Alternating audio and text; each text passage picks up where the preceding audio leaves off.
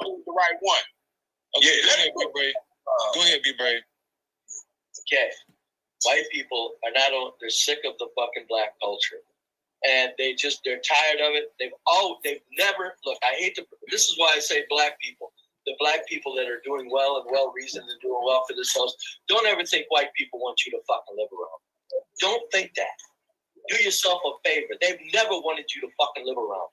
Okay? Stop it. So my point is this. If it comes to this, if the fucking white people, and it's going to come out, okay? This is a good development, by the way. White people are going to say, fucking shut up, take your black ass on out of here. We don't want to hear it anymore. And the blacks get to say the same thing, which is a positive thing. Now we understand each other. And if the whites can articulate their behalf collectively and say, look, we're sick of you motherfuckers, dude, so shut up and get away from us. The beauty of that is now we get to move on. And you get to refine your black culture, and we're going to keep it with our white culture. And my point of this is and I asked it earlier, and I'm saying this as a gentleman. I'm serious, because I'm sick of hearing fucking black people piss and moan while we all live like gods. And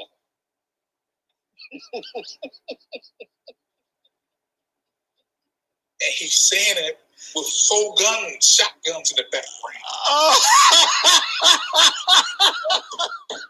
So watch this. That's a subliminal suggestion. He bought that business. That loan for the background. You see firearms, partial, see some firearms, and that's the gun. But it's a subliminal suggestion. Dude got a gun over his head and at least 3 rifles in the background. He got 4 rifles. And he's in his 70s. Trust me, this one right here, he ready for it. He's been ready for decades. Well, real quick, and then we're going to introduce our brother, Dr. Short. If you would like to check in, ladies and gentlemen, to the panel, the link is pinned to the chat. You must cam up. If you are not going to cam up, that is a $15 Cash App, as you were seeing scrolling at the bottom of the screen here. Okay, if you want to check in, you must cam up, ladies and gentlemen. Okay, so but again, yeah, Brother Wolf, definitely. He knew he was coming into the Negro den, a bunch of melanated den there, and he said, you know what? Let me just show these blacks. Let me show the blacks what type of time it's about. Okay. Now regardless of how he living, he letting you know that it's for real out here. Okay. So listen, I said this to somebody else before. I said, I like this kind of honesty. It makes it easy for me. Okay. I see this man in any kind of harm, I'm walking the other direction and wishing him well, or not. Okay, let's be fair. Kamala, help me out. Let's really be clear about that. Or not, all right? Because he told me what type of time he's on. But again, like I said, I know there's people who are in this chat that are black that can't stand the way I'm talking about this white boy right now, and it's hurting their spirit in the audience. It's hurting the coon. Blood in them is boiling deep. Massa, I love you. Why he talking about Massa like that? Even thinking about even matching Massa energy. Why? I know your coons. I know your blood is boiling. I know you got deep Massa. I love you. Whatever you need me to do, energy in you. You want to make that lemonade, that Arnold Palmer. You know, I know probably bent over your cousin, right? Your great cousin, you know. So I get it. I understand.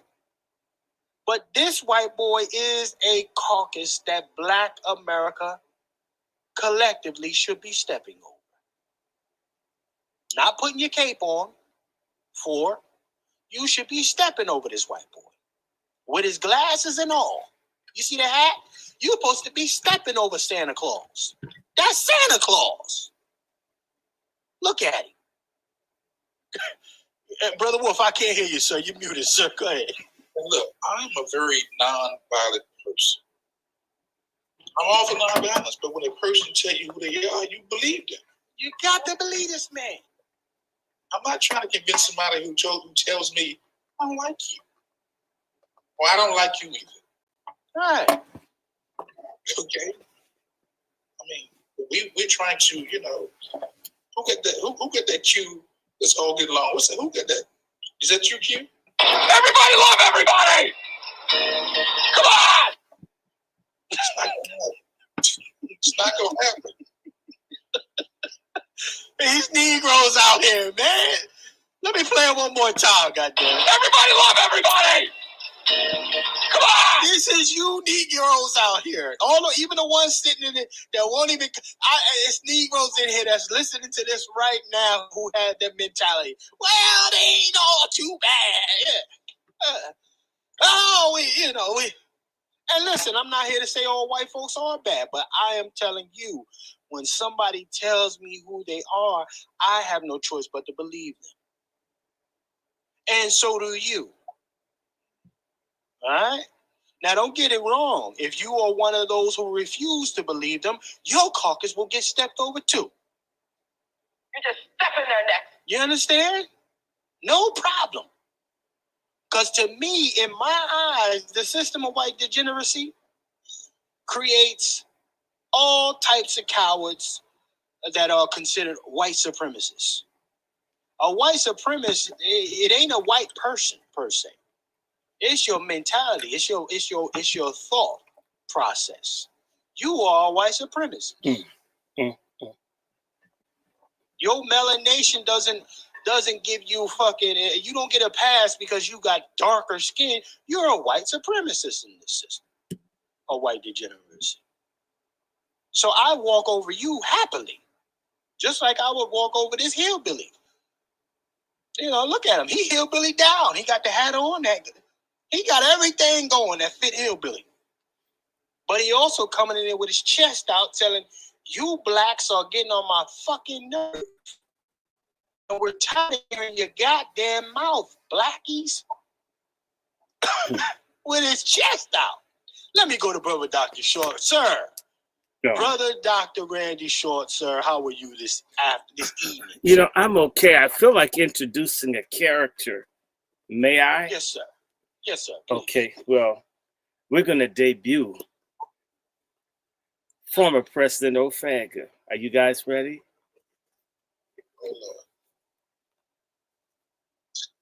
Thank you. Thank you. Thank you very much.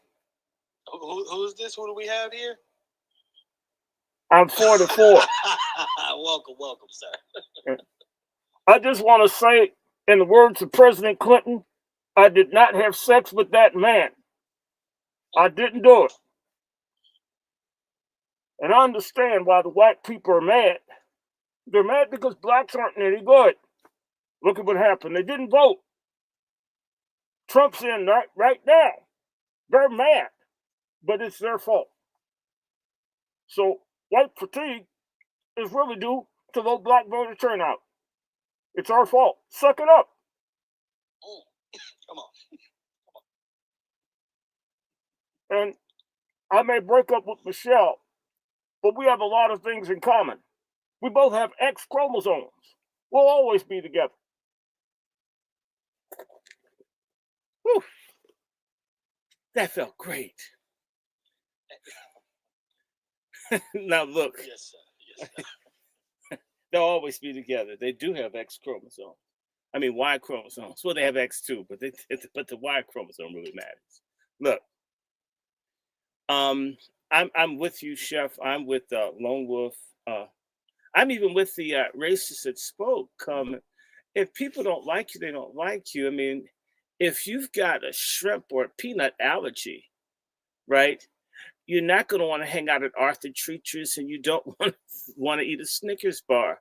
What will it take? So, in reality, white and black people have to relearn each other in America every so many decades. White folks have to go out and kill a bunch of stupid-ass black people that are unsuspecting.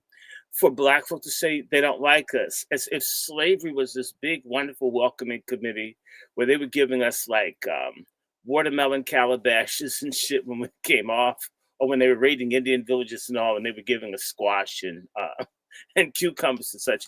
I mean, come on. Hatred, intolerance, and bigotry. Or Jim Crow was the welcome where they gave people fried chicken and sweet potato pie. I mean, look, if you're not at this late date going to acknowledge the society as it is, how it is, why it is, well, then again, we should use fuafo, fua uafo, which means fuck around unconscious and find out. Right. If you want to be the dumbass black person, just gotta screw every white girl that's missing front teeth. You just have to do this, and nobody's blood, not your ancestors, not even saintly old Dr. King on the balcony taking a slug for your black ass, or Malcolm X getting a slug from Coons, Crescent Coons. If none of that means anything to you, then good. And so back to what Brother Juan always tells us, be prepared to walk over the carcasses of incredibly stupid, lazy, wasteful people who don't have black culture, but they have coon subculture. Then those people are basically plantation boule, collateral damage. And so if you need to get shot in the head, you've got to move to the furthest suburb where there's nobody black. In fact, it's like a neighborhood. Kill all niggas USA. And people say, what a nice town. Well, they have such a charming name. And you've got to live out there? Fuck you. Enjoy. And I'm not saying segregate anything, or I'm just saying you pick the craziest place. Like, you've just got to, I want to live somewhere that's uncomplicated. Let's move to Idaho. If you've got to live in Boise, Idaho, if you must go, please go in the name of God, and please don't bring your dusty, ignorant, black behind back. Stay away. Don't come. I mean, people have the right to live around who they wish to live around. Why are people trying to force themselves on other people? It's dumb. Now, my issue is, it's real simple. For those people who are basically suicidal crash dummies, who are committed to some liberal, commie, feminist, LGBTQ, illegal hugging conspiracy, if you guys need to be martyrs for stupidity and a lack of common sense, then go on and do it. As for people who like themselves, if you don't like me, I mean, I definitely probably don't like you back, but I'm not trying to bother you. I don't have time to explain to you how social engineering and cultural manipulation of middlemen groups like GCPs, like Clive Davis, the real controller of Diddy, all this discussion of Diddy, and they haven't said Clive Davis's name once. And when they get around to saying it, they're not going to say who Clive Davis is. And they talk about black culture, but whose record companies do you really think black and the white folks who are too lazy to sit down and say, hey, wait a minute. If a lot of blacks are poor, then they don't own or control this stuff, then they're pawns in the game, just like we rednecks are pawns in the game. Just go to the coal mining area of West Virginia or Western Pennsylvania. But they're not going to do that. So the best thing one can do is understand that white people and black people have to relearn each other every so many years. And it's typically with conflicts over resources, conflicts over where people live, conflict over schools, or white folks want black people to live like they did 150 years ago. It's usually something that people want to either keep us out of, or some things, habits that they are required that they don't want to give up. Like I just heard about down outside of Holly Springs, Mississippi, a white gentleman, probably a really sweet human being with lots of love and understanding. Brother Short, hold on. Hold it. Let me finish. I don't give a fuck about the person there. Don't ever do that. So you've got the odd person up there who probably doesn't have enough fentanyl to make it through the night. We should do a GoFundMe for him, so he can help do that whole demographic thing. But I'm just saying that this guy went into the bar and was just screaming the N-word in a black bar because he just couldn't hold in his enthusiastic love for black people, and got beaten within an inch of his life. There are people who are suicidal of all stripes, and we can't help them. But I would say to the black people listening that there are people that absolutely hate you. There are people who don't care. I think the people that don't care are probably more dangerous than the ones that hate you. The ones that hate you will probably avoid you.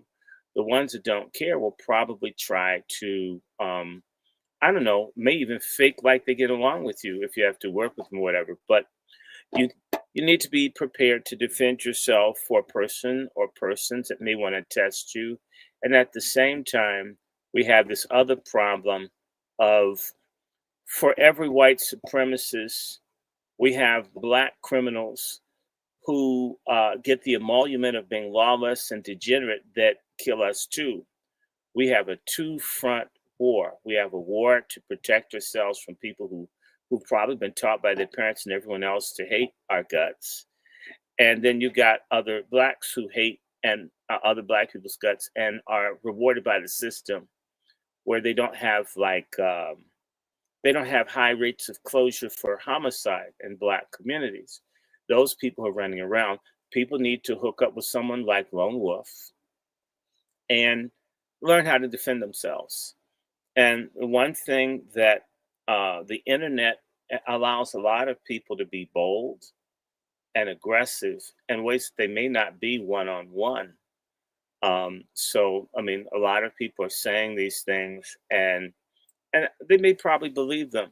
But the thing is if you're prepared for whatever to survive in America where people want to treat you with less respect than what you think you should get, and then there are those in your own group that know that they won't get punished if they rape, rob, steal, or cheat you too, then it just behooves you to protect yourself. I land my plane there. All right, so I kicked the meth head out of here. I was gonna let the meth head. No, I don't think you should do that.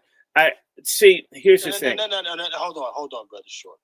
Hold on. Meth head was a little too extra, and I saw the dirty palms. So that's dusty. That's a crackhead. Yeah, he dusty. Very, very dusty. So we had to let the crackhead go on. Mm-hmm. As I said, go on about his we business. needed to do it. Give him the benefit of the doubt. No. If you are, hold on. If you are if you're a civilized other, then you can come on to the panel and have the conversation. But if you are a cave baboon, then you will be removed. Okay? Have some patience about yourself. Everybody's going to be able to speak. Okay? And if you can't, and you resort into meth fucking outburst, because that's why he was freaking out. He had a meth lapse. You got to get the fuck off the panel. Okay? Mm-hmm. Yeah. That was some werewolf behavior. He was transforming. He was transforming right in front of us. Well, I know a wolf, I see one. What I was saying, I'm a lone wolf. I know a wolf when I see one. I was saying again that Wolf behavior. we need to have a GoFundMe for him to get all the fentanyl that he needs. He wouldn't appreciate it. Yeah, I mean, if he had sat there like a patient human being, and he would have had his time. But listen, I don't have patience. Now you're doing a little too much extra, and I saw your palms getting black. He turned into a full crackhead. I know what they look like. Get off the panel. He was butt naked. He was on some people under the stairs shit. He looked crazy. Yeah, well, if he represents the caliber of folk who want some kind of conflict, I mean, they're going to probably take him out for insubordination in the ranks. I mean, there are tens of millions of people on substances. So when you hear that people are having black fatigue, I'm thinking that some of this fatigue is projection. You have to understand part of why we have such an issue with opioids and the opioid deaths, which are disproportionately, up until relatively recent times. Of course, there's some stupid black imitators who are dead to us anyway. So, bye. But the white gentlemen make up a disproportionate number of people who are overdosing because it's just hard, I guess, being a white male in America. I mean, being worshipped all the time. It's sort of like a rock star that gets too much love, they go nuts. And people who are constantly being told you're the master of the universe and you're this, you're that, and the other, and you've got enough erectile dysfunction to be Germany. Real quick. You're gonna get on something. My moderators, get Friction Hitch up out of the chat. I want him all the way out of here. Okay. Yeah, listen, go ahead and smoke your shit somewhere else right now. I try to be civilized with you. Don't bring the crack addict stuff this way. My moderators, do me a favor and get him the fuck out of here. Okay? Go ahead, brother Dr. Short. Sir. So all I was saying is it's real simple. It's a lot of this is projection. People who don't have jobs. You mean to tell me a black homeless vet is the one that outsourced your stuff to China, to Mexico, to Indonesia, to Vietnam? I mean, you really think it's someone black on Snap or whatever? In reality, black fatigue is white people not being able to be angry with wealthy, powerful white people because they've been told if you just hate black people enough, you'll get there. And it hasn't happened. I'm in the Klan, I'm in the militia, I'm marching around, I'm going to the rifle range. I'm doing all these things. I'm paying my taxes and whatever. I'm in the Christian identity sector, whatever it is people need to do to earn their bones to be this artificial category called whites. I'm exaggerating, but I'm just saying. And to not get the equity out of being white in America, I could see why they met. So they're blaming black people, but it's sort of like a conversation I had, 30 years ago with the Grand Dragon of the Christian Knights. Christian Knights of the South Carolina Ku Klux Klan. His name is Michael Burton. And I asked Michael, who black owns the businesses, stores, housing, who black has any say over your destiny? Who black has ever done anything to you, really? You know what happened? This Klansman had to drop his head. Nobody black did anything to him. Everybody causing him misery was white. All of the people that had him unhappy, the people that evicted him, the people that didn't give him jobs, were white people. But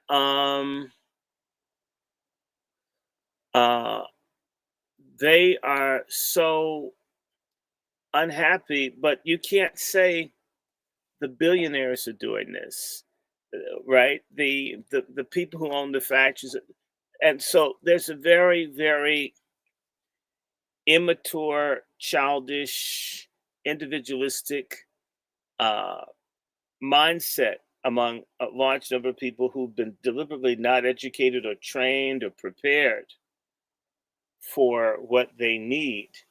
hmm They don't know how to analyze reality, and they've deliberately not been informed because Black people being the scapegoat for all the problems. We serve lots of functions in this society.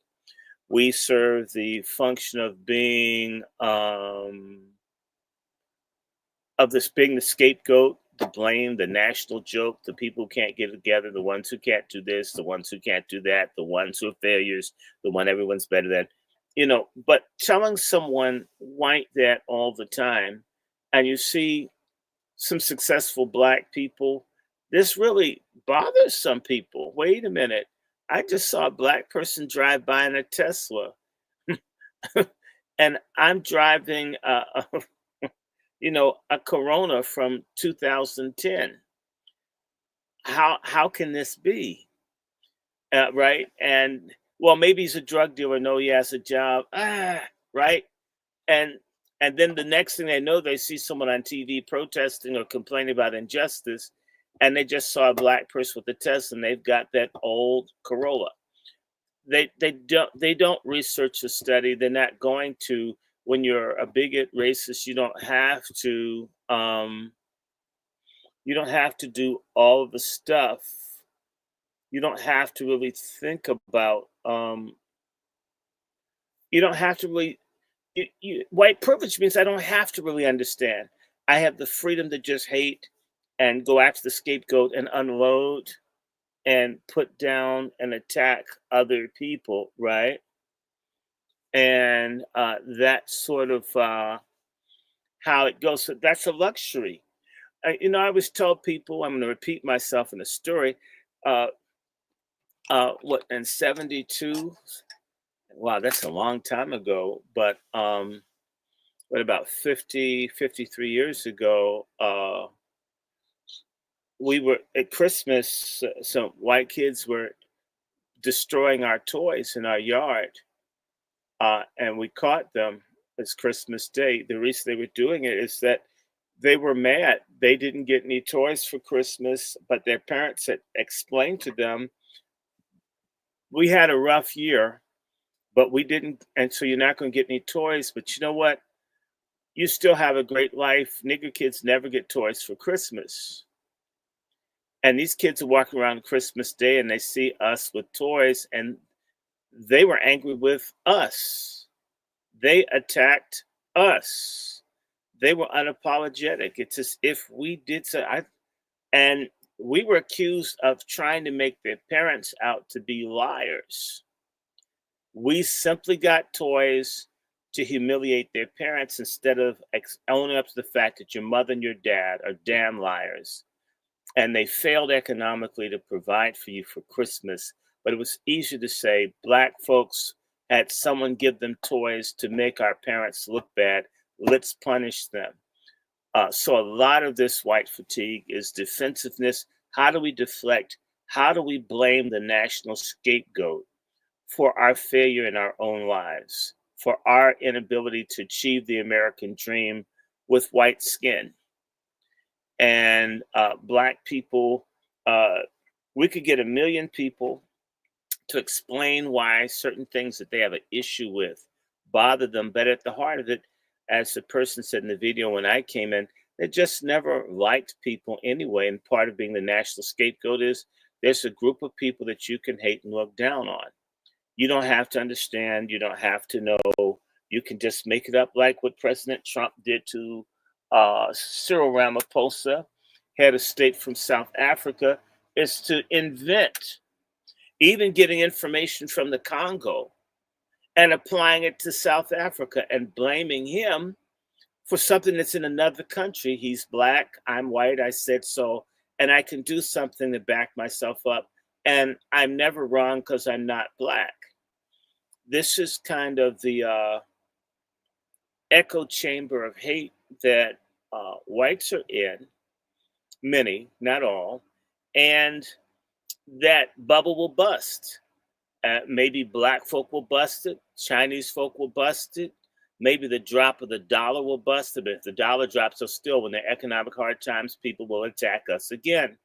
The answer for black people will always be to be armed, be prepared to repel people who just, who have a feudal segregationist privilege to hate and to act on that. It's sort of like the guy that went to the bar in Mississippi screaming nigger at the people. That came from somewhere. You and I know we couldn't go into a bar practically anywhere and make anti-white comments and expect to not be harmed, perhaps not disappeared. We know this from a very early age. This is a man probably in his 30s or 40s in Mississippi. Maybe he never knew that he can't say and do whatever he wants to do to someone black without facing consequences. That's part of what didn't happen. In slavery, you had to take whatever you did. In Jim Crow post, or should I say neo-slavery, you had to take whatever was done. And so, again, the fatigue is not only people's frustration, but there's already a sense of white people feeling that they've been defeated. But they're not fighting Chinese or Indians. They're not fighting people in Vietnam or Indonesia or Malaysia. It's easier again to attack black folks. It's the same way you have maybe 100, 200,000 Haitians coming to the country, maximum, that got permission to be in. They were more angry with them than 20 million Spanish speakers who are lighter skinned, because always hating black is easy. You see people going to jail for Spanish speakers who've come in the country unlawfully, and you don't see anyone, not even your congressional black circus idiots like the mayor of Newark, Ras Baraka, or that silly LaMonica McIver. You don't see them fighting to keep Haitians who came in lawfully. So hating black people, we're the national tar baby, the piñata, you name it. But we've got to get off the menu. And the only way to get off the menu is to be armed.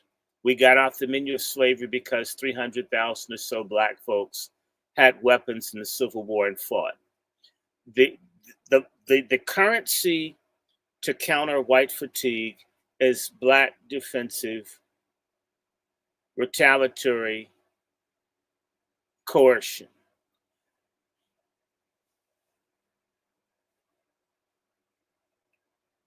Facts. That's a wolf. That's a wolf alley-oop. But hey, brother Wolf, we've been talking this shit for what? Almost 2 years now? Going on 2 years? How many people are that tuned into these programs have reached out to you, sir? A couple, but not the numbers it should be. Again, this is not a popular topic. I've said it before and I said it again. Historians and teachers have hijacked the black experience. We don't talk about self-defense because if we hold our peace and let the Lord fight our battle, victory will be ours. And but that's not how white folks do. They lead with what nuclear weapons they got at their disposal. An army that can take out anybody in the world. And then they one nation under God. So they're one nation under the nuclear bomb first. Okay. In the military. You know, so and we have to learn how to fight. Or, you know, just to be on the safe side, have something at your disposal so you can protect yourself and your family, your friends, your neighborhood, your community, your city, your state, and I'll say the nation last. Because before you get there, you get to defend yourself and your family and your friends first. Period. Well, Well, I'll say this. Let me get the hillbilly. Shout out to my brother Next Level. Everybody else that just came in, man. Shout out to this hillbilly though. Shout out to Next Level. He was the co-host on that panel with Brother Freezy. White boy. Shout out to this white boy, man. I got to put some disrespect on this white boy's name, man. He out there 10 toes, man. You got to give it to him. My question is this.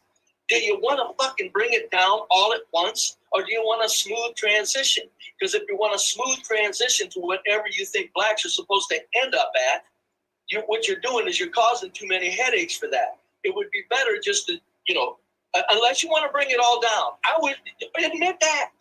What do you mean about bring it all down? How you going to bring it down? I'm trying to mind this out with Be Brave. So, okay, so you're saying my initial question, the answer to my initial question is yes. White people are sick and tired of black culture and amongst other things, right? Well, don't say it so gentlemanly. I'm saying white people are fucking sick. Fucking sick and tired.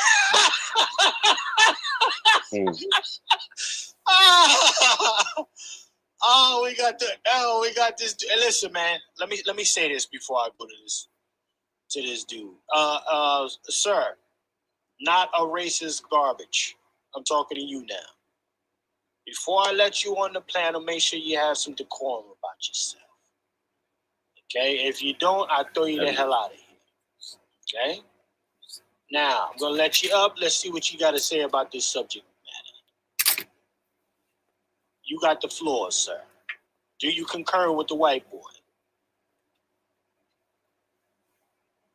Not a racist garbage. You have the floor, sir. I can still hear someone speaking over me. Maybe it's a technological issue because I live up here on my goddamn mountain, and I've gotten sick and tired of your fucking society because it's absolute garbage. It's full of racist nonsense. It's always been racist nonsense, and it will continue to be racist nonsense until y'all knock it off.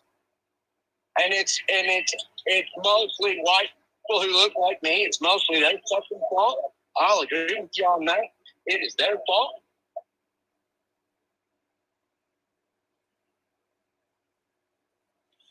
Listen, you're in your mountain, man. You got no reception, sir. We've got to not just listen to Mr. Nelson Mandela.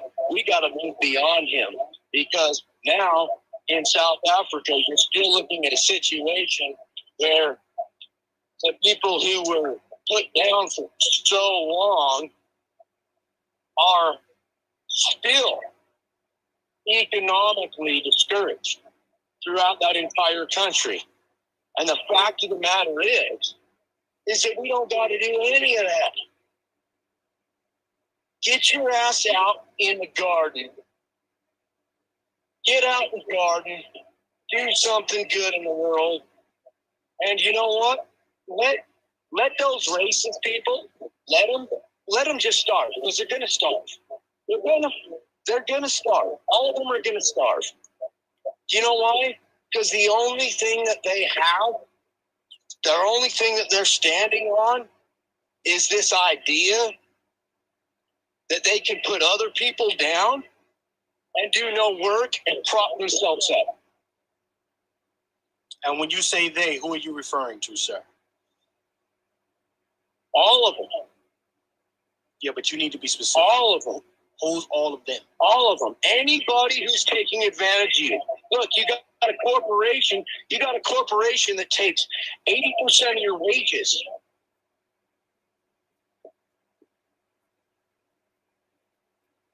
Well, let me ask you something. Do you believe in the white boy here?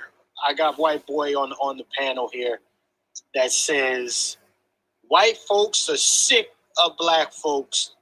No, that's not what I said, sir. I'm saying that white folks I'm not will saying tell me what they won't tell me. Wait a second. I'm talking about, you see the screen? Look at the screen. There's another white boy. He said that, not you. Okay, I'm not very good at internet.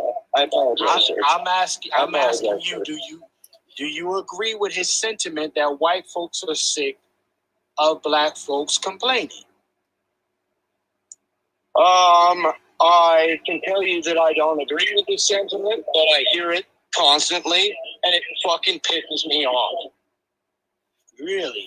So what have you heard in your travels? What have you heard? What have I heard? Yeah, break it down. You guys think you've heard racist stuff thrown at you? You haven't heard the half of it. You know why you haven't heard it? You haven't heard it because they think that you're against them. They only say it to you when they feel confident. They say it to me all the time. So again, sir, what do they say to you? That's what I want to know. Tell me. You said they say it. So what is it that they're saying to you? That's what we want to hear. I'll tell you what, they say nigger all the time. Every one of them. And I'm not trying to be a disrespectful asshole, but it is a common word. That's bottom of the boat right there. Give me something better. I need something more juicy. What are their thoughts about the collective of Black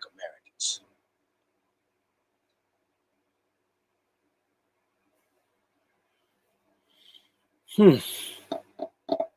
Can't hear you. Can you hear me? You're breaking up. I'm sorry, friend, but I can't follow this many voices at once. Okay, so I'm literally the only one speaking to you. So there's something with your reception in the mountain. It's literally only. No, I think that's crazy. You know what? Ice Cube's new album is fucking sick. It's sick. It's sick. You got an old man Ice Cube throwing down a sick ass. All right, that was enough of that. Okay. Yeah, let me tell you something. I study white folks, and he heard you loud and clear, and he know that there's only one person talking, and that was you.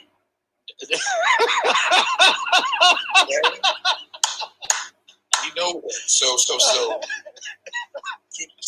look here. This conversation is an intelligent conversation, and he's out of his league. Yeah. He really wanted to say it, but you know what? He wasn't standing 10 toes down like he not standing. Where my brother Next Level at? Next Level, you still in here, man? Shout out to Next Level's right next to the white boy. And that white boy was standing 10 toes down on that panel. But now you got too many you got too many blacks on this panel right now. you got militant, you got the gun guy right here. He knew, Wolf, he knew the energy. He felt the energy, and it was like, I'm not going. Yeah, this might not be the one. This may not be the panel to test that shit. When he was his best energy was when he was muted. He was acting like a damn fool. Like a damn fool. That's what he really wanted. He really wanted that, but he knew it was down. We put that dog down. Meaning we didn't give him no energy. He had to come down. Look at it. He came in strong. He didn't get that attention. He didn't get the floor. So he done calm down now. Hey, and we look, watch this. I tried to give him the flow. But when you start see, this is a Black America that's still with us in here. Let's get something understood.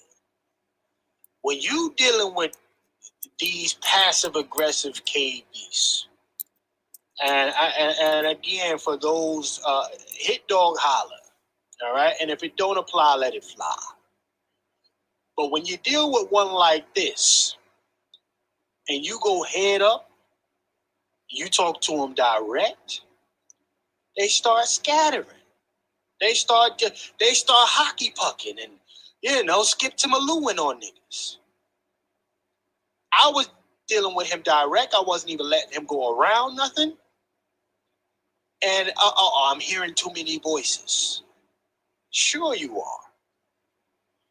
You're hearing a voice of a Negro that's not afraid of you. But he's hearing fentanyl and meth, and he's hearing grain alcohol and tobacco and weed and mushrooms and Red Bull, and he's also hearing interracial porn.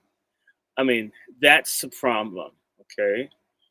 And this is why I was saying to you, white fatigue is white people looking in the mirror, they see a nigger, and it's our fault. I mean, it's not our mirror, it's not our house, it's not our face, and they're still mad. This is part of what white privilege and all this allows them to blame black people for their own issues.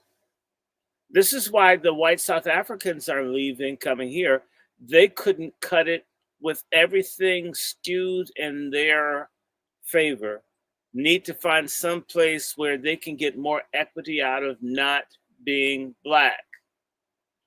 And by the way, the diminishing returns for being white throughout the world, unless you're in the billionaire class.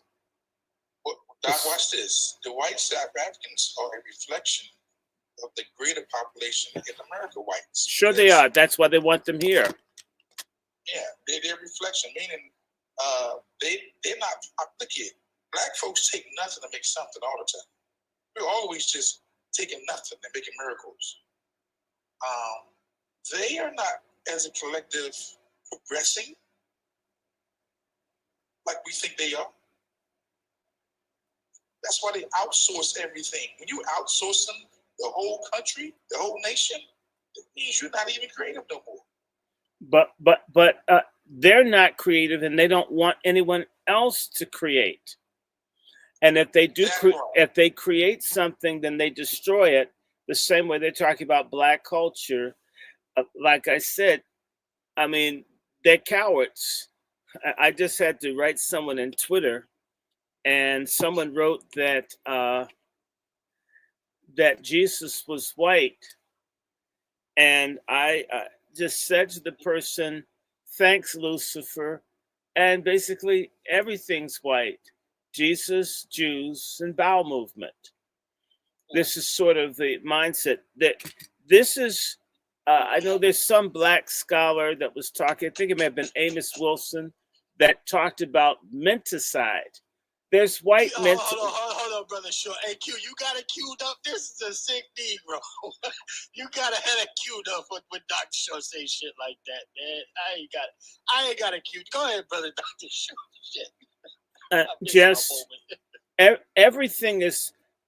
They're constantly trying to resuscitate a eviscerated ego of being. Sure, you said everything is white. Yes, everything's white. I get it. No one black. Just it's so. I mean, well, This is a sick Negro. now if you're drinking the right thing, your piss is white. Everything's white. No one black ever did everything is us. And like I said, they're living in a psychotic white echo chamber of everything white, which is why I joke about white all the time. I'm simply acting out what I know is going on in the heads of people I grew up with, where everything is white at all times. They're like that dog that you could ring the bell for Pavlov, where white or black is a button, and they have no ability. In fact, I remember talking to my late father, and my dad was a chaplain for the police department. They're talking about how they were trying to train people, and they had a jury, and they're screening people. And there was a picture of a white man stabbing a black man, and they asked the white person what they saw, and the white person saw a black man stabbing a white person. Or a black can't be victimized or attacked. A white can't be bad. Only blacks are bad. And they refashion reality around their sickness, their psychopathy. Okay? Sort of like the guy that goes into an all-black bar screaming nigger in Mississippi. I'm just thinking, there's no way that he didn't sense that that could be a problem. But because of this mindset, no one would dare have any dignity because he's white and he thought so. White folk have a suicidal God complex. That's why you always have someone that wants to rub down in salmon oil and go swimming with the sharks and have to get rescued by the by the Coast Guard. I mean, really stupid shit. Want to go mountain climbing with ice skates on and shit, and then they get lost or stuck out somewhere, or want to go like they want to go hiking in the middle of the Mojave Desert with no water or sunshades or a hat. I mean, when you normally hear about these people that they have to find, they almost always, almost 100% white people doing incredibly stupid, suicidal things that they don't have to do. And they know someone will come and rescue me in the wrong, wasting tens of thousands of public dollars as much as they bitch about someone getting a free school lunch. Because white, right? And it's interesting. Have you ever been driving and seen a white person walk through the traffic like no one would dare hit me? I'm white. I mean, I got taught one of the first things is to always pay attention across the street. Someone will run your ass over, even when you're a child, to expect the world to be cruel because of who you are. Don't be surprised. Don't hate everyone, but understand there are people that don't like you. For them, it's sort of like everyone should favor me. All of this should go my way. Me, I, white. And anything that tampers with that, it's bad. So in reality, a large number of white people are like spoiled children that have never been disciplined.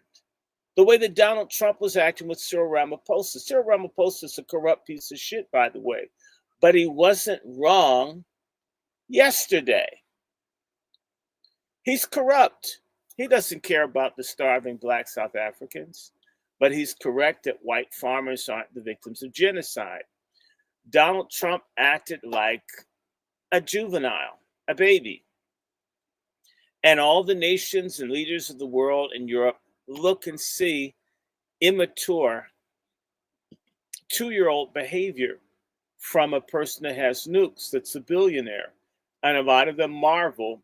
And in fact, what Trump is the apex of white privilege, that you can carry on and act like. And so it's Elon Musk, South Africa, another country that just invests in people because they're not Black.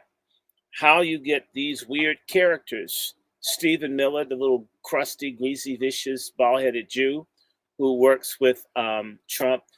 You get these people, they are created because white supremacy doesn't necessarily bring out people. In fact, people figure everything out when they're 3 and 4 and 5, when they learn about race. Basically, they get the magic words. You're better than everyone else. Everyone else is dirt beneath your feet. You're basically like a deity because you're not brown. And everyone that's not, kind of pasty, white looking, that they're trash and they don't know anything. And your lie is greater than their truth. When you give someone all of that, it's very difficult. It's sort of like telling people to wait in the line. Have you ever been taking an airplane or something and people are told to line up, and you have white Americans who refuse to get in line because they're white? And by the way, if they have money, they're accommodated breaking all of the rules. There's no rule that applies to them because of their caste. It doesn't make a person have high character or maturity. In fact, it retards it. And you can see that in plantation slavery with people making babies, and you can sell the baby off if it's Black, or you can deny it. You have a whole system that pretends that white is honorable and white is virtuous, when in reality it has not been so. You can't have Jim Crow, you can't have segregation, you can't have mass incarceration, health and education disparities, and ecological and environmental racism and food deserts and all the things that you have, and it'd be a virtuous, decent, honorable society. And yet the psychopathy of the nation is to proclaim we're the greatest, we're going to be great again, blah, blah, blah, even though that's not happening. And it's not that it can't, but you see, you're going to have to be mature and look at the problem and say, hey, we've got 90 million people in this country or 100 million people in this country that aren't really making it, and you can't say they're all black. So what you do about that? It's a lot easier to say that everybody poor is black, you're doing great, and that way I don't have to pave the roads, I don't have to have good mail delivery, I don't have to have good education, I don't have to clean the water, I don't have to have FEMA respond to St. Louis or Western North Carolina because everything is white.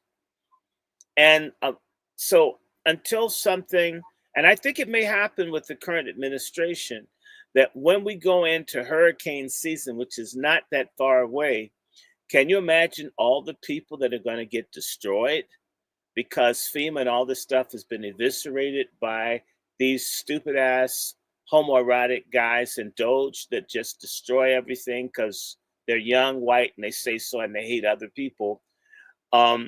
You're beginning to see rumblings across the country where people who now realize that they're not going to be able to get Medicaid or Medicare or other things because they were stupid. And it's funny, even though they're receiving disproportionately the disability money, the SNAP money, the farm handouts, almost all of the welfare and social benefits are given to primarily whites. They imagine that they don't get any of it, and blacks are hoarding it all and hating white people as white people give all their tax money to black people, when in reality, black people have been giving tax subsidies to white people to arm themselves, to kill, discriminate, and mistreat us. That's not real for them. And because they're in that echo chamber, white is good, white is perfect, white is healthy, white is wholesome, black is bad, black is no good, blacks are the enemies, blacks have done this. And no one can say that's not exactly true. Do you realize this is why you cannot even talk to many white Americans? Because if one truth comes up, if they concede on any point or fact, the whole house of cards falls down. Therefore, they have to double down on blaming blacks, which is why you have this black fatigue. Black people, again, didn't outsource the industrial base of this country. Black people didn't let 30 million, 40 million people come to this country unlawfully. Black people didn't let 40 million Social Security numbers get stolen. Black people did not allow the CIA to bring dope into America. Almost 99% of the shit that they're bitching about, we've never had any say over and involvement in. We've been victimized by it. Maybe a couple of black criminals get something, but for the most part, it's hurt us what's gone on. But again, a black can't bleed. A black can't be a victim. Black folks, I mean, slavery was good.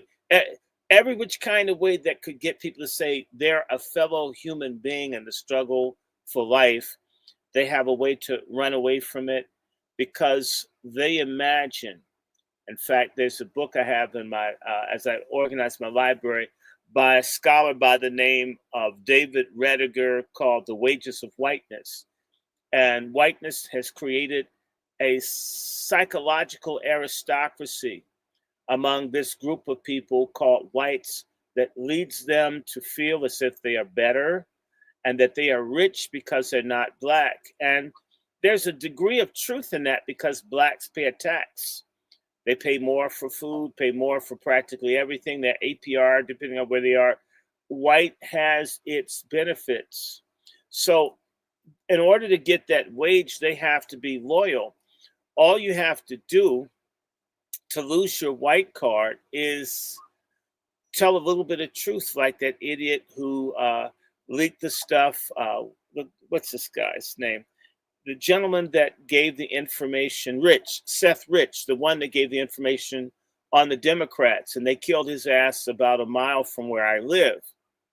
And I happened to be out that night. He got killed on the street I used to live on. All you have to do is halfway tell the truth and start thinking, and you can lose whiteness. Whiteness is a status. It isn't racial. It's a status that people will die for or will even travel across the world to enjoy. Okay, so white fatigue, black fatigue has always existed. There was anxiety about slave revolts. Back during slavery, there was anxiety about black people running away. There was anxiety about black freedom. There's anxiety about black people reading and writing. There was anxiety about black people singing too much, black people going to church. Our existence has made them tired and fatigued, except for when they're getting the benefits from uncompensated labor, including sexual. Okay, that's the only time that they're not wanting to. And even during slavery, there were whites who wanted to kill slaves because black folks were better workers, were making white folk who were free poor. And they blamed black people for white people exploiting black people. So basically, you've got a psychotic circle jerk of genocidal white folks who are out of control, whose system is collapsing. But the collapse of the system isn't going to suddenly make them be cool and wake up. It's going to make it more reactive towards the people they've always disliked. So again, you get black fatigue. And the only antidote, your aspirin, is to be armed. And for me, one aspirin is never enough. I don't expect to. I think this is a made-up concept. I think that, look, after I watched that hate produce, this ain't no black fatigue. It's just white fragility. Well, I agree, but we're pretending as if it exists. It's not really white fragility. In reality, it's a combination of white guilt and basically white people fearing losing paradise lost, racial paradise lost. There's always. Watch this. Chef said have a scripture, right? Mm-hmm. I'm gonna give one, and this for all white America, not just white society, wherever this video goes. The scripture says, "He that has this world's goods, see his brother in need, step up his bowels of compassion. How what of the love of God in him?" Yeah, one of my favorites. That's from the epistle. You know you should be doing right by the most oppressed. Mm-hmm. That's the epistle of John 1:4 something. Say you love God, but you won't do right by the people who you know you need to do right by. Miss me with your black fatigue. Yeah, well, we don't care. Now, don't get me wrong. I'm just explaining the phenomenon. Frankly, I had one of these books. I had the book Dark Ghetto. We don't have to beg people to understand or like, because we're past that. In fact, I'm an old Negro, right? So it doesn't really matter. These younger people who are a lot crazier than I would ever want them to be, they're not the kind that are going to put up with Mr. Mountain Dew. In fact, who would drink a soft drink that's named for piss? I mean, that's what Mountain Dew is, in case y'all didn't know. Mountain Dew is urine. Who would, in fact, they made a soft drink that would make people's teeth fall out. That's named for urine and Mountain Dew. In case I don't know that, I'm a Southerner. Mountain Dew is another word for urine. So the Mountain Dew, they basically made a soda for poor whites. It should be just mountain piss or a piss drink. And they hate, you mad at black people, and the rich white folk poison you with high fructose corn syrup and make fun of you by making a drink the color of urine. And they get you to drink it and destroy your kidneys and your teeth. That's what I put up on Twitter. I put up that all the empires have fallen. This one too, you see, this American exceptionalism. And I'm not trying to hasten the fall of anything, because damn it, we live here, especially if you live in DC. But all empires fall. This one will fall too. What normally destroys empires is corruption injustice, internal issues. Immorality. Yeah, immorality and degeneracy, sexual and otherwise, and killing babies and so forth. People have absolutely no desire to reform or to change or to repent. And therefore, God has no obligation other than to destroy that kingdom or society. This is what I'll be talking about for Salt Sabbath. So, Doc, what you're probably saying is they got God fatigue. Yeah, they have holiness fatigue. They have righteousness fatigue. They have morality fatigue. I want to have all kinds of fatigue. Yeah, I don't want. I mean, I've got AZT fatigue. I want to have public sex. I want to spread AIDS to everyone I want, and you're going to change the law so it's okay for me to infect other people. And you know what? If I do it, it's black people's fault because they were fucking and eating monkeys in Africa, and I got this stuff, so I do what I want. This kind of thing,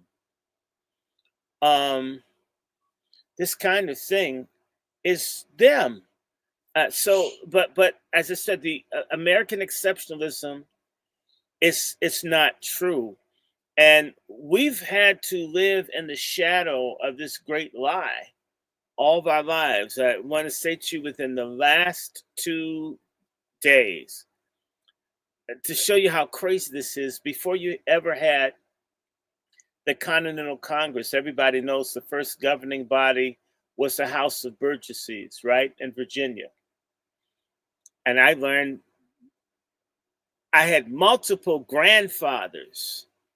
Brother Short, hold on 1 second real quick. Hold on.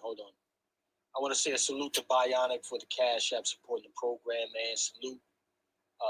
Salute to you. I'm not sure if it's a man or a woman, but I want to say a salute for supporting the program, hitting the Cash App. Much appreciated. Appreciate you coming through. Salute. Go ahead, Brother Dr. Short. Several people who are literally ancestors of mine were speakers of the House of Burgesses. If you get the point, and if we really start doing it, all of us, if we start doing our genealogy, if we just get into the white side of the family, if y'all really look into that, you're going to be amazed at who you come from, which makes it all the more contradictory that guy up in the mountain doesn't have anything as illustrious in his family lineage as I do. Like I said, Mr. Finch was Speaker of the House of Burgesses roughly 400 years ago in Virginia. My grandfather, okay? And I was talking to my cousin and the Finch family. I'm learning about another way that we're related to Thomas Jefferson, who I can't stand. And so I'm talking to fellow people who look like me, and everybody that's great in America is an uncle, cousin, grandfather, great-grandfather. And yet these idiots talking about white fatigue act as if they're somehow the creators or the inheritors of this stuff, and they're not even genetically related to it, many of them. I mean, I meet people that are recent immigrants here talking to me about people I'm actually related to that they're not, lecturing me about something they know nothing about, saying how I'm in no way connected to things that I am biologically, genetically linked to. And it's just this fantasy that they're in, but it's going to, it's busting. All you need is for the dollar to drop. I'm saying this to you, and I want you to hear me. I want everyone listening. In my spirit, I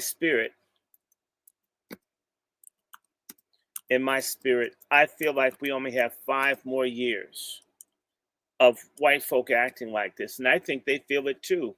I'm not talking about anything violent. I'm just saying if you look at what's happening in the heart of Africa, the brokest countries in Africa are saying no.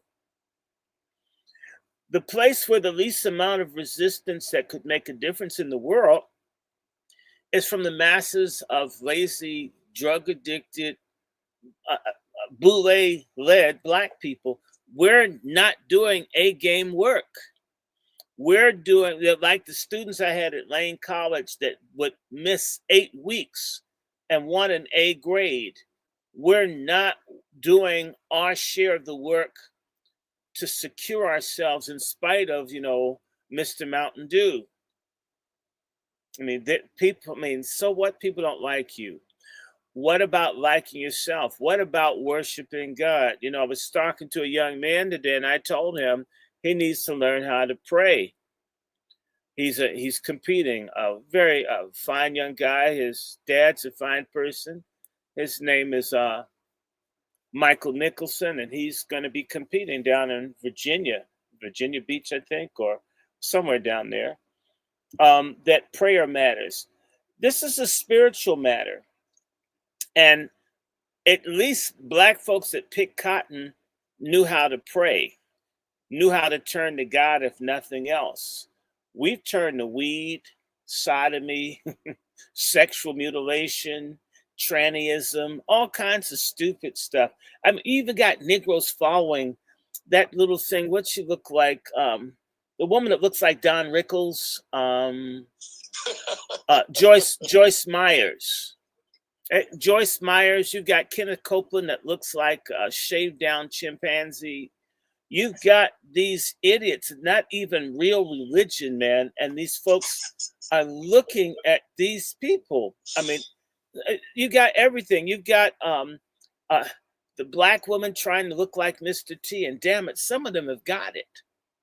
You've got black dudes trying to be Diana Ross without Supremes. I guess maybe don't have enough money or clothes. We're doing no one's checking them. No one's checking them either. There's no pushback in our God fatigue, our hate of God, our resentment. Watch this. I want to co-sign what you just said about the interest rate. Today, Moody's downgraded America's stock market value. I just put the link inside the chat. They dropped it. That's going to affect the whole stock market. If it collapsed, we're done. No, we're not done. The system's done. White folks are done. The system, I got money in it too. Yeah, but the point is, then maybe you need to take it out. I took some out today. Yeah, you know what?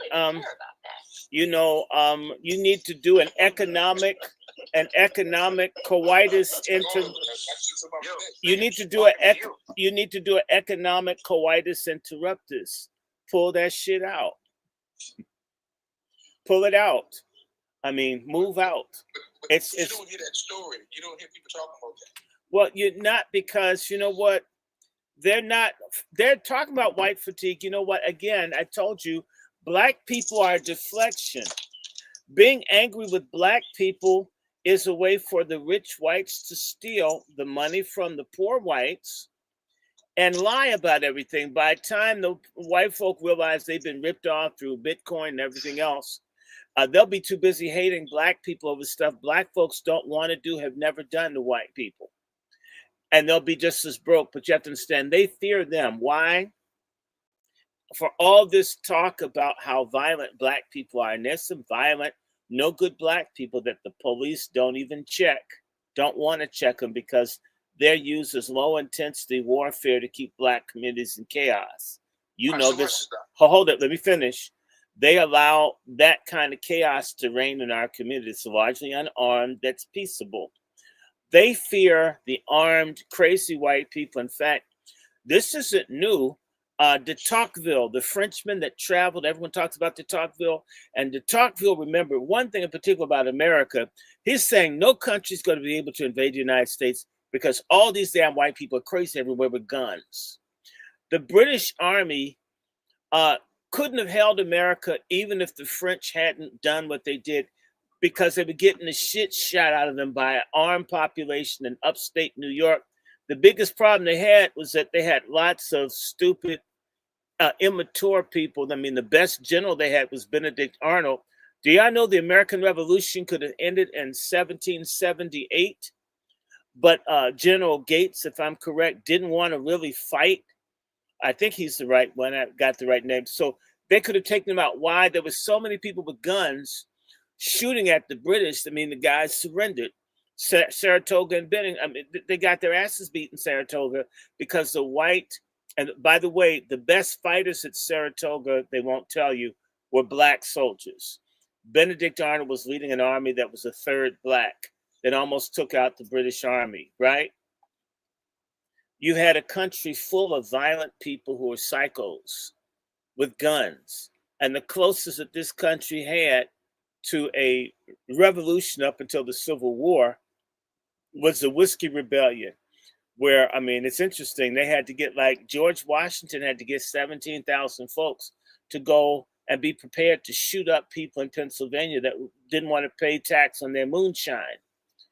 This country's always been full of armed, violent, dangerous white men, right? That's how you got the French and Indian War. That's how you got the Revolutionary War, right? And then ultimately you had the Civil War.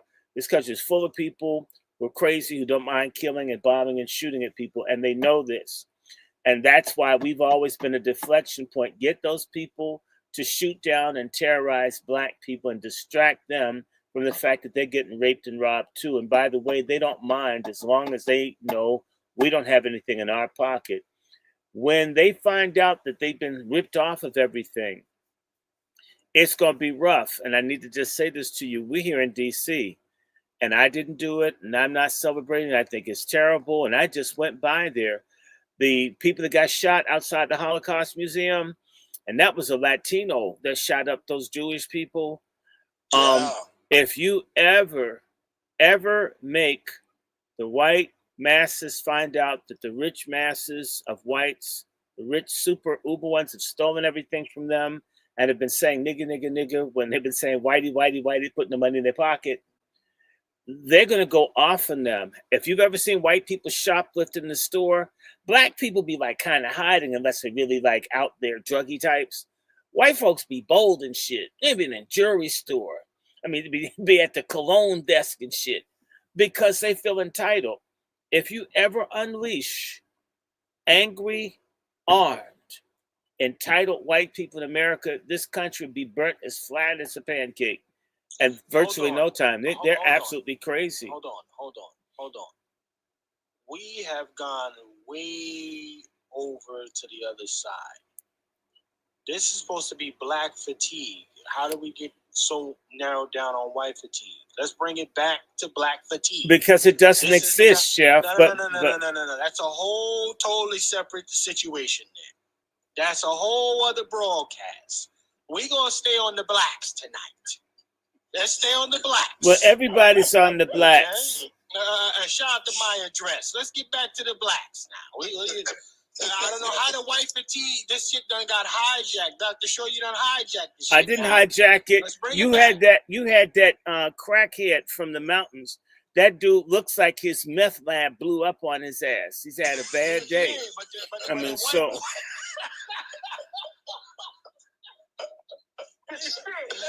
Hold on. Let's bring it back to the blacks now, goddammit. Let's bring it back. That shit is accurate as hell, though. It did look like it's. It looked like. I mean, don't ever have another Horton Here's a Who type cracker up on here. I mean, you know. I think again, I'm gonna refer back to. I think everybody should watch the hate produced.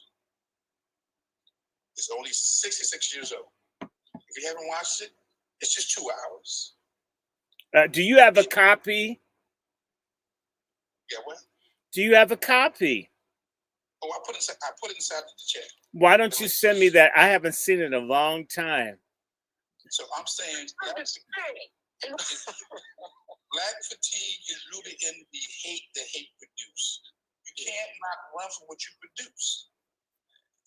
You can't. White folks. Men died in North Africa fighting there you go, Q. Let's go. Died at Anzio Beach, at Palermo, at Naples, to free Rome, to free Paris, to free Europe. Yeah, we died to build America, and America has rebuilt Germany and Japan, and the nigger is still suffering and dying in the streets of America.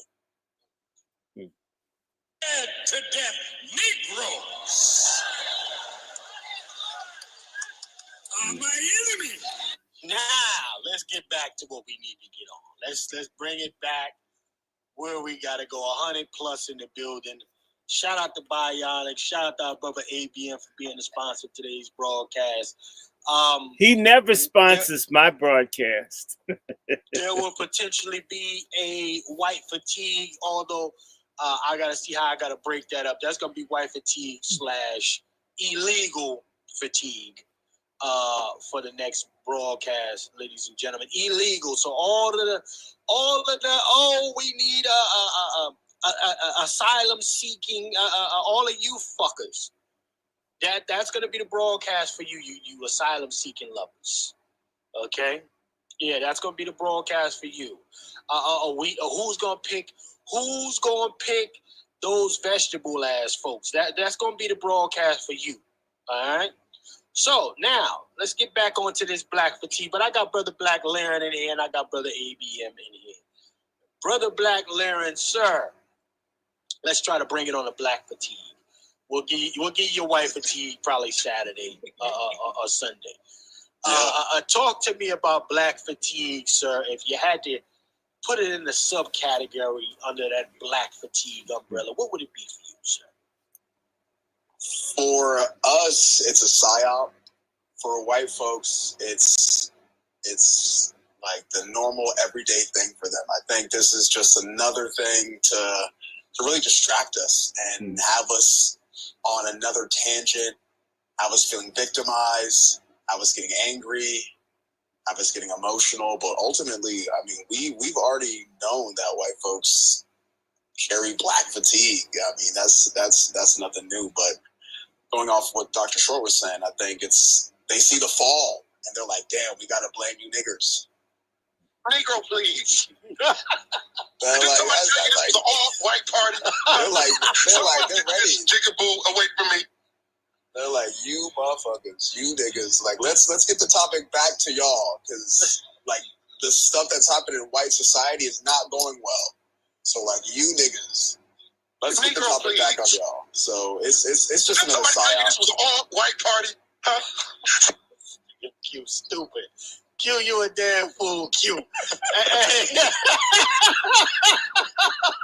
Hey, listen, goddamn. Listen, let me say this, man. Listen, the white apologist, okay? The all white folks ain't bad crew. And you know, I know some good white folk as you folks are the fucking problem. Okay? Good white, you ain't got to tell white folks that you know some good white folks. Just know that there's some good white folks that exist. But and the white folks know the good white folks too. They know they keep it over there. That part, Brother Black Lane. You know, they're like, yeah, like they're keep those good white folks away from those Negroes. Yeah. Keep them away, because they might do some shit.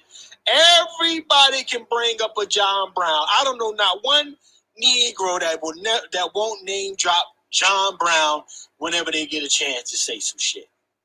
Okay? That's the first thing a Negro will pull out the bag. John Brown. John was out there with us. Yeah, all right. Sit down. All right. So again, you know, if you're a white devil, then it applies to you. But if it don't, then let it fly. You understand? Let me go to my brother ABM. Brother ABM, man, listen. Brother ABM said celebrity has had Black America in the chokehold. Okay, he despises a bunch of Negroes who love the celebrity worship. Okay, I have to second that, but we're gonna go. I'll raise Brother ABM, and I'll say the Black politician. Okay, Yeah, they can be categorized as a celebrity. But I'm going to go right into the politics. Obama, the first black. Let's go right to that. That first black bullshit. Thank you. Yeah, Obama, you piece of shit. I did not have sex with that. You rode in the Rainbow fucking Brigade. I sir. did not have sex with that black woman. I did not. Your name is Roby. You're going to learn to say your name. Let me hear you say it. What's your name? Let me speak. I did not have sex with that. I'm going to give you something, you take it. They gave you a name. It's a nice name. It's Toby. And it's going to be yours till the day you die. Obama, what'd you do, Obama? I did not have sex with that black woman. That's a lie. I did not do it. I believe you. I did. See, the house Negro was always like that. Right. Look, people, I'm gonna just say to you point blank: the black politicians, the black elected officials, it should be called the black elected orifices. Okay, that is more effective. Okay, like Hakeem Jeffries at the Diddy parties. Y'all heard about that? And that people sticking cigars to people's assholes and stuff for Hakeem Jeffries. Yes. It's out of the Diddy party. I told you Hakeem wasn't shit. These people are sorry. What's this dude? Raz Baraka, who used to be laid up in bed with dudes getting high when I was at Howard. Yes, he did. I didn't say they're having sex, but if you're smoking weed in bed with another dude, a lot of strange shit can happen. So nothing whack that's happening. Yeah, I said it. Fuck them. Come on. Sue me so I can subpoena people that were in Carver Hall when his ass lived there. Fuck you, Raz. Okay? What do you have to lose? I said it. Okay? Andrew Gillum, too. I call them gullet. And anytime you got, you have a white dude feeling your ass in a boat in front of the Statue of Liberty, right? I mean, damn. And, I would just tell you, this is a real story. And you can call Mrs. Kelly, Brother Lone Wolf. I saw Andrew Gillum on CNN, and he looked so different. I didn't know who he was at first until they put the chyron, they fonted his name, and I was shocked. I called LaToya and said, you got to turn on the TV. You've got to watch the mainstream news for a minute. You're not going to believe this. I says, you need to look at Andrew Gillum's skin and look at his scalp. I says, God bless my mother, who's a cancer survivor, as I am. My mother worked with people with AIDS. My dad worked with people that had AIDS and gay and all that stuff. And you could see the splotchy, glassy skin, the stuff in his hair. And I had told Kelly back in 2019, I used to wonder why, when you have Gay Pride Month and you see images, a lot of gay men have bald heads, all the hair is gone. And it's thinking, what is that about? The medication. It's the medication, as well as certain STDs kill the hair follicles. Big tell. And so when I see bald head or glassy patches in the hair and all, I start wondering, how are you getting down? Because your hair will snitch on you. I told her, you look at Gillum's head, look at his skin. I don't know anything, sister. He's definitely doing crazy gay shit. And I told her within 2 weeks, he's going to have a sexual downfall. Hey, Q, you got a bald head, Dr. Short saying you got something. No. Keeping your hair short. Not everybody's that, but you see a lot of times you see white political types when they're on Capitol Hill and all, they go bald. A lot of people are bald because of how they're living. You can tell by their hair. Now look at how much damn hair I got. Even if a little recede, I got buku hair. If I cut this shit off, it'll be back in 2 weeks. Just to let you know, I'm a clean liver. Let anybody, this shit will grow right back. Okay. I see a lot of people. Hey, listen, I'm in the gym a lot, Dr. Short. I got a bald head, goddammit. Yeah, but that's genetic. I'm living good. I drink my. Look. This water, this beverage right here is ginger. We're not talking about you. You're acting. You know what? You're doing that white fatigue shit or black fatigue. No, I know. I'm making a point. I told her, watch Gillum get in trouble. Within 2 weeks, I told her. I told Judge Joe Brown, I told a bunch of people, Gillum's going to be messing with the white gay porn star somewhere away from his house. You'll see. And within less than 2 weeks later, he got busted. Everybody called me, says, I told you. The same way I said. Get this jigaboo away from me. And I'm saying to you that you see Cory Booker is bald. Raz Baraka's ass is bald. Cory Booker? Is he married? Because he gives. Is he married? Look, when you see Cory Booker dancing, when you see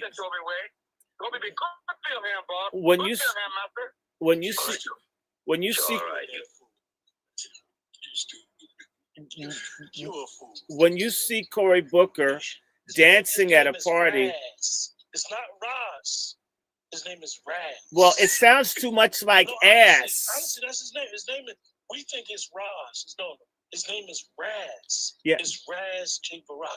Right, but you know what? Raz sounds so much like ass. We say Roz. I knew he was gonna say that. I knew he was say that. And so, no, but I was saying something because he said a question about Cory Booker. Look, Cory Booker, I mean, it's no secret. If I have to send you that picture with Cory Booker with the tight pink shorts on and the tight pink shirt, I mean, look, come on, guys. His favorite colors. When you see Cory Booker dancing with the white dude on his back, I mean, in fact, there used to be this gay rock group called Frankie Goes to Hollywood. Raz is dancing like this soft gay porn music video. The song is called Relax. Relax, don't do it when you want to come, right? You see Raz,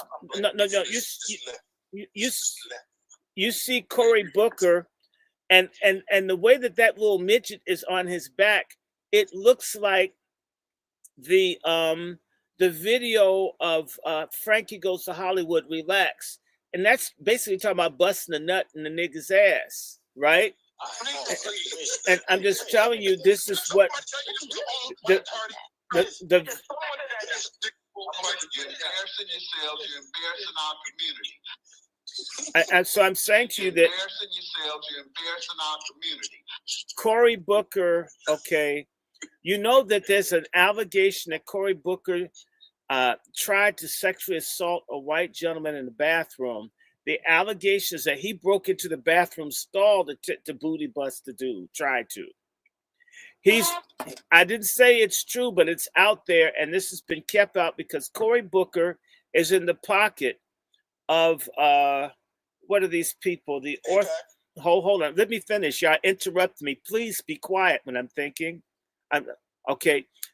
I forget the group. What are those folks that are over in Williamsburg and Brooklyn? The Jewish people in Brooklyn. And I can't. They're called something, and Hasidic. I knew I was going to say with an H. He's in the pocket of Hasidic Jews. Cory Booker.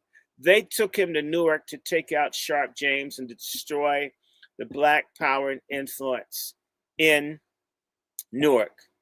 And Cory Booker, I mean, proof of that, there's a book that Roger Stone wrote. I did a little bit with it. It's out. It's on Cory Booker. But just remember when that guy, Jussie Smollett, or as I call him, Pussy Smollett, the guy from Empire, lied about the guys trying to hang him. And I went public and said it's not true. This is some homo shit that went on between him and somebody that he knew. Because I said that little ass rope that he said was around that neck, that person's trying to help him climax. They weren't trying to lynch him because you use a much thicker rope. That's a sex rope where I want to like intensify your orgasm or whatever. Jussie Smollett went to two, I believe, closeted politicians, and he went to Lee Daniels, who's definitely gay, and the whole gay mafia to come after and attack Trump used Jussie. And who were those people? In fact, it was called the Emmett Till bill. They put Emmett Till, who's a distant cousin of mine's, name on a bill to protect gay people that Cory Booker was pushing. They made it seem as if it's anti-lynching, and in reality, it was protect pedophiles and sodomites harassing people in public restrooms. They should call it basically protect ass fuckers bill, right? Or pedophile and ass fuckers defense bill. And that bill was supposed to be come off of Jussie Smollett. The other person that I think is bi or ambisexual, I mean, who looks a lot like Joe Morton from the show Scandals, is Kamala Harris. Just change your nose a little bit. She looks just like Joe Morton. And she does. She does look like a man. And you can't screw all these people and not be kind of weird. She's probably went to a lot of Diddy parties. And Kamala's a freak. And Corey's a freak. And and if you look at who Cory Booker, I mean, so Cory Booker is in the pocket. None of these people represent black people. The same way Hakeem Jeffries was at these, it's been reported in the trial for Diddy at Cold War pro-communist homoerotic sex parties sponsored by Diddy. Freak-offs were a bunch of Latin dudes who are like all greased down for Hakeem to look at them. And all the people that get put in high places are degenerate black people. So, I mean, Cory Booker is just a jilted lover away from being exposed. The thing is he must be messing with white dudes with money, because if it was some broke person that didn't get a Bentley or a car, maybe they'd go public. But yeah, I think Cory Booker's a queen. I think a lot of folks are queens. It's like I told y'all, TD Jakes and the Pootie House, because they ain't putting nothing together in there. Well, I'll tell you with that being said, gentlemen, we're gonna get ready to shut it down. Brother Black Larry, brother, what are your final thoughts on this subject matter here? So let's get up out of this 3 hours. Oh, by the way, somebody was mentioning that Cory Booker's related to RuPaul. So you know what? Drinking Mountain Dew seems to run in their family. Excellent. Yeah, I think Brother Black Larry, we're like the last Pat Talk. This one, I'm looking forward to the next one, White Fragility. But I think that we're having some productive discussions, and we're really facing the reality of what's going on. And I think it's us leading into the summer. People are outside. People are really expressing themselves. So I think we're really doing some productive stuff here with these conversations, and we gotta keep it going.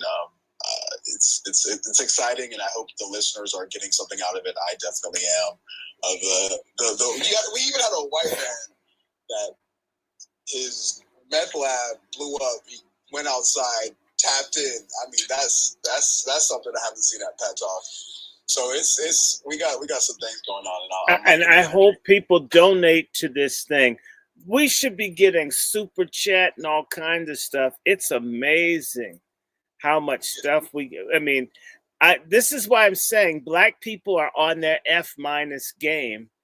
This is why it's energizing people who hate our guts. You know, the worst thing to do if you had a bunch of bullies that wanted to kick your ass is to go out, get high and drunk and hang around them. Like that black dude who got drowned out in California, I think, and he was in a white fraternity and his ass is dead, dummy. You know, we're suicidal too. A lot of black folks have a death wish. They hate God because they're not white. They really want to show God. So they hang with godless white people to try to get God back for not making them white. And as a result, really bad things happen to them. But what people can do is they should give to this show. For all the people in the Angry Black Men's Book Club that are watching, I don't know how many you got, but I got about 90 watching on my platforms. We absolutely need people to support it. In fact, I want to let everybody know, brother, I'm on the Angry Black Men's Book Club on YouTube, or as I say, YouTube. We should be doing some reading tonight. I'm going to take some drugs, some natural drugs. I'm going to take some guarana and NAC and some ashwagandha and some shilajit. And I want to do some reading. Nice combo. Oh, yes, it's wonderful. And I mean, I hope you guys like my Ofago mask. I just have to put some more holes in it because I don't know. This is more real than he is. They actually made him black to make people hate him. They made him darker. I mean, that's deep. They make certain that people hate his ass. And he's darker than me. And, you know, I went to school with Obama. Obama's lighter than I am. But we want people to support this platform. People should give before you leave. Who could give $5? Somebody should be able to give Chef C, who works so hard. And he has to kiss white women's ass all day long, cooking for them and shit. Putting on his Uncle Ben's. I know. Putting on his Uncle Ben's slave hat. Everybody should be cash apping at least $5 right now. Yeah, it should be. And for me, folk know. They know my cash app is $$DrRandyShort. Drop it on there because the same way I was teaching these young guys today. In fact, I see a Bible I'm gonna give to. I had these Bibles I wanted to give to these young brothers, and I found one more, so I'm gonna put it aside so I can give it to my guy before he leaves town. And that's about it. But I want you guys to know that the Angry Black Men's Book Club loves Pat Talk. And before I'll be a feminist slave, I'll be buried in my grave, right? We hate feminism. We can't stand racists. We hate pussy mouth, brother fucking weak simp ass dudes. I mean, abortion clinic getaway driving niggas who want all their babies dead, who are bitching about anchor babies of other races. Have your own fucking black babies and take care of them, right? We're going to have this conversation, and I don't care. And all of you sisters having sex cots against the truth, since most of y'all are overweight, we're not really impacted because a lot of us are adverse about going out with overweight women. So unless you're a slim woman that's in reasonable shape, you can withhold all your pussy like Whoopi Goldberg. In fact, she said her pussy's closed. I said, you know what? Your pussy's been closed. It's your mouth that's open. We know you, Whoopi. We don't care. This is a platform where we hate feminism. I mean, HATE, feminism. And we're going to destroy it one conversation at a time. We hate racism too. However, feminism is the worst racism that's active in our community. Chef C, you see all the women killing babies and all the stories they keep sending you, women putting babies in toasters and ovens and such, and then blaming black men. His father wasn't here. So you put his ass in the stove because his dad's not at home. Who taught her that? So we're going to keep doing this. We're going to keep making feminists angry, you know, until we bring this thing down. We're going to embolden some black men to think the world's bigger than the prepuce of their penis. And a lot of y'all got shankers on your penis and won't even go in and get checked. The world is bigger than your dick. And if you swing both ways, it's bigger than your asshole and your dick. That's a little more complex, but it's confused still. The world is bigger than your pussy, ladies. It is not the depth of your pussy. It's the content of your character. Okay. Okay. So, anyway. So, you know, we're gonna have real conversations, and no, we're just being honest. You know, Aren't you guys sick of the bullshit? Like going to the barber shop and you got Arnold to Whoopi Goldberg. We don't take the cat. yeah. Well, tonight, well, boy. Whoopi Goldberg ain't This shit. nigga said the She's content got is enough not the cob. content of the coochie, She, but the she's. I mean, it's true, and so this. I hope somebody's listening. Please, please, please be prepared. We're not going anywhere, and I mean, everybody. Hate somebody feminist that you know. I don't mean put your hands on them. Don't speak to them. In fact, if you're a woman, wear an apron. In fact, I was talking to Chef about women should start wearing aprons to show that they're not feminists, that they're loyal to black men. We haven't done it, but we're going to put together. We're going to have a loyalty oath that, and we're going to swear in black women that are true. And if you're disloyal, we'll know who you are. But you know what? Things that women can do, like I said, learn how to cook, get your toenails done. I mean, your hands, y'all overdoing that. Do the feet now. I mean, nobody wants hard cheddar cheese rubbing on them at night. Work on yourself. Even Lizzo's ass is losing weight. I mean, that's revolutionary. That she went from looking like a Zeppelin to like a bottle of mayonnaise in a year. All of y'all asses can do this. What do you have to lose? And for brothers, please. And I said this to Tariq Nasheed when they interviewed me. To the young people listening, give the other sex a chance. Ignore what you hear. If you want to be rebellious, be straight and God-fearing. You want to be a rebel? Love pussy if you're a man, love dick if you're a woman, and love God if you're human. You want to be radical and make everybody mad? Love God and love heterosexuality and love sharing and helping other people. Be a real rebel. Rebel against bullshit. Stop conforming to bullshit. Stop being a stupid ass, baby killing, pork chop feminist who knows that you bisexual hoes out there, that the man not only munches your cooch better than your girlfriend does, he pays for it. Stop double dipping hoes and be wives again. Shout out to Dr. Short. Shout out to Dr. Short right there. That's all I can say to that, man. Shout out to this. Let me go to my brother ABM, man. This nigga's crazy. Let me go to brother ABM. Brother ABM, man, you got your final thoughts, man. Salute for checking in, man. And I appreciate you again for becoming a sponsor of today's broadcast, sir. No problem, man. Hey, listen, final thoughts.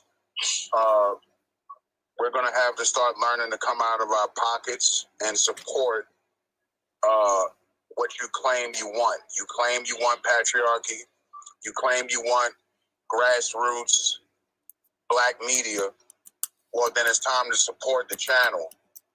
I'm getting tired of hearing people, it's 60, 70, 100 people watching this shit. And it's all these comments. Everybody's joking and trolling in the comments, but nobody's supporting with the dollars. But meanwhile, you won't hesitate to go down to the corner Indian liquor store, get your drink. You support the weed boys in front of the liquor store more than you support the channels that you claim you like. As Dr. Short said a second ago, you have no problem with buying cooch, wigs, nails, lashes. Support the damn channel. Come out your pocket, support the damn channel. Mm-hmm. It's not going to kill you. And you know what? Sisters spend a lot of money in gay clubs. I never understood that. Sisters that hate gay men, but they party with gays. Y'all are fucking psychos. You go to a place where no one will ask you for pussy and then go on something, chat and complain about no one asking you. I'm confused. And I'm 60.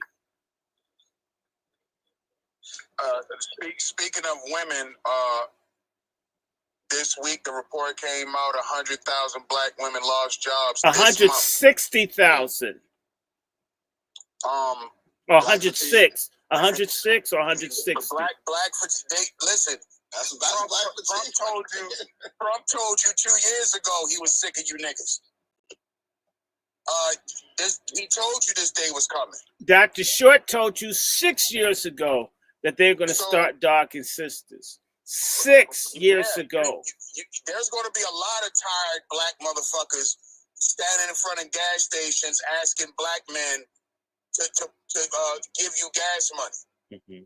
Black fatigue is black men tired of getting text messages with women asking them to cash app them lunch money. The days of playing games with black men are over. And speaking of the job report, black men gained jobs in May. So black women lost 100,000 jobs, 160,000 jobs. Black men gained 50,000. Don't look now, feminists, but things are getting back in order.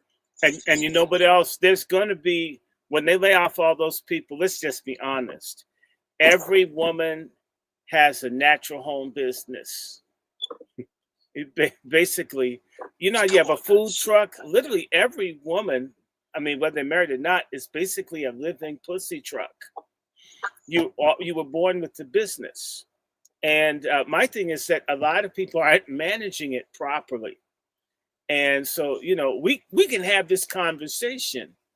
But what happens when the economy crashes, if there are too many people with pussy trucks competing, the price is going to go down for the burrito or whatever it is that you're selling. And that's why, I mean, the smarter thing to do is to get married, to rediscover being a wife and being able to cover those two bases I talked about. An empty scrotum and a full stomach. It's really not that hard. It's a pretty easy job to cover that, because a lot of people aren't even picky about what they'll eat. They'll even eat you. I mean, the thing is, make certain that you know, using that masking kill regularly. Nobody wants to get strep throat off of a dirty cooch.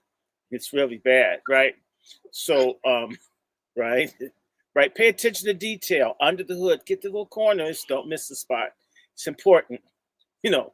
Especially if someone's a telemarketer and you like take them out because you didn't clean yourself, then you want to be munched out, and then you ruin somebody's, then they can't work. Then you'll be mad. I thought we were going to Red Lobster. Okay, go. Too bad, right? So, come on.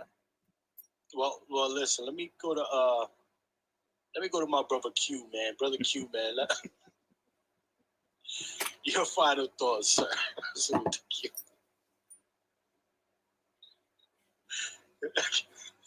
Brother Q, your final thoughts. Kobe be good nigga from master. Good nigga. Don't get Toby way. Kobe be good for your hand, boss. Good for your hand, master. All right. Damn fool.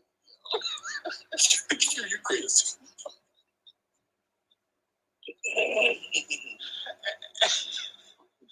Hey, man. Q, let me know what's shaking, man.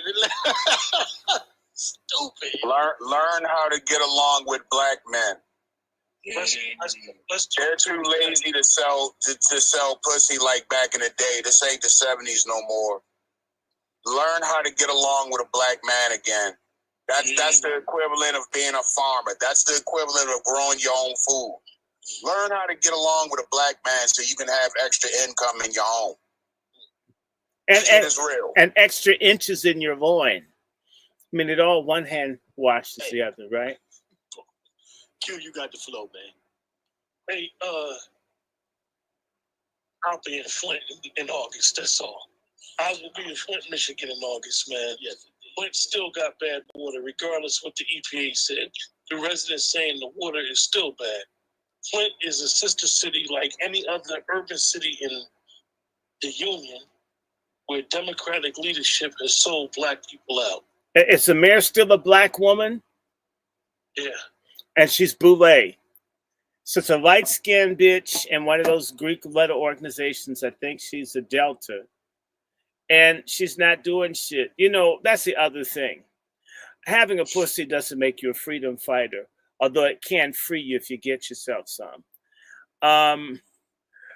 We need to up our game, sisters. You know, Betsy Ross was a white woman that had black women make the first American flag in Baltimore. And she didn't just sit on the fact that she had a cooch as a white woman. She actually did something to back up her white men fighting to create a country where she could piss on and get you guys to be feminists and kill babies and hate your brothers. What is the work of Black women to turn Black America around? Find something to do, whether it's making a sweet potato pie or at least telling your fat sister, like, did you see that one I sent you the thing on, Chef C? The 700-pound sister that got down to 600 pounds and she died. And she had a belly that looked like she was giving birth to Fat Albert as an adult. It's very important, right?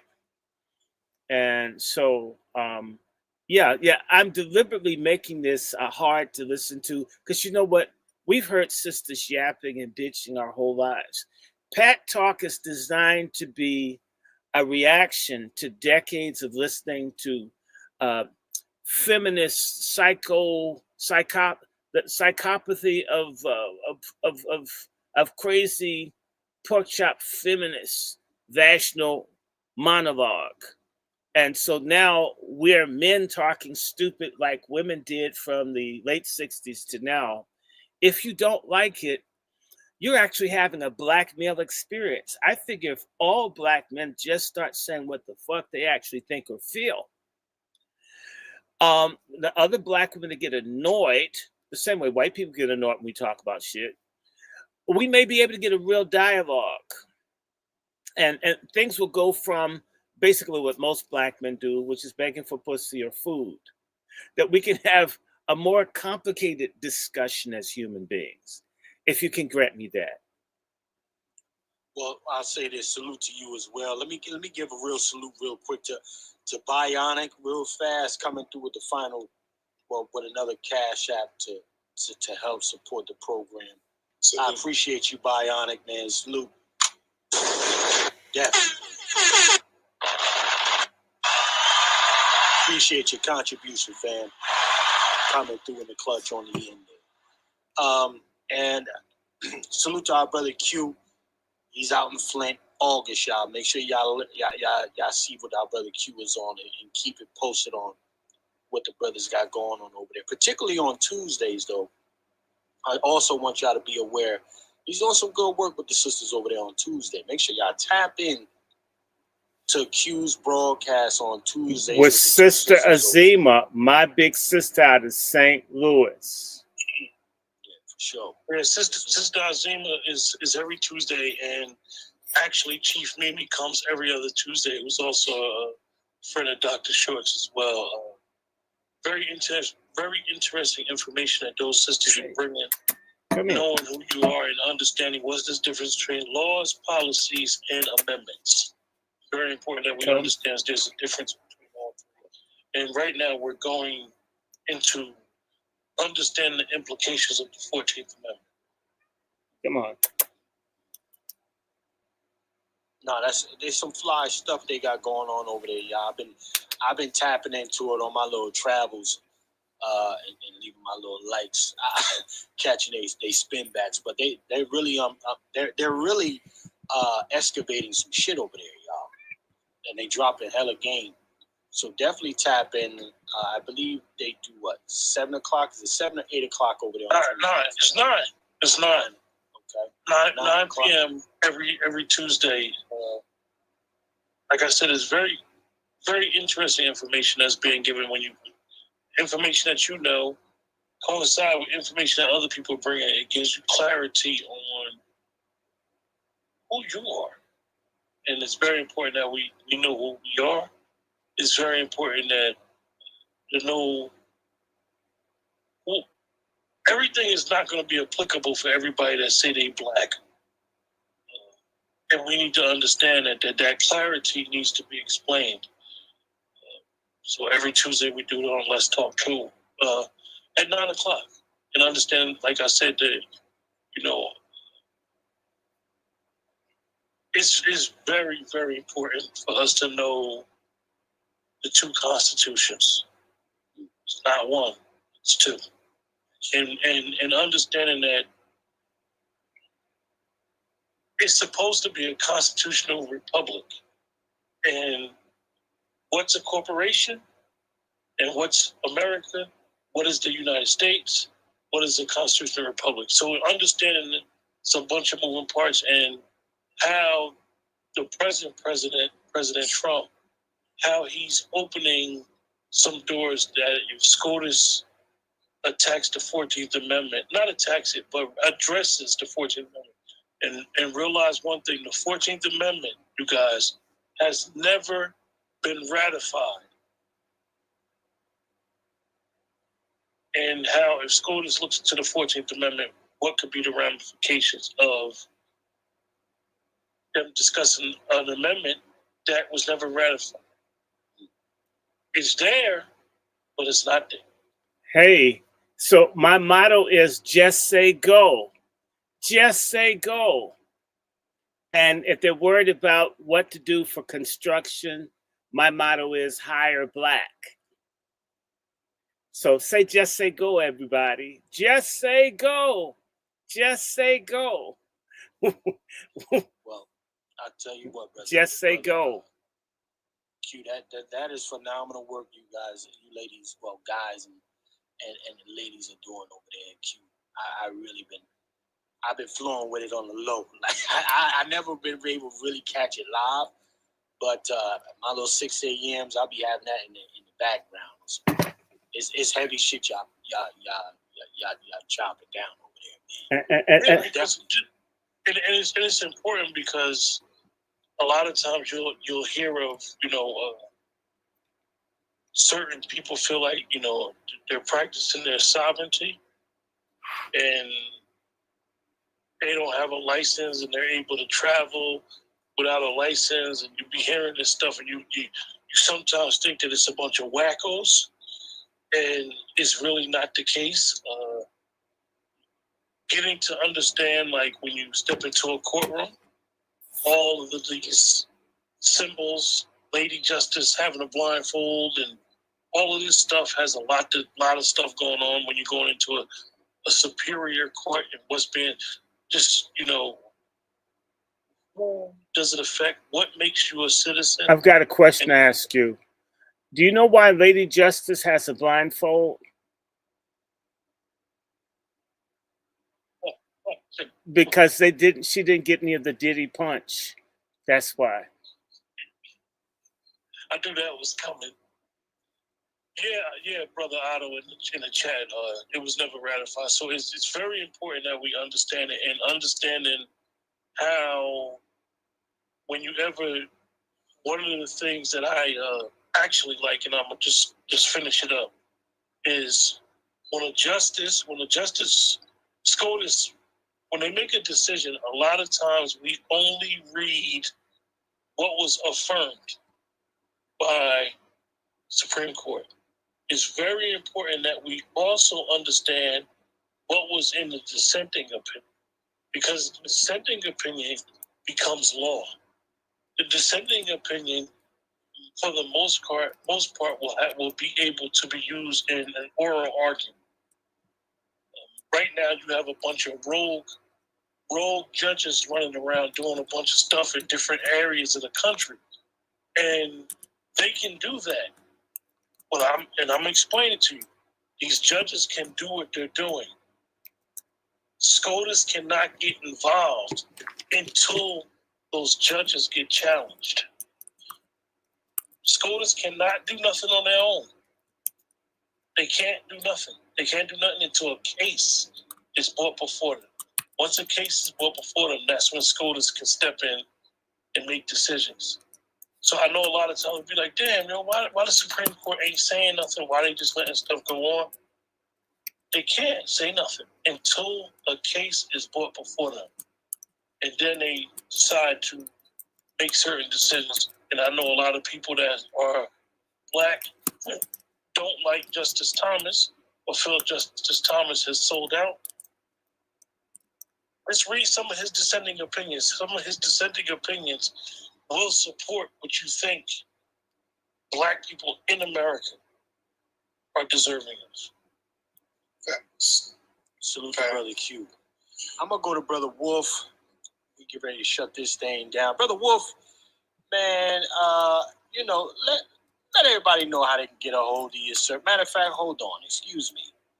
Wait 1 minute. Stack you hard, fool.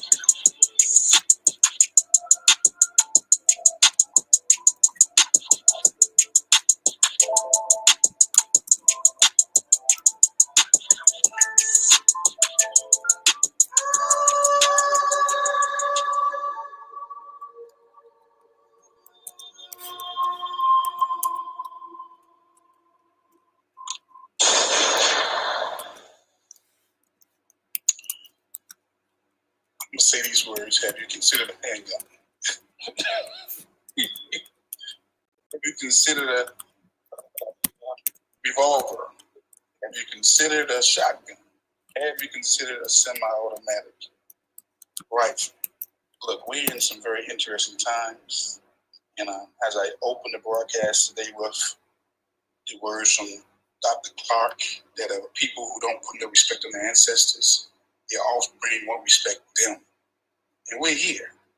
I would encourage everybody to just check out the video, the 8 that he produced. We're 66 years away from that video that was aired in 1959, Dan Rather, and it actually introduced Malcolm X. It's not Dan Rather, it's Mike Wallace. Yeah, Mike Wallace. Okay. To the whole nation. Check it out. Because we're talking about fatigue, but we ain't talking about the roots of the fatigue. Okay. And with that said again, just go to lwftraining.com and just hook me up and leave a message. But I need you guys to really consider being responsible. Gun owners and users. We're in some, again, very volatile times. And it's time to get serious. I enjoyed the broadcast tonight. All those who supported, who shared, who liked, who donated. But look, y'all gonna stop robbing us. The scripture says, really be clear about that. will a man rob God? Well, we'll say, Yes, would a nigga rob God? Absolutely, dead ass right, he would. It don't cost you nothing to share. It don't cost you nothing to like. It don't cost you nothing to send you $1 or $2. And treat us like we white. Because you know what? White folk be supporting white supremacists. Black people do not support black folk who support black self-respect. So you know what? The Bible says where your heart is, there's the treasury. If your heart is in white supremacy or in Asian Pacific supremacy or Nuestra Familia supremacy, then our black asses may as well just do mass suicide. In fact, give ourselves a big gulp Jim Jones cup of Kool-Aid and just do white supremacy a favor. And I'll end with this. Look, this is Malcolm X. He would have been 100 years old on the 19th. 100. I think you need to put some respect on him. It's still relevant as it was some 60-some years ago. So some respect on Malcolm. And I'm going to land my plane with that. And Chef C. Hold on 1 second, Brother Short. Hold on 1 second.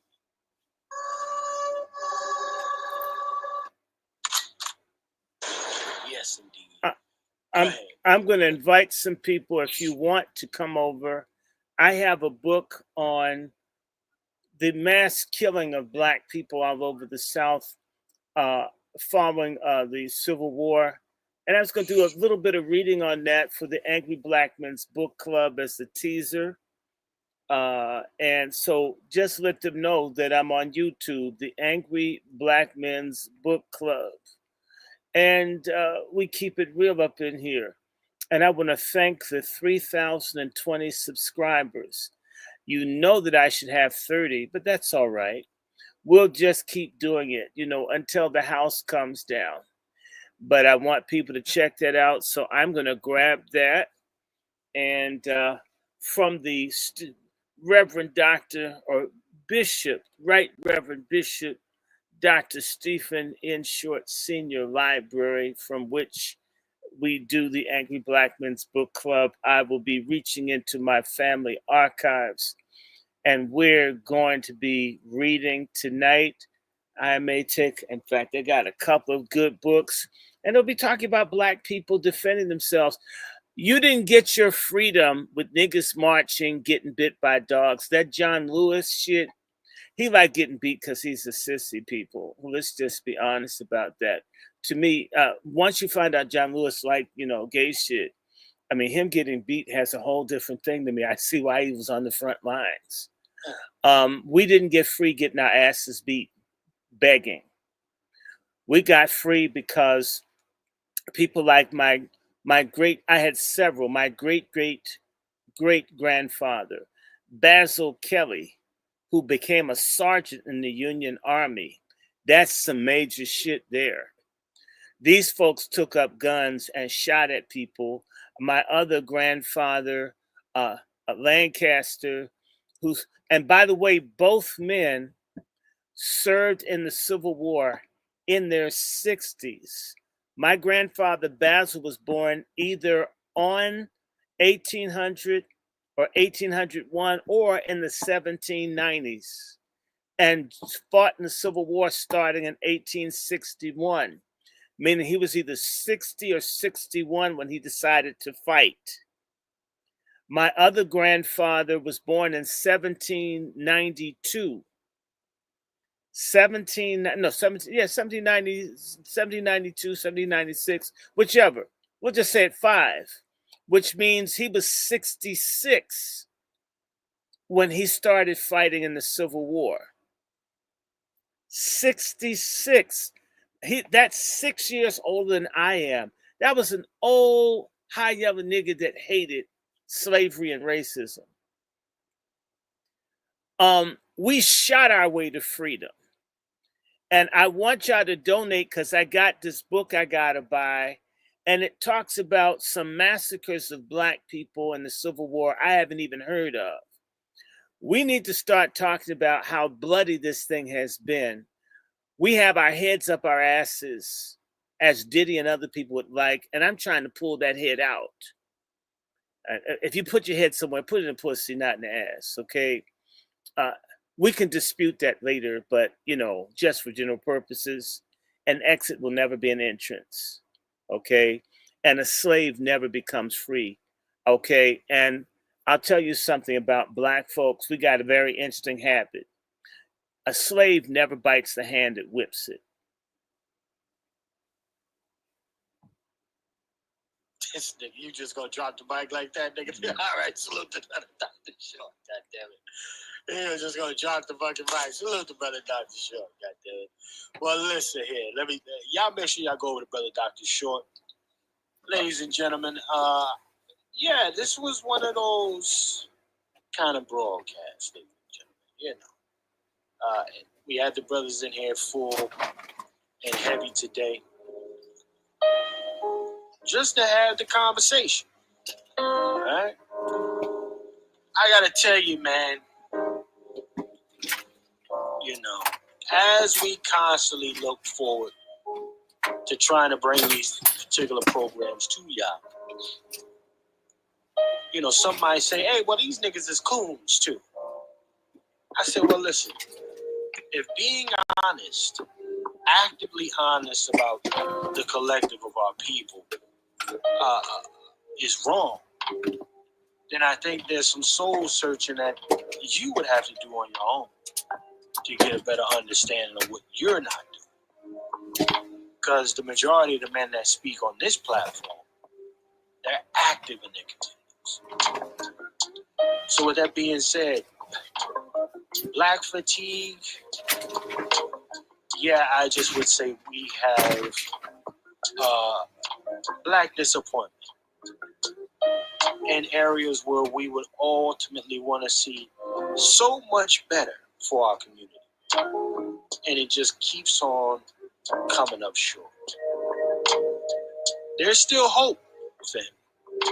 I believe that Black America will get its act together collectively to make some of the changes that are necessary to get exactly what it is that we need as a people. There's going to have to be some things that have to get cleaned up, and it's just a part of the process.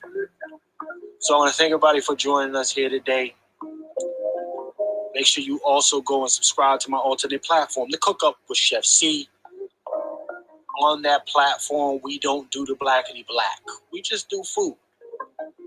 But you want your blackity black dosage, you come over here. And you get it unapologetically, ladies and gentlemen. Also, make sure don't you hesitate to go check out my brother Juan J. Johnson, LWF Train. He is our sponsor for season 2 of On the Next. Right? And definitely check out any of the other brothers that have been on here today and go support their programs. Go check him out. Solid brothers. Right? So I want to thank all of y'all for joining us here today, ladies and gentlemen. This is Pat Talk. I want you to keep in mind, ladies and gentlemen, as always, okay, in a system of white degeneracy, you stand for nothing, you fall for anything. My name is Chef C, and I'm out. Salute.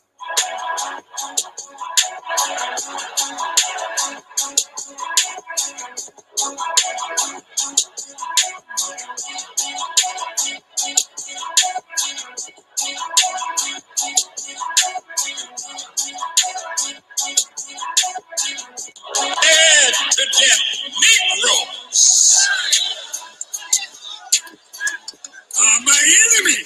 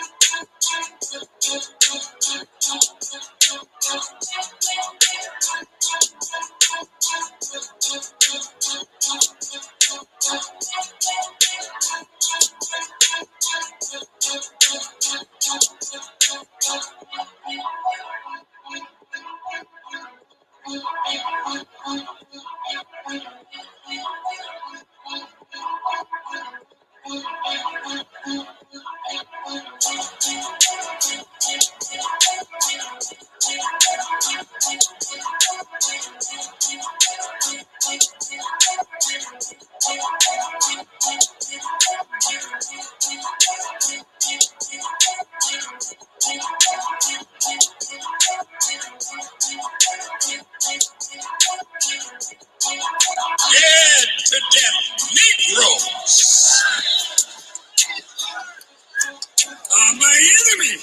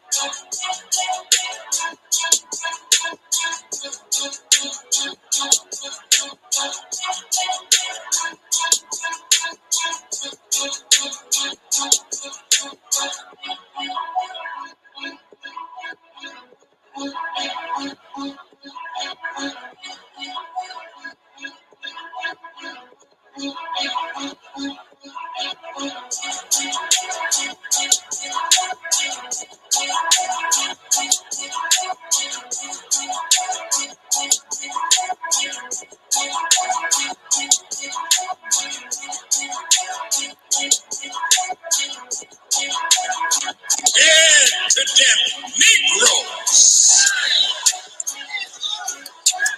are my enemy.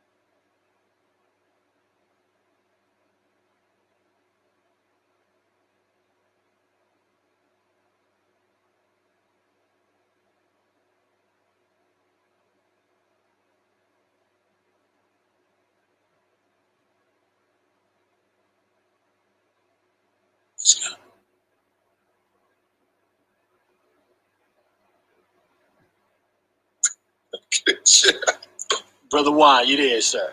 I am here. I am here. Okay.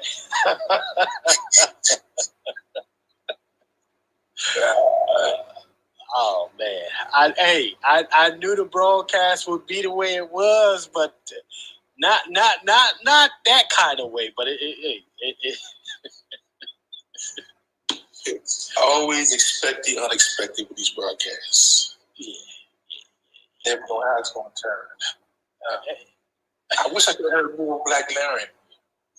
That youth perspective, man. Because I wish I could have heard him more. What he had to say. Well, this is why I'm going to, he came up with his chest out. This is why I like him. So this is, but see, this is what I do enjoy. He's getting more confident about being on the platform, and he has clearly found a place that he genuinely connects with, and that's what I do like about what is happening here with the Pat Talk situation. People are genuinely connected with it. Brother, I believe Brother Dr. Short is still going to be live on his end. Brother Short, are you going to be? Are you doing? Yes, I'm gonna subject matter. I got this book here, and I told people I'd be coming back. I just went upstairs to get some drugs. I'm gonna do drugs with my audience. I don't give a damn if they don't like it. So yeah, so I was just saying, man, this was it turned out to be very good. It turned out to be very good. We covered on what we needed to cover, so that was cool. We got everybody that's wanted to speak their piece anyway, so we're good for.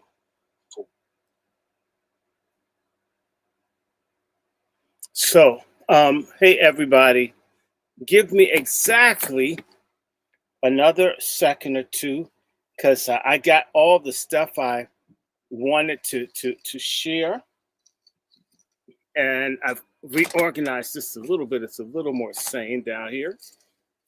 I'm not finished, but give me exactly. Yeah, I'm gonna drug a little bit, grab my book table, and we gonna read. Thank God for literacy. There's a connection between freedom and reading, and we got to take advantage of this. So while I'm still able to see, let me see, I may put this up on my fake book page. Let me get my other book table. And this is one of the books. It's real small too. In fact, let me put my other,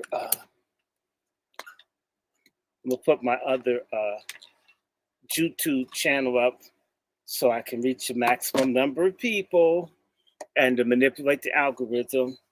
Give me 1 second. I'm gonna just grab the table.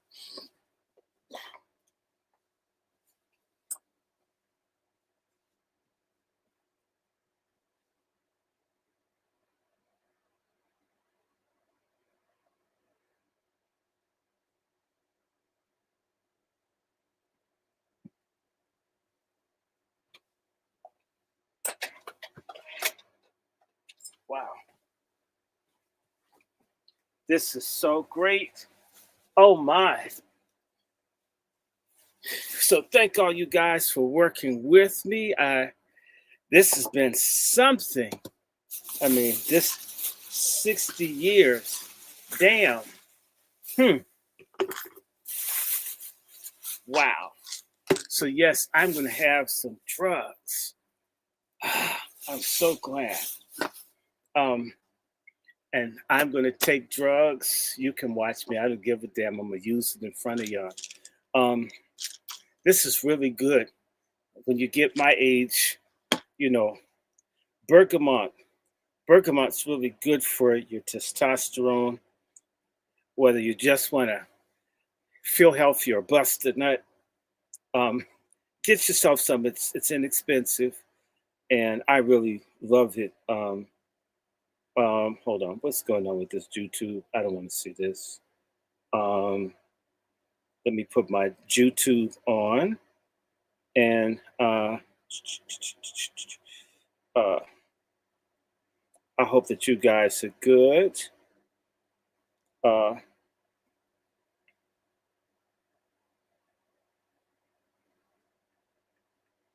So, Angry Blackman's Book Club with Dr. Randy Short. Please retweet this, everybody. Let folks know we're up. We're up. I'm here. Got my back brace on and my heating pad, heating my behind up so my back will feel better. That's the reason there was a lapse. I mean, every time I turn around, there's been a health challenge this year, but we have to keep doing. Let me see. We want to make this public. We want to select audience. This is not for kids. And let me see. Turn. And we're about to go live on this one. And yes, I'm going to take a couple of natural supplements. Oh my God, I have no idea how good it is to you. Okay. Hold on.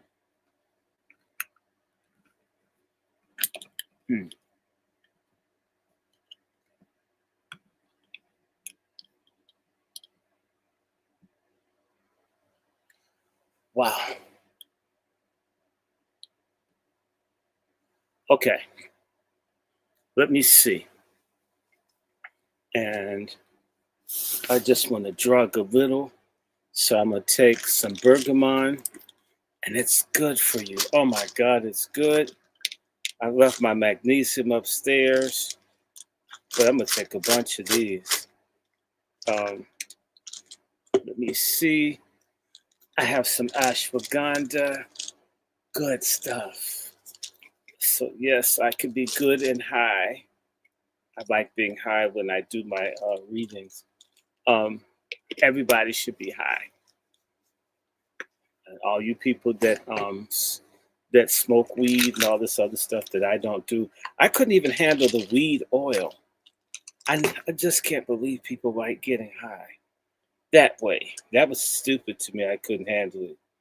I got some guarana. And let me see. What else? Hold on. Where's something I can put this stuff in? I brought it downstairs instead of doing it up there. Where's my Shilajit? Here it is. Oh, yes. Shilajit.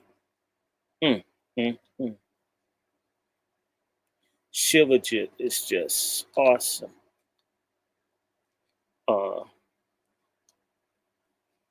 What do you guys use? Anybody take anything? And I have some neck. I need to get another bottle. That's okay. I'm going to get jacked up in here. I'm going to be, not add some meringue in there. Just take a whole bunch of pills. So I'm nice and zooted for Jesus. I don't know, where's my white Jesus? It's somewhere around here. I'll find him. Or he'll find me. You can't hide from white Jesus. He knows where you are. And y'all know y'all like white Jesus too. Y'all had white Jesus in your family, your grandmother. Jesus got black in the 60s. That's when we got lost. We need to bring white Jesus back so black people can love each other and have a movement. Please come back, white Jesus. I miss you. Anyway.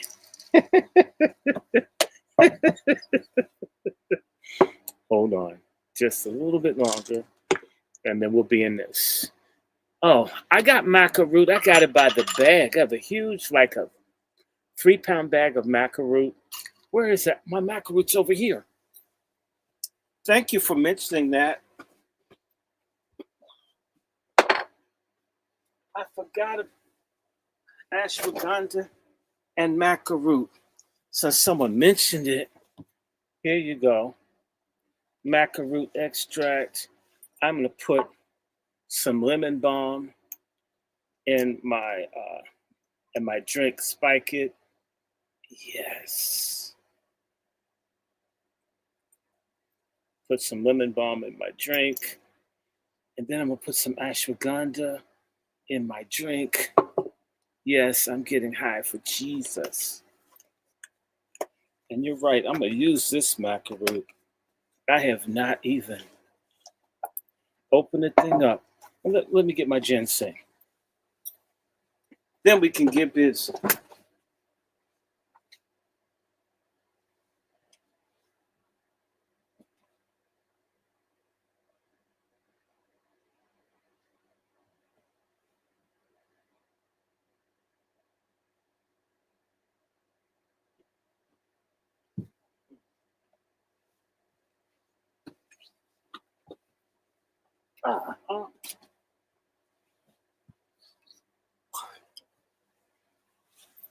How many people have seen Sinners? You know, Sinners has made that money now. Sinners has made the money. Sinners has made a whole lot of money.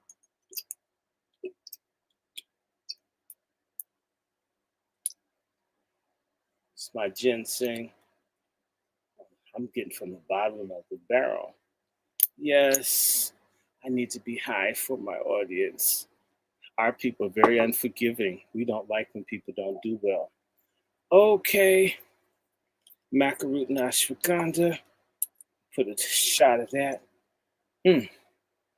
It's decent. Are you a Blackfoot Indian for real?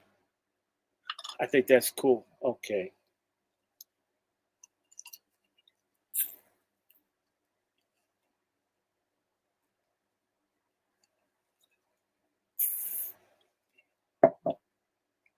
DeCarlo, okay, good. I got some Blackfoot. You're folk from Carolina? Nash County, Pitt County, Greene County? Where are your people from? I'm going to start doing genealogy next month. I believe everything will be more normal here. When your mom gets sick, it messes your world up.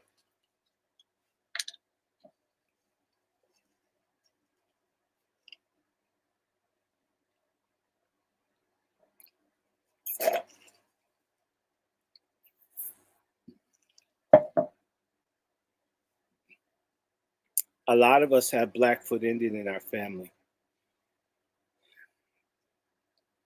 We got a lot of us, we need to start getting more serious about our roots.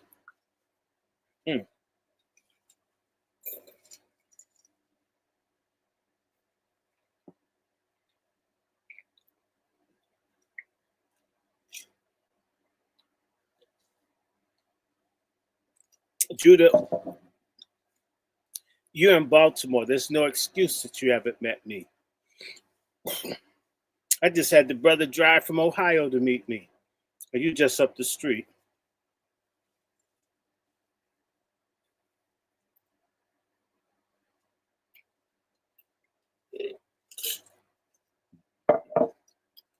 Judah, I'm off of Rhode Island Avenue. Rhode Island Avenue, Judah, it's known as Baltimore Road. Yeah, but you need to, I'm talking about meet me and come to the city. Don't talk about Terra Cafe. That don't count. Meet me in my city. I met you in yours. All right, y'all. And I want to let everyone know, once we clear this month of May, my mom's doing so much better. I just saw that she stole my coconut bars. We like coconut bars. She killed them, but at least she's alive, right? So I'm not gonna complain. I won't complain, right? It beats them being in the hospital. Oh, and one more thing. DHEA, do y'all use this? It's good. Please use it. Oop, oop, oop, oop, oop. I've been dropping this stuff like I am high. I'm not that high. That was bad coordination. Let me pick this up.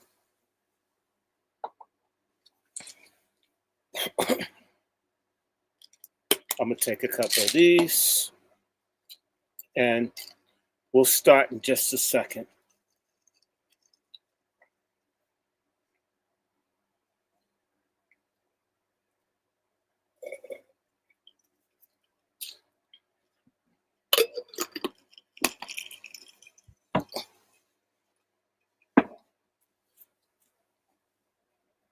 Wow.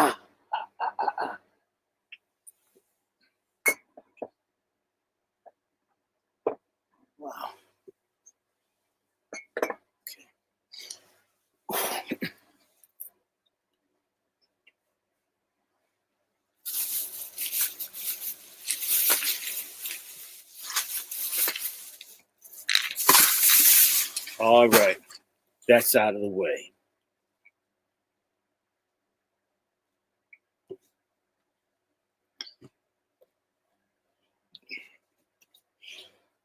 I want to remind everyone that August of this year will be 60 years since the urban rebellion that people call the Watts Riot occurred. I was just a very small baby. I don't remember Watts, but I remember Newark. And I'm going to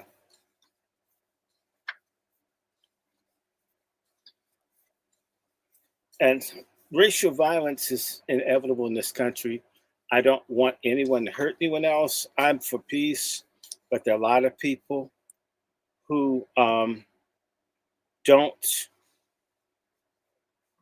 want peace. They want violence. They want war.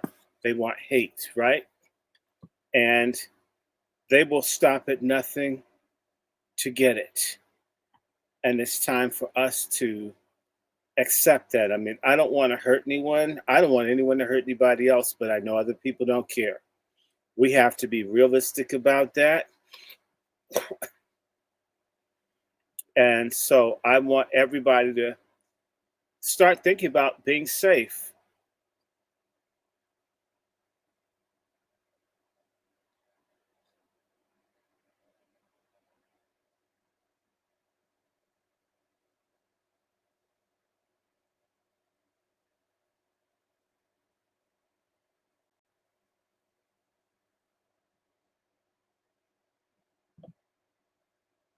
So hold on one second. I'm reading William A. Blair, and I'm going to just tell you all about this.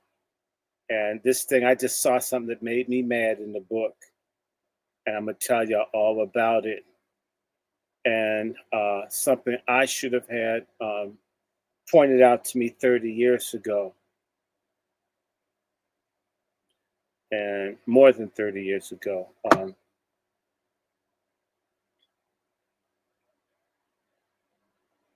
Okay, I'm just putting this on fake book.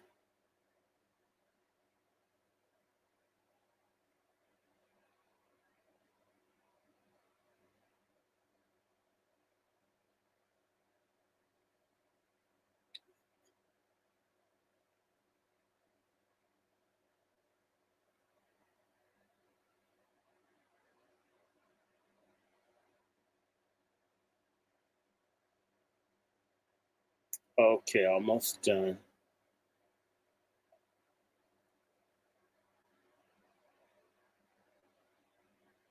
Almost done. I just had to have this book, and we have to have this discussion.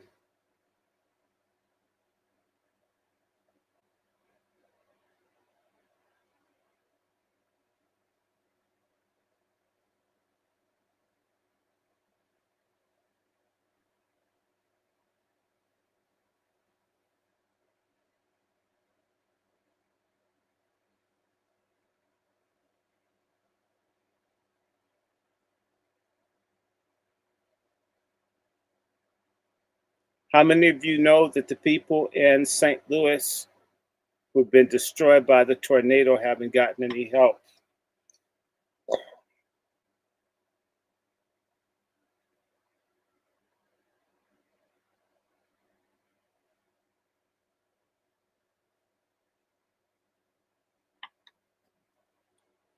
Okay, give me one more second here. I just want to send this to some groups. Uh,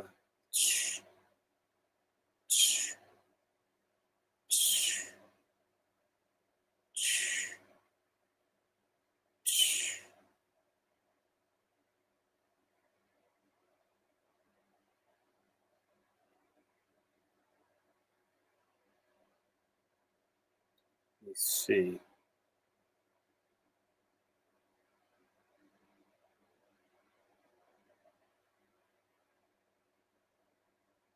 Hmm.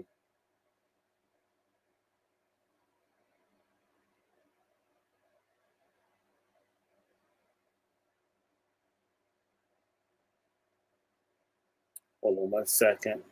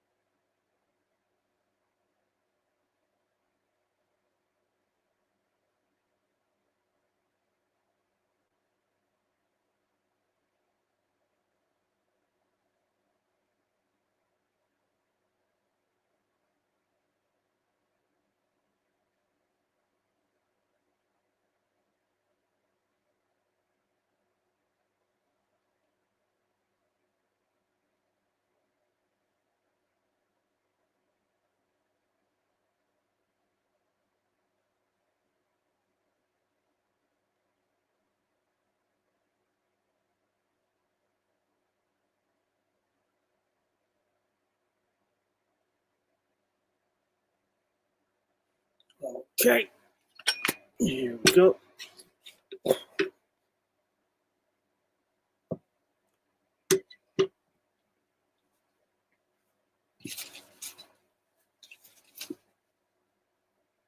Okay, everyone, here we go. We're live all over the place.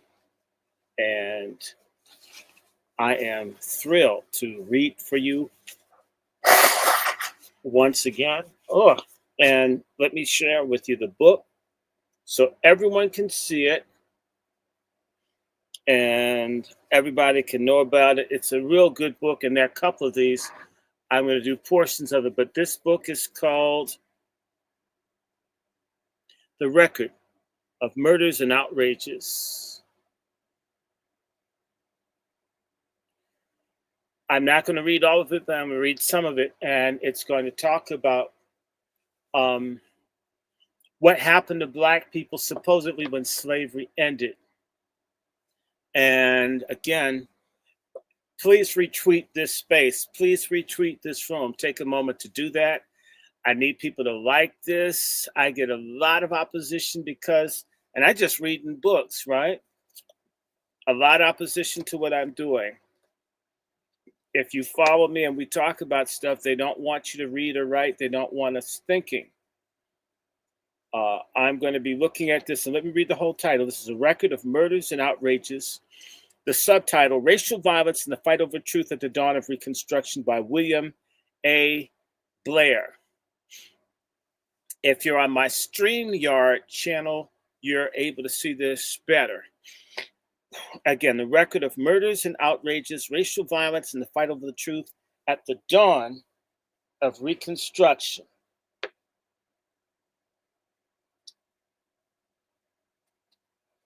And this book is talking about people that were documenting the rapes, beatings, tortures.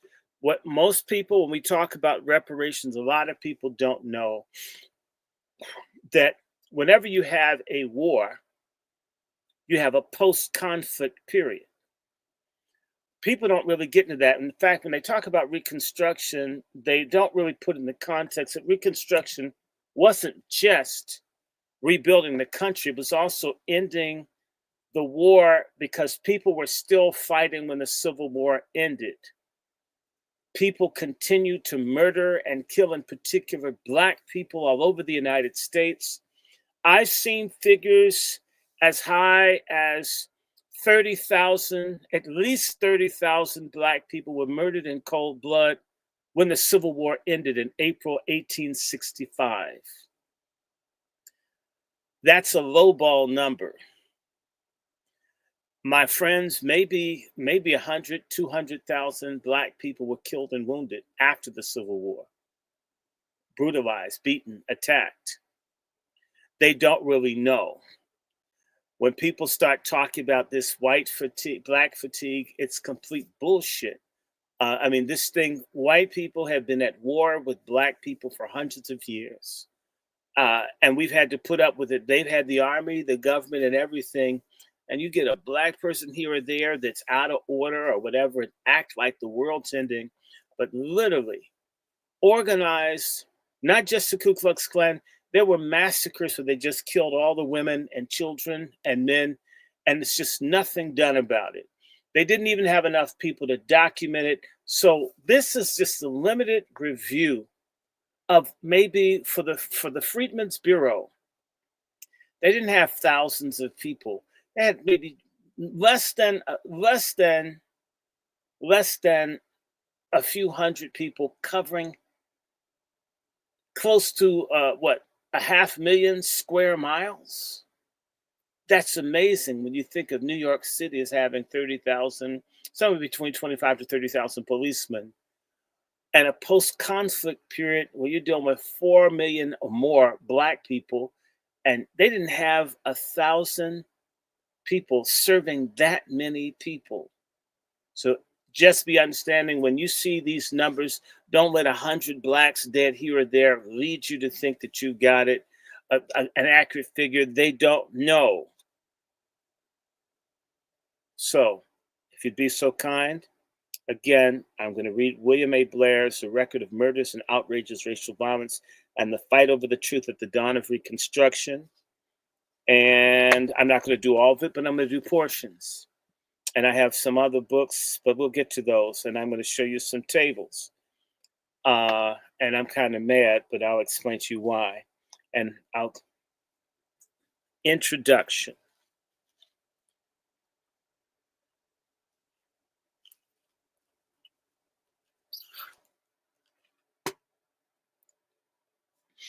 While working on research for another project some 30 years ago, this guy's right after I left the University of Virginia, which is where he is. I took a break from cranking microfilm in Alderman Library at the University of Virginia. Walking through the stacks, I spotted reels from the National Archives containing material from the Bureau of Refugees, Freedmen, and Abandoned Lands, commonly called the Freedmen's Bureau.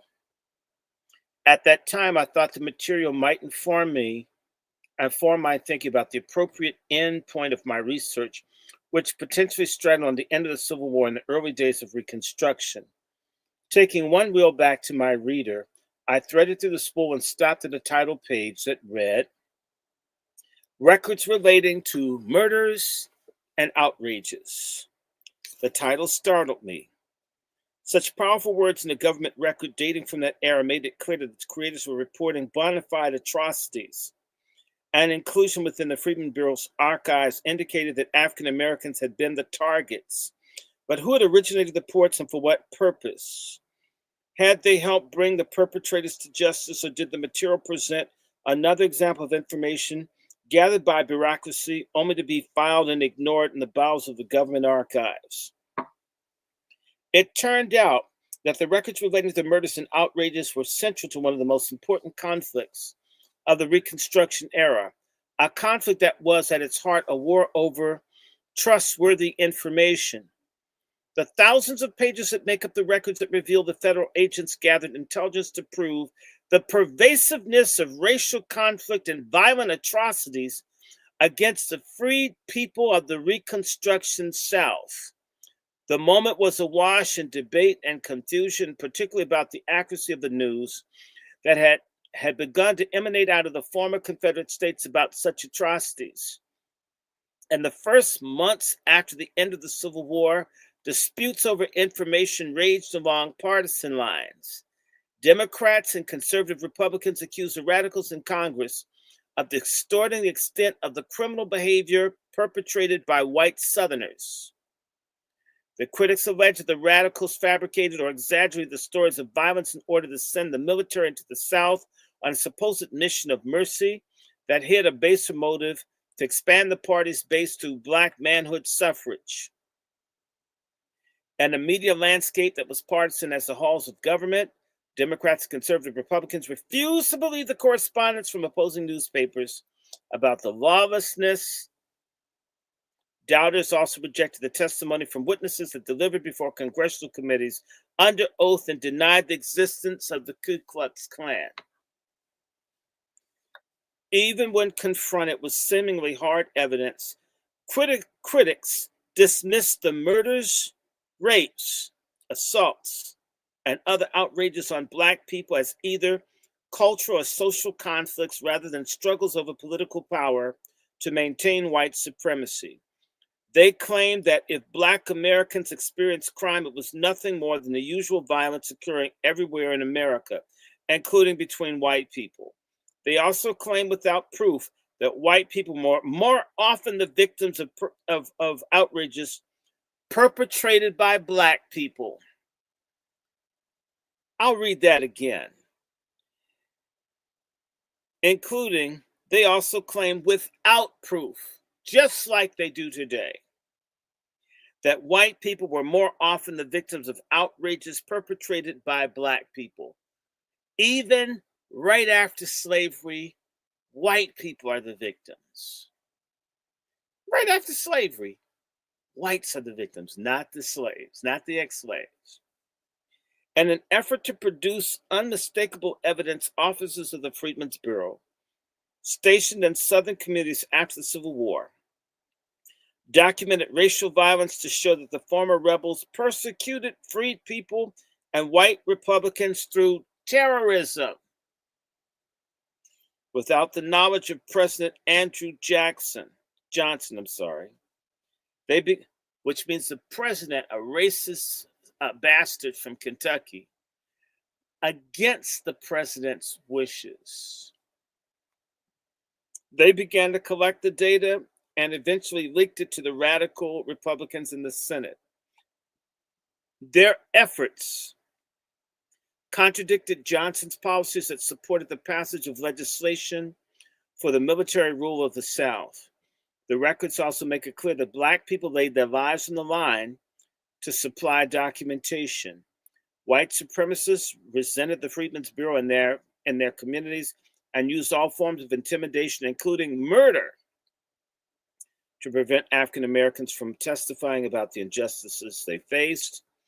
Freed people encountered a law enforcement system stacked against them in civil courts that failed to prosecute the criminals who perpetrated acts against them. Because of this, the Freedmen's Bureau officers estimated that they received only a fraction of the outrages committed against black people. They never got a real number for the rapes, murders, beatings, burnings, lynchings, arson. They don't know. The sacrifices that black people endured to share the testimony of white atrocities made an impact. Military reconstruction led to a newly elected Republican governments in the South, which in turn adopted black manhood suffrage. Those governments also ratified the 14th Amendment, which empowered the federal government to protect individual liberties. The intelligence on violence gathered by the Freedmen's Bureau influenced other debates and policy formation. The monthly reports exposed the election intimidation that threatened newly registered Republican voters and put Georgia and Louisiana in the hands of Democrats. The information helped slow the timetable for the readmission of states, especially Georgia.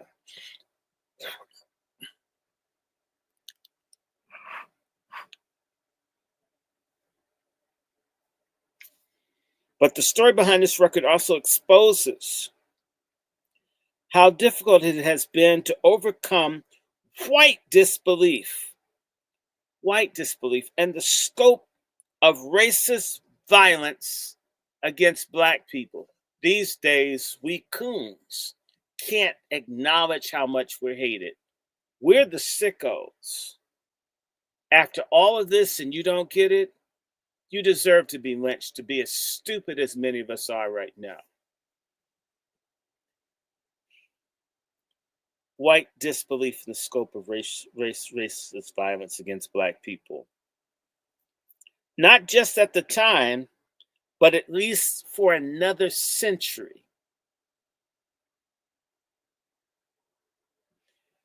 Black Americans continue to bear witness to the violence and repression their communities suffered, but they were not joined by white historical establishment until the 1960s, when I was a damn baby, 100 years after the Civil War. Just tell you guys, I remember they used to have the slave stockades on the docks of Georgetown where they used to keep Black people. They were there until the 70s. In my lifetime, I used to see where they kept Black people in cages.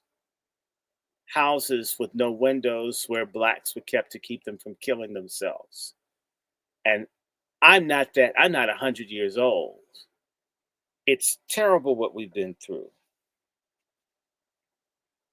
Listen to this again.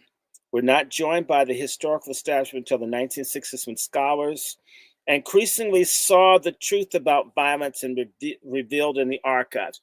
White people turned a black eye to the mass murder of Black people for 100 years, and they're ready to do it again. By the 1980s, historians using the reports of outrages produced important studies of Reconstruction violence. Nearly every historian of Reconstruction since has consulted the Freedmen's Bureau record for its catalog of white atrocities. Familiarity with the archival material has been aided by the Freedmen and Southern Society Project at the University of Maryland and an internet project, the Freedmen's Bureau Online, which has reproduced a fairly extensive sampling of the murders, a sampling, not even all of them, a sampling of the murders and outrages material.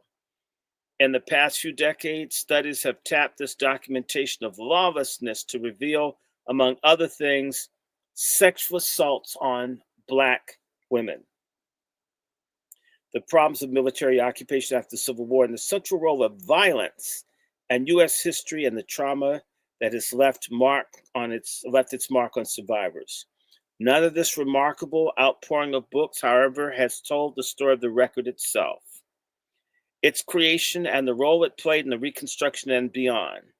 Nor have we appreciated sufficiently enough how this effort to collect data on racial violence became part of the Bureau's mission, one instituted for a deliberate policy objective that then continued, even if the execution was hampered by the lack of resources for the officers, the obstacles they faced from Southern whites, and the dangers Black people endured to make their problems known.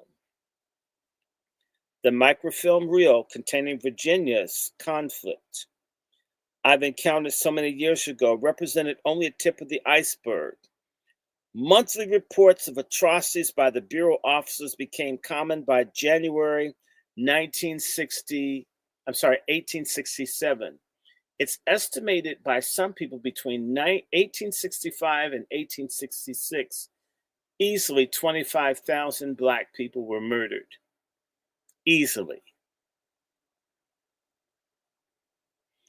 They didn't start counting remember, the Civil War ended April 1865, which means, wow, that's fourth month. So 20 months that they didn't document what happened to Black people. And I would need to remind everyone, this is no joke. When Grant let Lee at Appomattox surrender, April 15th, 1865, all the white men were allowed to take their military weapons back to the South. 1 million white men armed to the teeth were sent back into the South. Literally, their guns were kept to be used on us. 1 million strong. How many people you think have weapons today for us? Little goofy fools out there.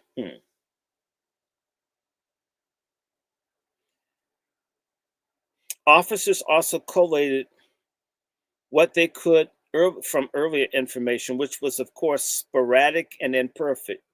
So they never really, no one, there's a hidden genocide of Black people that no one talks about. We should find out. Someone that's young should try to find out how many people got killed. And the reporting continued month by month until the bulk of the officers had largely withdrawn from the South at the end of 1868. I need to tell you, down in Louisiana, easily they killed maybe 4,000 people in 1868 alone. In one county, they killed close to 2,000. So imagine how many other people they killed in Louisiana alone. It's a lot of killing. There's a lot of reasons old Black folks and my family, you have no idea. I'm into genealogy, just learning how the older people just wouldn't talk about anything. I finally met some people that will talk in the last couple of days. Everything's a secret. How everybody had to have guns just to deal with these unhinged Karens that you see on camera phone now. Imagine white men with guns rolling up on you and them just shooting you down, not just calling you nigger, but killing you. And it's just the way it was. We've lived with extreme terrorism. We should get reparations for what they did after slavery. So they stopped in 1868. But mind you, Reconstruction into 1877, which means for the next 9 years, they didn't count anymore, really, of Black folks being mass killed. And it got so bad, they passed the Ku Klux Klan Act in 1870, 1871. In fact, those Ku Klux Klan Act, the Ku Klux Bills, should protect us from police violence today. But I'm going to say to you, full of shit Black lawyers, full of shit Black civil rights organization, full of shit of Black elected offices because they're not officials. No one has held these people to the law to protect our lives. Not in 150 some odd years. Not 155 years. It's a damn disgrace. Actually, 155 years. It's just crazy. It's just crazy. The product of this labor today fills 9 microfilm reels cataloging violence in 8 states and the District of Columbia.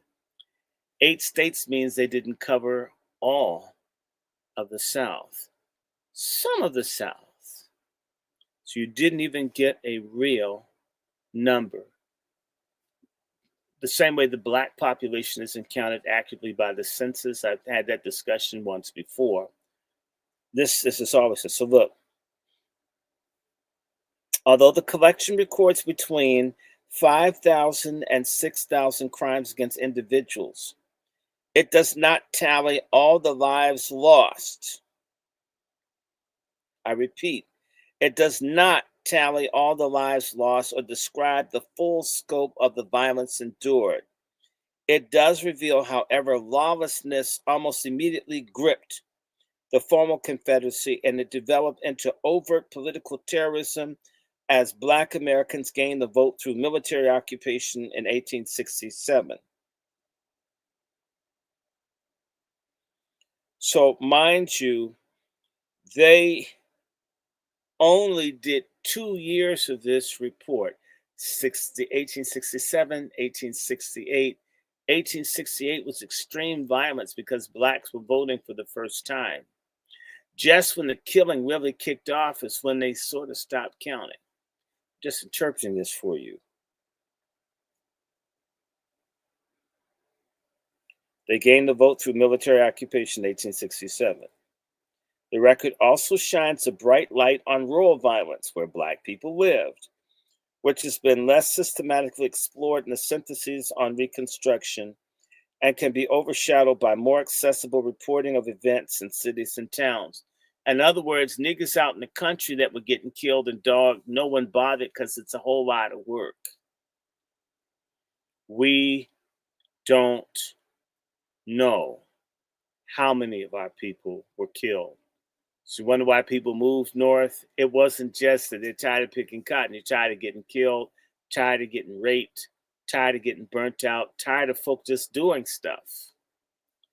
And that endured. Basically, the Great Migration for Black people ended about 1970. But Black folks started trying to get away from rural areas at the end of the Civil War. And that lasted literally until I was a little boy. There were still people moving from the South in the early 70s here to DC.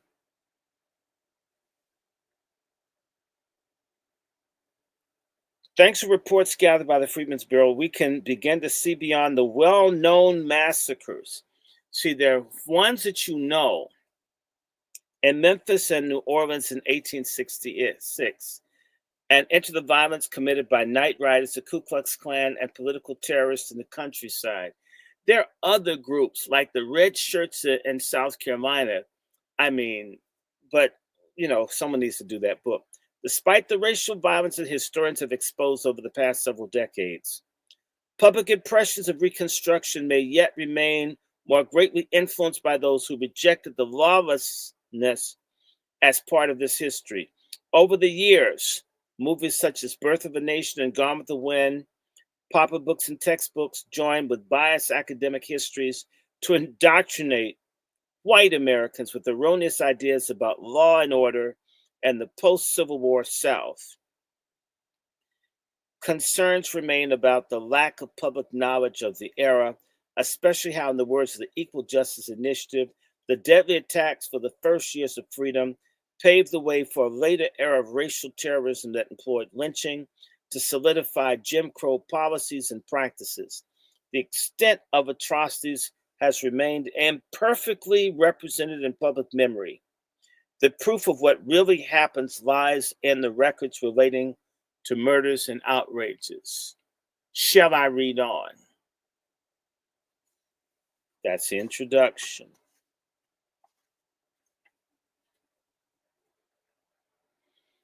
February 19th, 1867. Senator Henry Wilson of Massachusetts presented to his colleagues a chilling list of atrocities that had been committed against Black people in the conquered South. As chair of the Military Affairs Committee, he supplied evidence that the Civil Rights Act of 1866 was not being enforced and argued that the North needed to enact martial law to protect white and Black loyalists. Reading from a little book, the senator announced that 375 freedmen had been murdered from April to December 1866. Another 556 had been victims of outrages, a term for assaults, fraud, arson, robbery, rape, and other crimes. He broke down the violence by states, indicating the widespread lawlessness while showing Texas as the epicenter of the tremors rocking the former Confederacy, the home of Juneteenth, by the way, people. Wherever possible, he named the perpetrators and the victims. Wilson's data represented a change in how the radical Republicans in the Senate supported their arguments for military control of the South. Instead of referring to private letters from anonymous people or accounts from partisan press, the senator relied on the Freedmen's Bureau for specific details of criminal behavior. He did so to counter the opposition's tendency to dismiss news of atrocities as false. For roughly a year and a half after the end of the Civil War, Republicans had tried to convince the nation that the former Confederates were employing egregious acts of violence to maintain white supremacy and limit the changes wrought by the Union victory. But their efforts faced an uphill fight against racism and a diverse partisan climate. Democrats and some Republicans opposed those who sought to remake the nation's racial order and refused to accept the reports of atrocities committed against Black people. Republican Senator James R. Doolittle of Wisconsin was typical. A conservative who started out his political career as a Democrat, he insisted that his fellow Republicans exaggerated the situation to discredit Southern governments. He called the reports of violence absolutely unqualifiably and wickedly false. On the other side of the debate, radical Republicans argued that the Johnson administration misrepresented information on outrages, understating them so that the Northern Democrats could quickly restore their alliance and a national party with the Southern whites.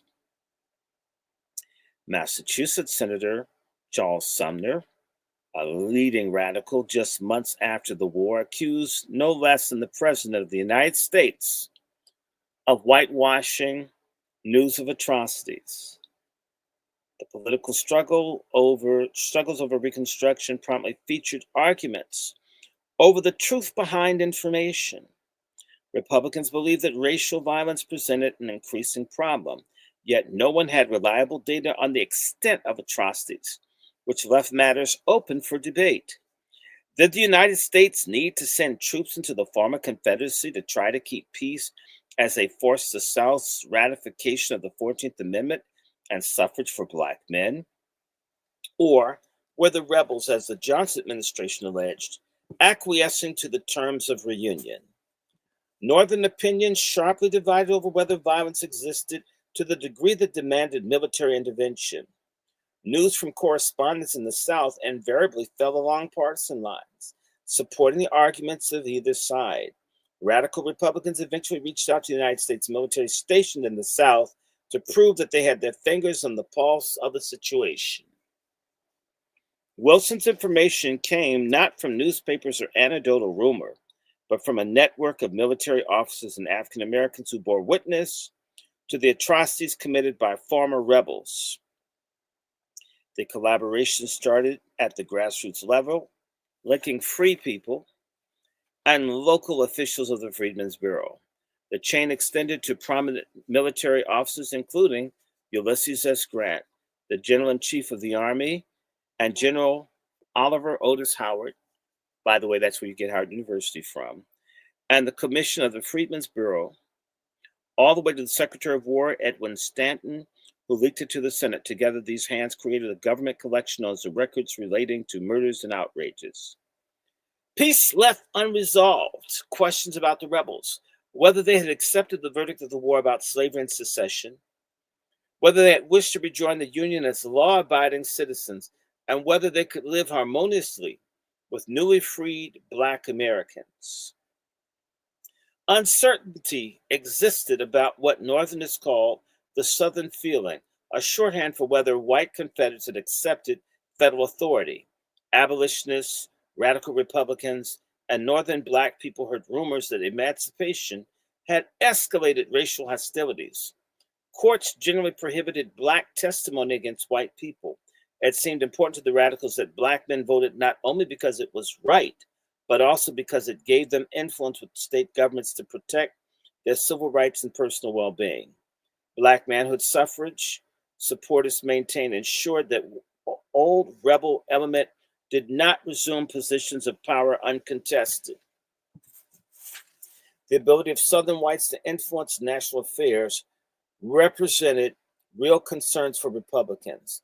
With the civil rights restored, former Confederates ironically gained political power through defeat.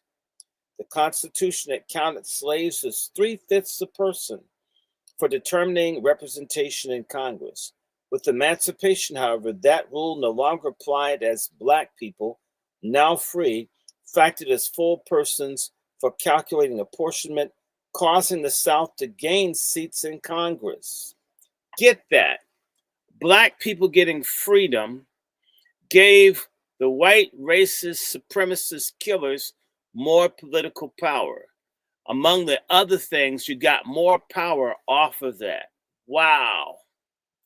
So they got power off of Black people getting freedom and used that power to destroy them. And y'all want to be in coalition, you dumbasses. If African American men remained disfranchised, Black people thus augmented the national influence of former rebels without having a voice in government. Robert Dale Owen, a noted Northern social reformer, fretted about this problem in a public letter. The result could be administration of the secession portion of the Union through the agency of its enemies. Owen characterized the national attachment to these leaders as no more than lip loyal. Republicans understood that the balance of national power could easily tip back towards Democrats, supported by the enemy who had cost so many Northern lives.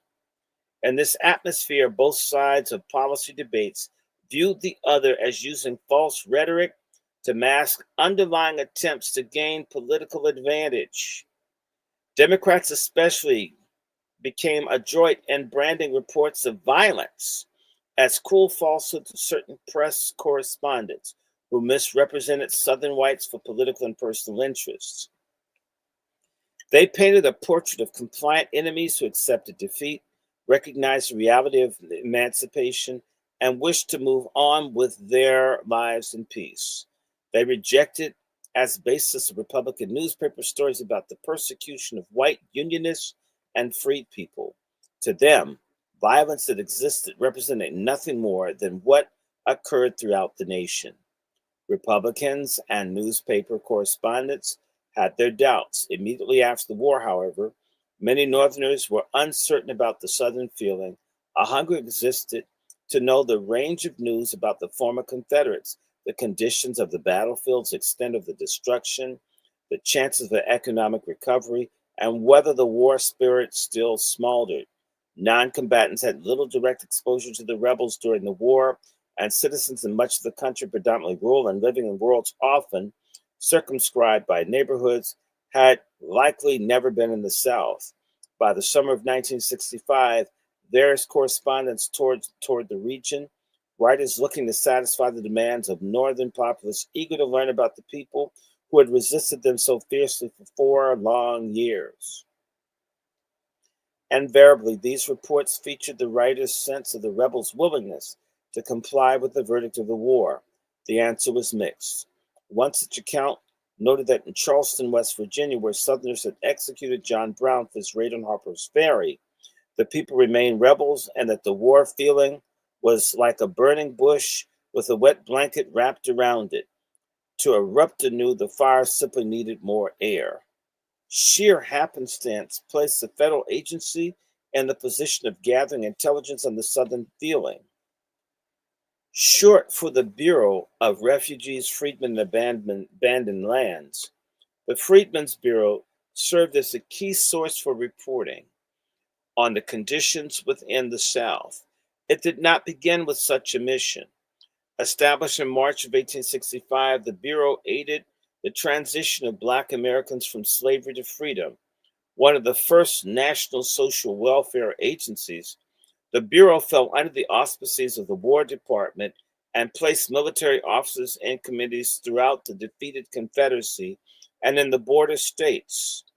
Besides the seeing of the subsistence, education, work contracts, and health of freed people, officers also had the responsibility for ensuring that justice was accomplished when civil authorities failed to act.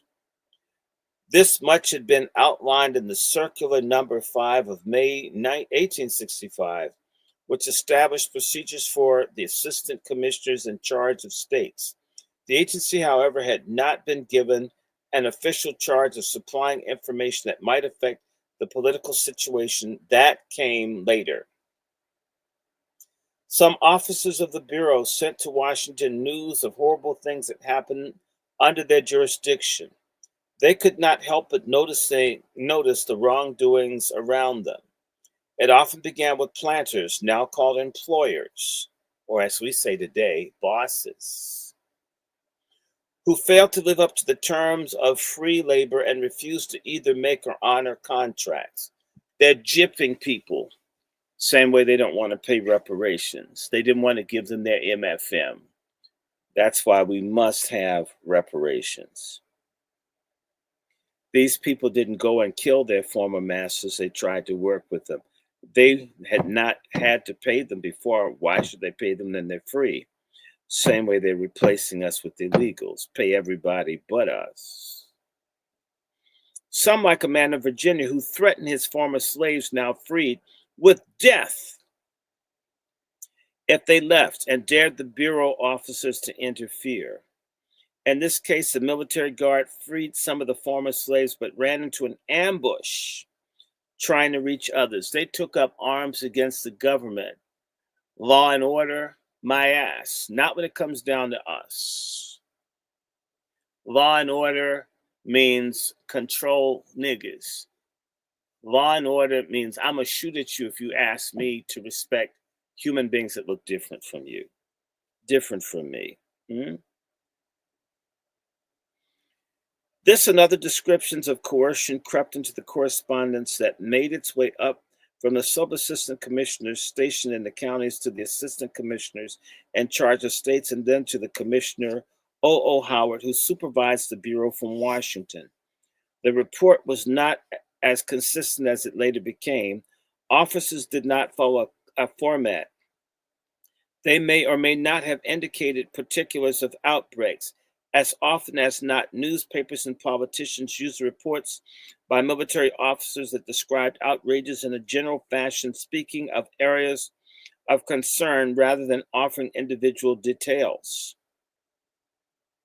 Still, enough information flowed to the North from various sources to put the Republican congressmen on alert that all was not well in the region. Reports came via newspaper clipping services, exchanges that shared items reproduced verbatim from the cooperating organs. Others came from private individuals, some of whom were Northerners hoping to settle in the region but feared for their lives. And then there was the Freedmen's Bureau, whose communications and circulars also appeared in newspaper columns. Through these various means, Republicans and sympathizers of freed people learned distressing news about the treatment of Black people in the South. Andrew Johnson also wanted to know more about the conditions in the South throughout 1865. He sent emissaries there to report on what they found. Among the first was called Schurz, a former Union general and radical Republican. During a meeting in Washington about a month after the war, Schurz told the president that the government needed clarity about the Southern mood and someone to advise administration in the capacity. Johnson had complained about the lack of reliable information and being always obliged to act in the dark. The president wanted to see how Southern whites embraced his policies that the disfranchised Confederate political and military leaders, as well as the rich people worth more than $20,000. Trump's billionaires of today. This was early in the process before he employed widespread use of pardon power that eliminated most of the political disabilities, allowing for a speedy reunion with traitors. He was also pressured by the radicals to promote Black manhood suffrage and probably wanted to hold them off by confirming his sense that good relations existed between whites and the freed people. Schurz warmed to the job as he was recognized that his mission would undercut the president's ability to say that he had crafted policies based on incomplete information. Stanton also encouraged him to assume the task, stressing its importance. Schurz remained in contact throughout his tour with Charles Sumner, who urged the ex-general not only to publish a report, but to deliver speeches on his findings. They hoped to pressure the president into adopting their position. While still in the South, Schurz tipped his hand about the nature of his forthcoming report, and 5 letters to the Boston Advertiser between July and August.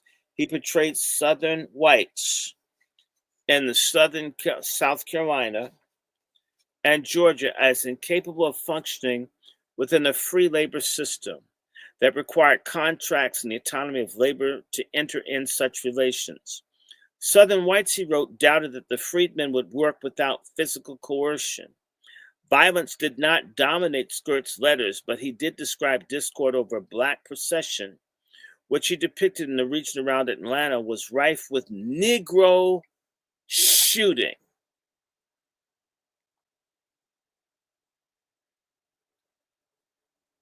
Negro shooting, or as we say, nigger hunting. Whites going around and just shooting and killing black people for fun.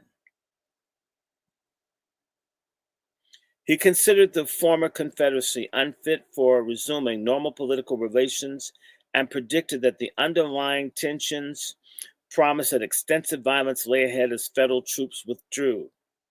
The Democratic press characterized his reports, whether from Skirts or others, as fraudulent, designed to cover ulterior motives. The Albany Argus ran the headlines misrepresenting the South, claiming that agitators lied about Southern people's resistance because the accusers intended to keep alive sectional hatred and to drive the people into extreme measures. When held to scrutiny, the writer maintained the yarns proved to be manufactured out of whole cloth to accomplish a wicked purpose. The Alexandria Gazette said that Skirt's letters were calculated to do more injury than Skirt's mission is likely to do good. It criticized him for failing to perform his mission quietly and for instead leaking his material to the public before reporting to the War Department. Former Postmaster General Montgomery Blair was more pointed in charging Stanton and Company with employing swarms of hireling writers to misrepresent the South. Hireling is an old word which basically is the equivalent of motherfucker. Hireling back then is motherfucker. So I'll read it again. They had swarms of hireling writers to misrepresent the South. He considered Skirts to be one of Stanton's hireling writers who tried to undermine the policy of the president. To head off the damage expected from Skirt's final report, Johnson ordered Ulysses S. Grant to file an assessment of the Southern feeling. Somewhat reluctantly, Grant began the journey in late November and endured a superficial trip that featured only 5 days of investigation. Although he encountered black people who cheered him along the way, he spent most of his time with white elites who feted him as he reassured him that the rebellion had ended and that they now tried to make the best of the situation. Grant did not have his heart in the visit. He made a perfunctory tour that fulfilled his duty, but he wanted to return home to his family as quickly as possible. In a letter to his wife, he foreshadowed his report by saying, "All seemed pleasant, at least towards me, and I think towards the government to enter faithfully upon a course to restore harmony between the sections." As the 39th Congress convened in Washington in December 1865, a number of controversial elements came together that raised the ante on assessing the sentiments of the rebels. First came the decision to admit Southern representatives elected through new governments organized according to Johnson's leniency. Most of the elections had restored power to the old guard. The South sent to Congress 4 Confederate generals, 5 colonels, and the vice president of the Confederacy. The Republican-dominated Congress refused to seat the newcomers. Meanwhile, new state governments and readmitted states enacted black codes, basically new slavery laws or neo-slavery laws.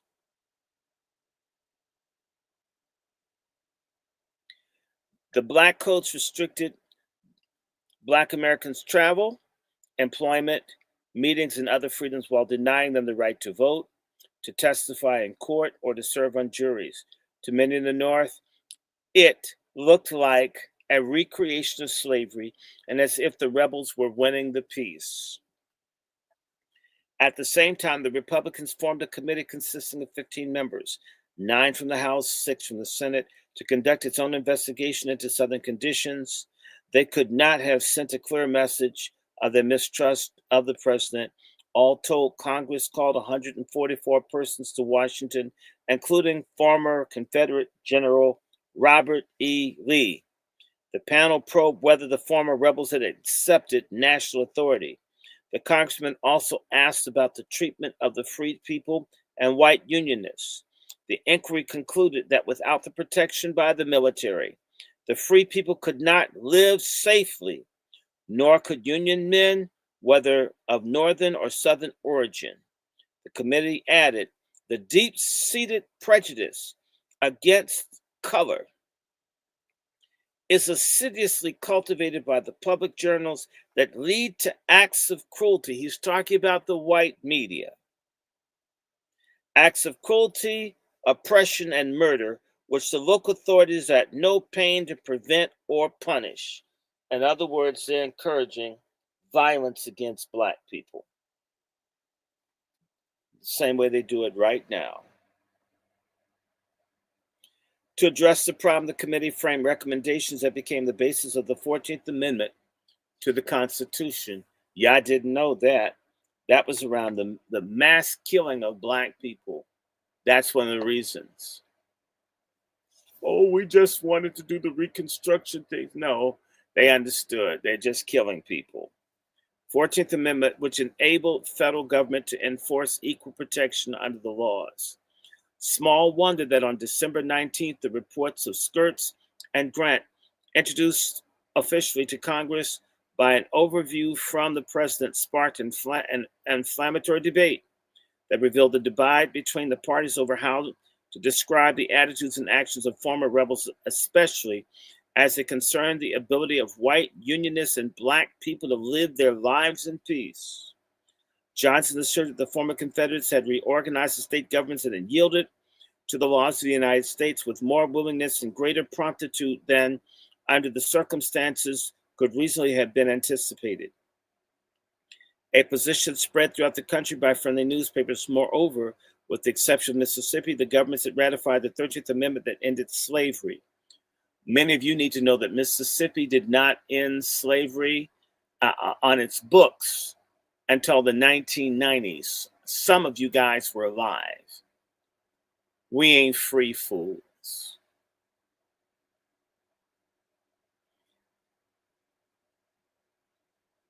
The governments had ratified the 13th Amendment ended slavery.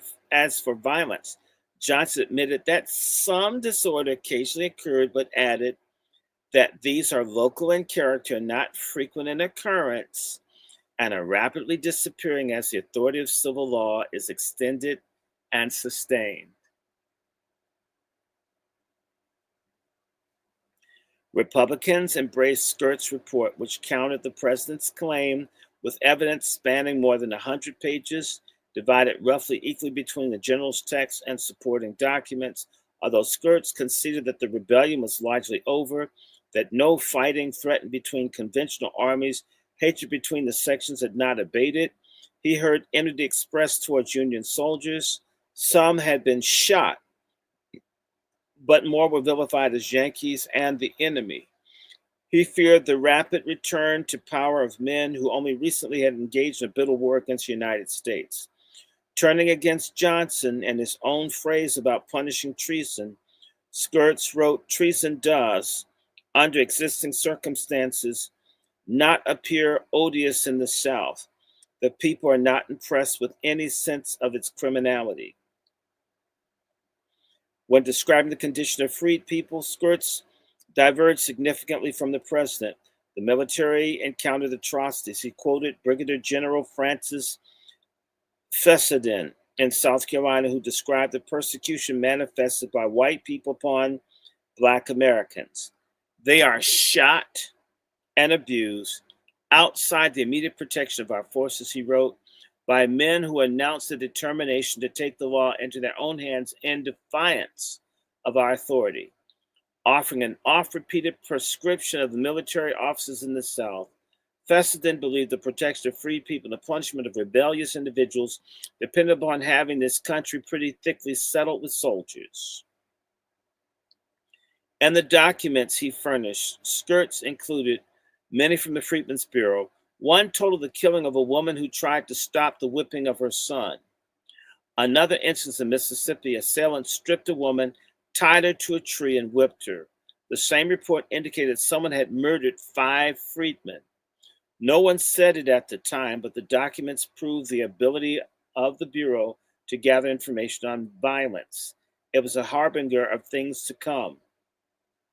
For a person with today's sensibilities, it's difficult not to wince at Grant's depiction and his report of black people in the Freedmen's Bureau. He confessed, "I did not give the operations of the Freedmen's Bureau that attention I would have done if I had had more time at my disposal.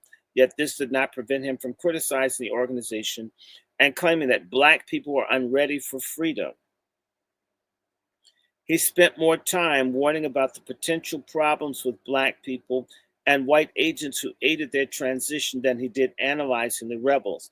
Despite this, Grant saw the need for the Bureau to continue to exist as a protection for black people." In a debate over Skirt's report, Charles Sumner rose in defense of the observations. Johnson sent his overall assessment package with Grant's letter. Skirt's report came separately, and it was unclear to Sumner if it had been annexed with some other material. It apparently had not been printed yet. Assured that it was, he wanted it read aloud, which drew protests even from sympathizers because of the report's length.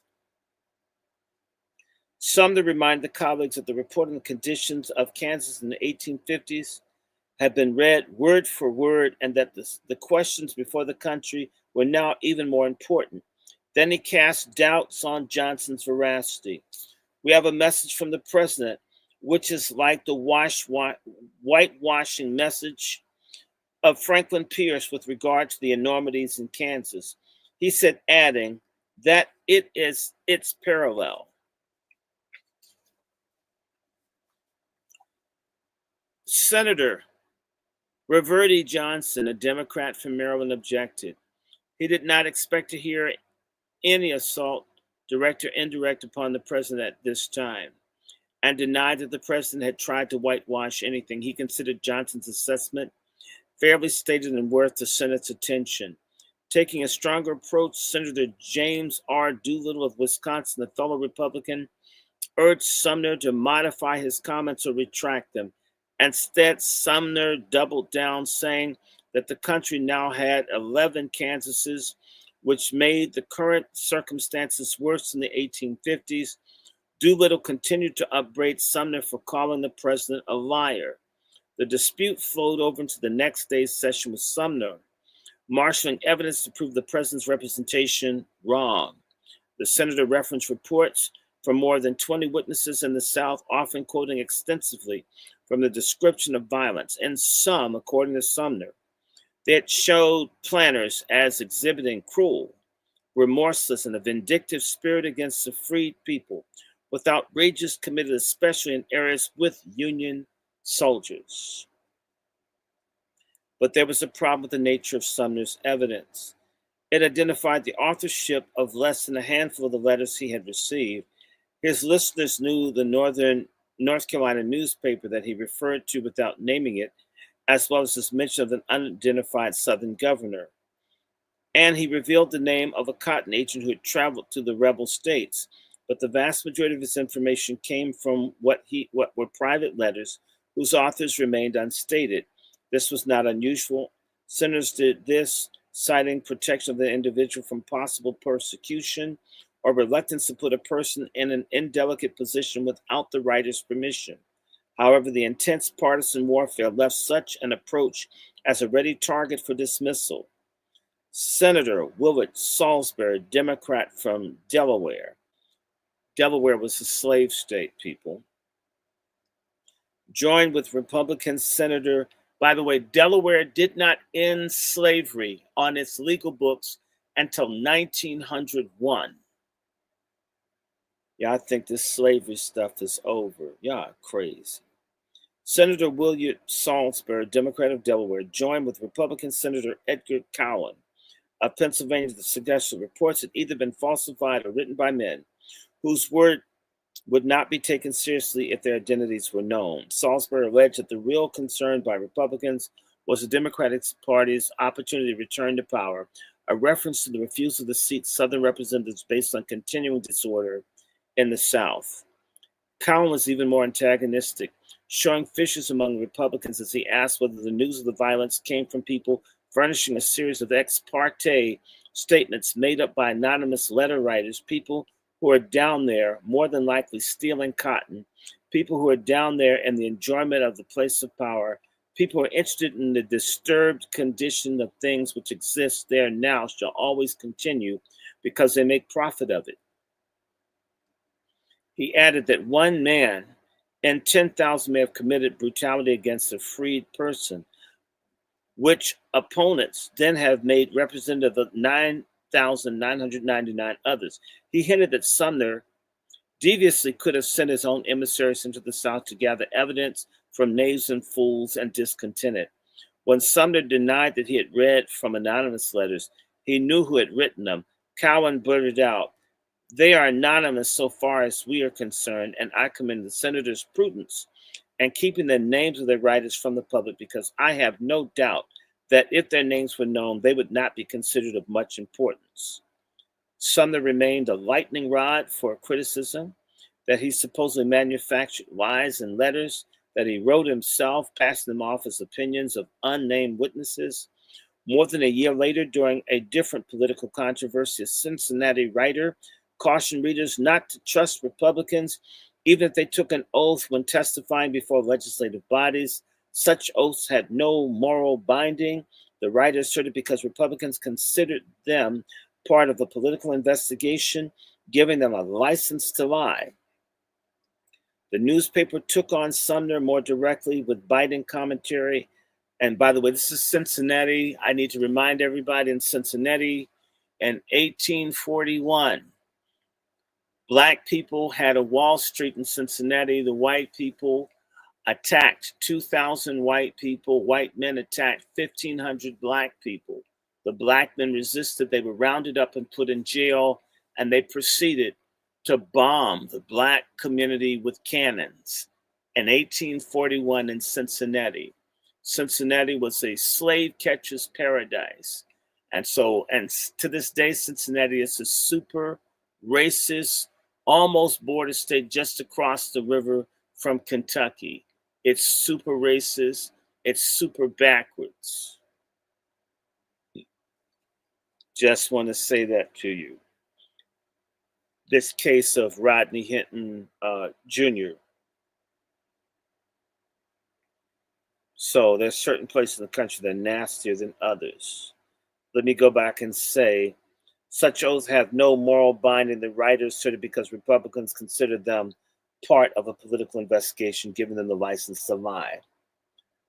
The newspaper took on Sumner more directly with biting commentary and claimed that he can sit in his room and write letters to himself purporting to come from loyalists in the South, giving terrible pictures of murders and outrages by rebels on white and Black loyalists, and produce the same letters before the Senate as general productions, withholding the names of the alleged writers. In other words, he had been a habitual forger. Consequently, as 1865 came to a close, just who told the truth about the conditions within the South, a radical like Skirts, a moderate like Grant, or a conservative like Johnson, could seem debatable. To resolve the uncertainty, Republicans looked to a more authoritative information to justify their eventual policy to establish military rule in the former Confederacy. And the next year brought numerous examples as the Army, the Freedmen's Bureau, and radicals in Congress refined their means of reporting on atrocities. Not long after the dispute over his report, Grant showed signs of doubting his position. He apparently said as much to Skirts, who told his wife Grant feels very bad about his thoughtless move and openly expressed his regrets for what he had done. Racist.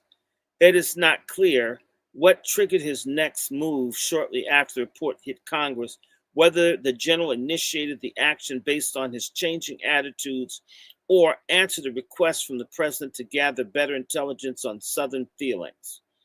In any event, Grant sought details of violence. On Christmas Day, he telegraphed generals in command of military departments in the former Confederacy to report all known outrages occurring within your command since the surrender of the rebel armies committed by white people against Black people, and in reverse. He wanted this information as soon as possible. Reports from the field proved that African Americans needed protection.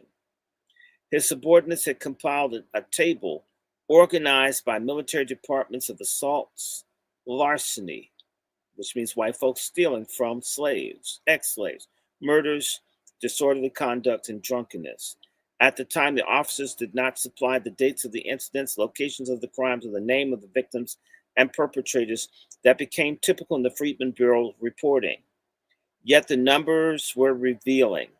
Officers had scraped together from unknown sources that 44 Black Americans had died at the hands of white people. More significantly, not one Black person had killed a white person.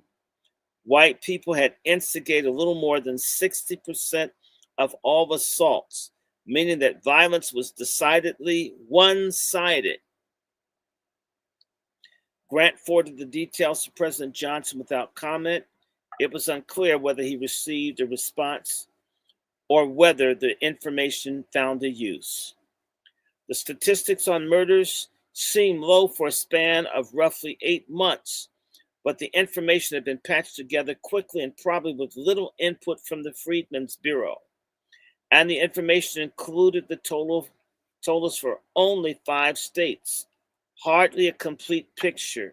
The data had been funneled through the military department commands, which at the time featured a reporting stream and a chain of commands separate from the Bureau. Military commanders sent information directly to Grant. The Freedmen's Bureau information, meanwhile, flowed to the Commissioner Howard and then to Secretary Stanton, bypassing the General-in-Chief. Grant hated this command structure for its lack of efficiency and for allowing too much independence to Bureau agents. In his letter to Johnson, he singled out the lack of discipline among the Freedmen Bureau agents, who operated independently without answering to the military commander in the region. He eventually consolidated the command structure, but the circumstances meant that his tally of murders understated the outrages, especially since neither the Army nor the Bureau had yet adopted the habit of collecting data. They weren't even recording what they were supposed to record.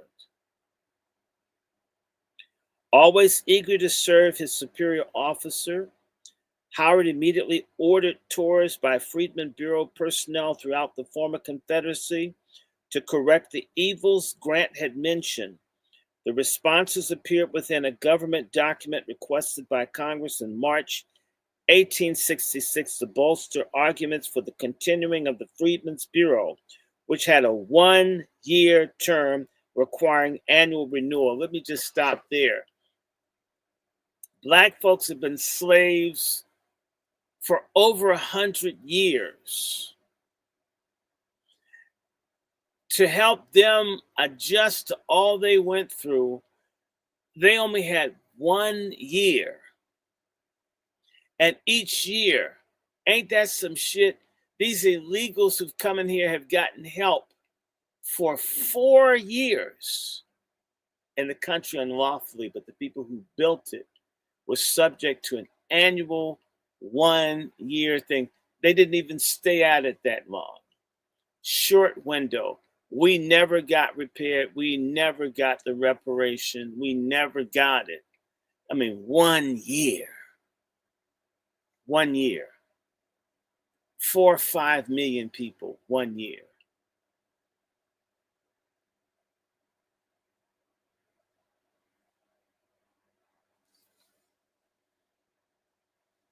To the surprise of many, Johnson vetoed the legislation. Racist ass President Johnson didn't want the Freedmen's Bureau, okay? So even 1 year was too much. To the surprise of many, Johnson had vetoed the legislation to continue the agency, proclaiming it unconstitutional overreach of military authority by establishing Army agents who interceded in contracts and even minor court actions. In other words, he didn't want Black folks to have any kind of help. I mean, he knew they didn't want us free. They still don't want us free. The president said the war had ended, peace reigned. In other words, fuck Black people. Citing liberal principles of Economics, he claimed that the competition among planners for the labor-free people kept workers safe and enabled them to enter and leave contracts voluntarily. All the while, you're stripping them from the right to go to court and everything else. See how these people lie? Total lies. These people are going to all burn in hell.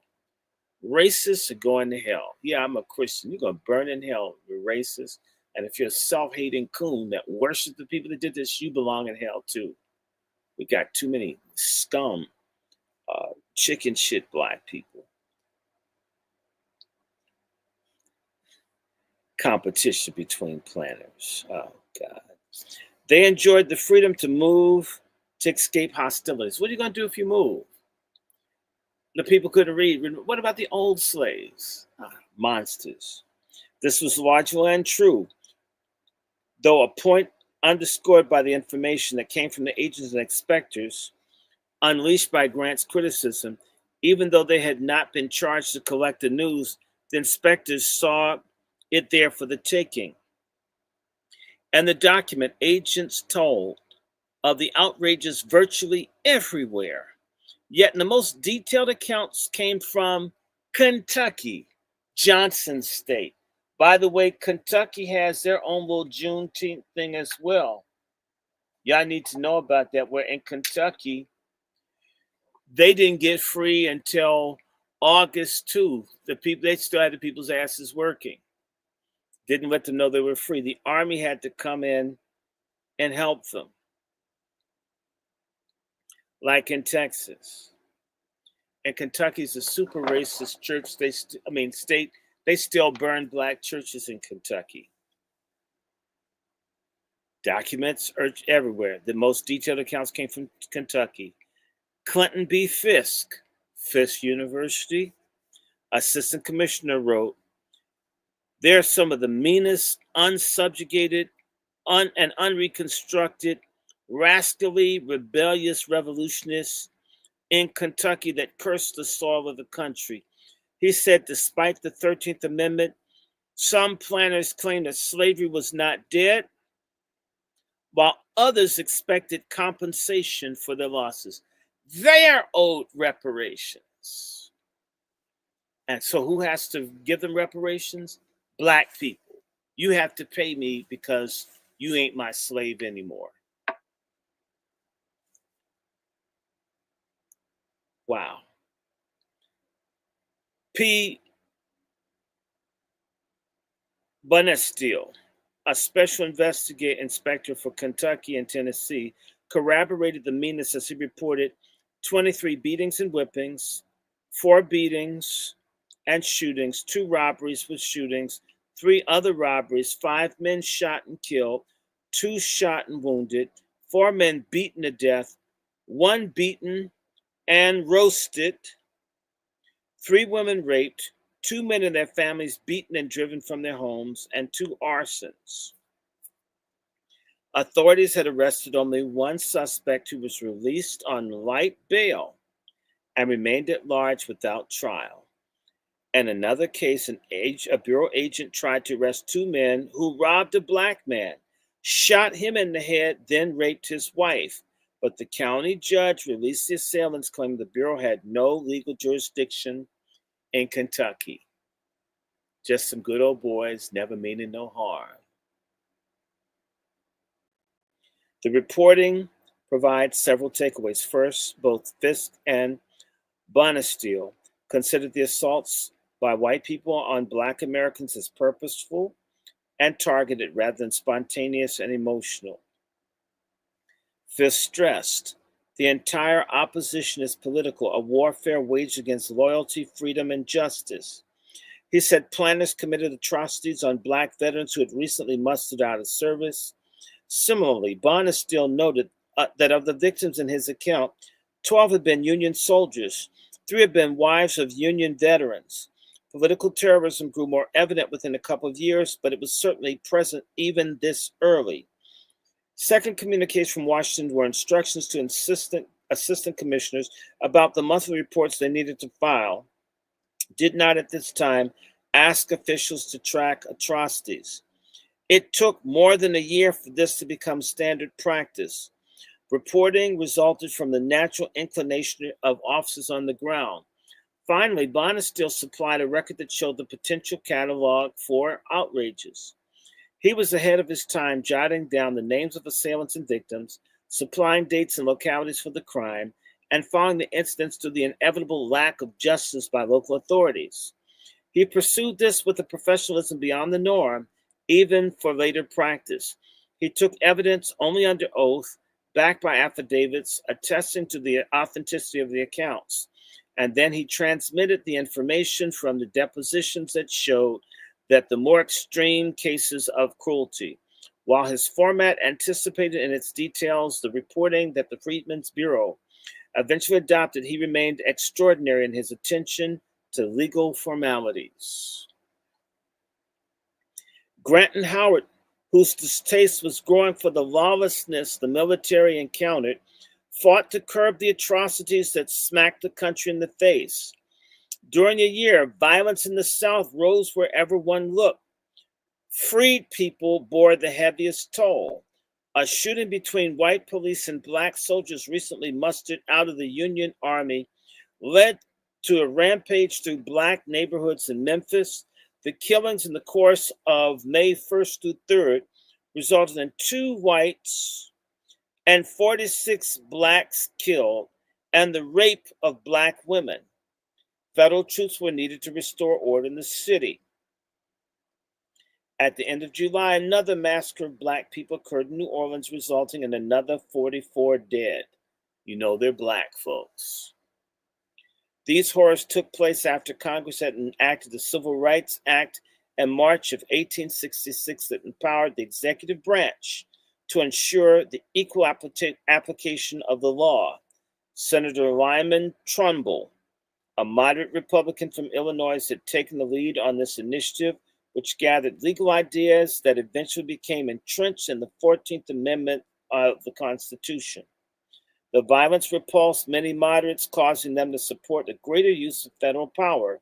Yet, the Johnson administration did little to enforce the law. Newspapers spread the stories of violence in Memphis and New Orleans across the country, and scholars have made the massacres as part of the canon of Reconstruction histories. They are well known and remain so today, but the Freedmen's Bureau representatives increasingly understood that as awful as the massacres were, they represented only a partial story. In rural areas and small towns, Bureau officials encountered a steady drumbeat of assaults, murders, and other crimes. While featuring Black Americans most prominently, white Unionists were also vulnerable. And so were the white soldiers and agents of the Freedmen's Bureau. Assassinations of Freedmen's Bureau agents and threats against officers of the law made an impression on Grant, inching him towards an all-out break with the president in matters concerning violence. A lieutenant in the Freedmen's Bureau who was walking along a street in Grenada, Mississippi, sustained a fatal wound from 3 shots inflicted on him by a white man who stepped out from an alley. As the officer died, he supplied a description of the murderer, but the civil authorities did nothing to apprehend the individual. Grant also learned of the wounding of a Bureau agent in Thomasville, Georgia. That's where those 2 twins died, people, up on the mountain. Look it up. The officer had fined a man for unmercifully beating a freedman he employed. The soldier survived the assassination attempt. In a 3rd instance, Commissioner Howard said a white man shot down a freedman near Leesburg, Virginia. That's 45 miles from where I'm sitting. But the authorities were afraid to step in. The sheriff wished that the military authorities would take the case off of his hands. The civilian officer of the law feared for his life. The simple issuing of an order by yourself, Howard told Grant, would go far to prevent the attacks upon officers of the government on duty. In response to this and general unrest, Grant issued General Orders number 44 on July 6, 1866, authorizing department, district, and post commanders to arrest persons who committed crimes against officers and agents. His desire to ensure the safety of people under his charge was understandable, but he went much further, trying to curb the violence. His orders included the protection of citizens and inhabitants, regardless of color, who suffered from outrages that local officials failed to investigate and prosecute. This was a bold move that allowed for military intervention in civilian affairs, giving officers on the ground the discretion to take such action on their own. Military officers like Major General George Thomas of Tennessee made use of the new powers. In one case, where a policeman provoked a Union soldier into a quarrel so he could shoot the man dead, Thomas made an arrest. He realized, however, that opposition among the local white people made a solution for such cases nearly impossible. In this instance, the white community closed ranks, suspended the narrative that the killing had resulted from the police officer using appropriate force in the line of duty. A race soldier and justifiable homicide. How well we know it today. Not a goddamn thing has changed. Except we have coons in government that tell us everything's okay. Help illegals, gays, and Zionists. Fuck us and just vote. It was unlikely that civil courts would prosecute. The order, though, showed that Grant understood what was happening in the South and that he committed the Army to actions that the president would not. In fact, Johnson proclaimed on April 2nd, 1866, that the insurrection had ended in the former states of the Confederacy, excepting Texas. That means they're still killing people, fighting the Army and killing blacks in Texas. And Juneteenth, 1866, okay. Even racist ass Johnson knew that. The proclamation recognized the restoration of civil authority, in other words, bring back the white supremacists, which constricted the military's ability to intercede in matters involving criminal behavior. But Grant's order contradicted the president's assessment of the situation and prodded soldiers to do whatever they could when facing outrages, including alerting superiors and political leaders to difficulties of pacifying the rebel South. Even though reporting had not been systematic, the public learned about reports of violence from the Freedmen's Bureau's officers as sympathetic newspapers picked up and reproduced news of atrocities, sometimes verbatim from the documents coming from personnel in the field. A Boston newspaper indicated that a general had reported that to Commissioner Howard that the Union men in Texas are trembling for their lives. Maltreatment of freed people was on the rise. Murders and assassins who went unpunished now molded the political future of the state. An account of atrocities committed in Georgia estimated 300 Black Americans had been killed between December 1865 and December 1866. The newspaper expressed its indignation in italics. It would be just as easy to get a jury in the state of New York to convict a person of manslaughter for shooting a mad dog as to get a jury of rebels to find a rebel guilty upon the charge of killing a Negro. Yet the denial of violence also continued, vexing people who knew the truth. The situation caused the Assistant Commissioner of the Freedmen's Bureau in charge of Georgia, Brigadier General Davis Tilson, to report to a more direct method to spread the news. He published a public letter in newspapers.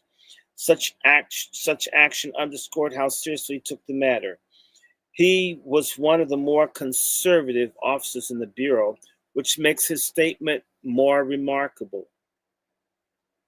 He recounted violence occurring below Atlanta and Henry County, where a gang had been whipping, robbing, and killing freed people, driving them from plantations.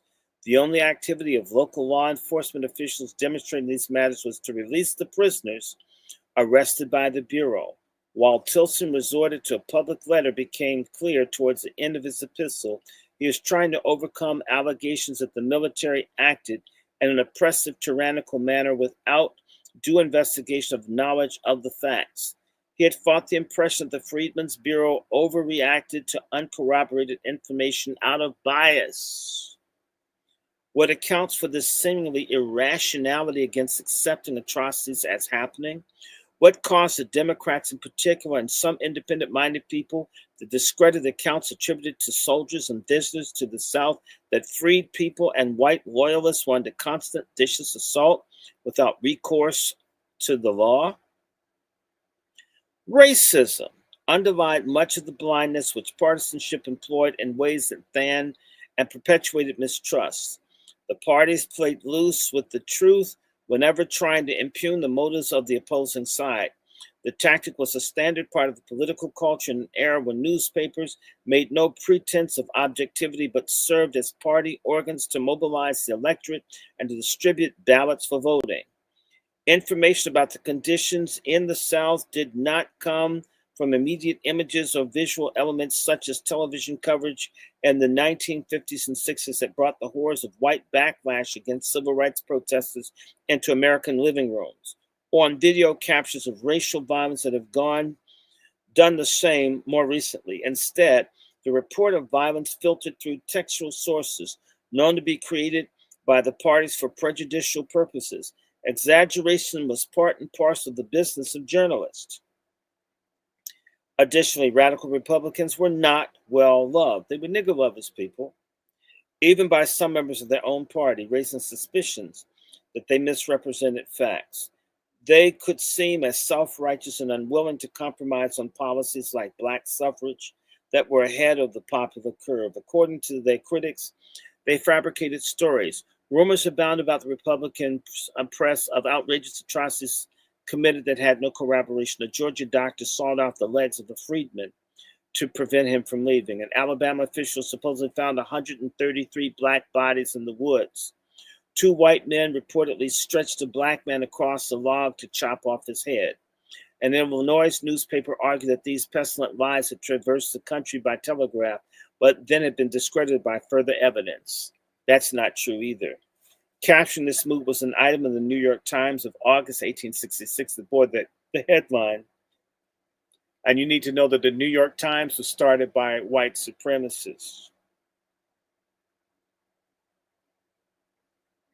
The falsehood exaggeration of the radical press. The Times was a Republican newspaper that supported the Lincoln administration during the war, including its emancipation of slaves as a war measure. Yet here it was criticizing radicals for reproducing erroneous information that fostered anger and estrangement between the North and South so they could ride into power on the strength of pretended sympathy with the Negro. Not a week went by, it proclaimed, without tidings of an ex-Union soldier slain in his bed somewhere in Georgia, or a black man losing his life in a street brawl, the origin of which we know nothing. Then came the radical cries for imposing martial law and declaring the Freedmen's Bureau as a saving agency between white wolves and black lambs. How frustrating for the people in the army like Howard and Grant, who knew the violence happened, yet nothing seemed to convince the naysayers, including some organs aligned with the Republican Party like the Times. Even with all the evidence supplied by military officers, by newspaper correspondents and travelers in the South, and by arguments in the floor of Congress, the notion persisted among opponents of the radicals that demand for the turning the military into a national police force was based on a fiction. The president did not help matters. He preached that leniency worked and that ex-Confederates treated the freed people well. How could military officers convince even skeptical moderate Republicans that all was not right in the South? Howard understood the challenge involved in the fight for credibility. It was a problem he faced in defending the Freedmen's Bureau against its critics as he fought for the annual renewal from Congress. In August 1866, he wrote Congressman Roswell Hart of New York in a public letter in which he expressed frustration at how to convince the public about the necessity of continuing the Bureau. He recognized the difficulty of finding a delicate balance in the presenting of information. If I deal entirely with statistics, he noted, the public are apt to wander through the long tubular statements without comprehending their relation to the objects to be presented. If I fail to present facts and figures and deal in generalities, I incur the displeasure of a large class of people who ask for such proof of results. How should he resolve this dilemma? Quote, I shall aim to group general statements with statistics in such a manner as to give a clear idea of the Bureau's work. A combination of the general statements with statistics became an important shift in how the Bureau went about the task of documenting atrocities. Beginning in September 1866, Howard started tracking more systematically the murders committed against freed people. A circular went out on September 24th ordering assistant commissioners to report, without giving the names of the persons concerned, the numbers of murders that have occurred in your districts where freedmen have been victims or the parties according to the official record. The letter added, the object is to test the truth of the statements that have publicly made touching this matter and to enable General Howard to give the facts. At this point, Howard appeared less concerned with providing individual names of victims and assailants. That came later, but even with this limited information, the military outpaced the political leaders in piecing together the evidence of whether Johnson's administration protected loyalists in the South. More to the point, this start on collecting intelligence enabled Howard to move rapidly whenever Congress asked for further definitive details on the nature of law and order in the South. That situation came in January 1867 as the Senate sent to the President a resolution asking for a report on the enforcement of the Civil Rights Act. Senators wanted to know the nature of the violations and, especially, if steps taken to punish offenders. Many of them already knew the answer and likely expected to catch the president in a misstatement. In his response to the Senate, Johnson said that he was unaware of such cases, but he had asked the heads of the executive departments for their opinions. Not surprisingly, they said all was well, everyone except for the Secretary of War, who, during what became an intense cabinet meeting in February, casually dropped a bomb. Stanton had information that contradicted Johnson's impressions, a report from Howard and Grant that detailed more than 400 instances of violence. Though saying that he desired to act with the president, the secretary supported the dissemination of the information that seemed to him accurate and proper, even though it contradicted Johnson's position. Then he added more ominously that if others wished to suppress the information, they certainly could try, but there was little doubt that members of Congress had seen this, likely had copies. To a more contemporary phrase, the report had been leaked. The documentation of violence stunned the majority of Johnson's advisors, but not because they believed it.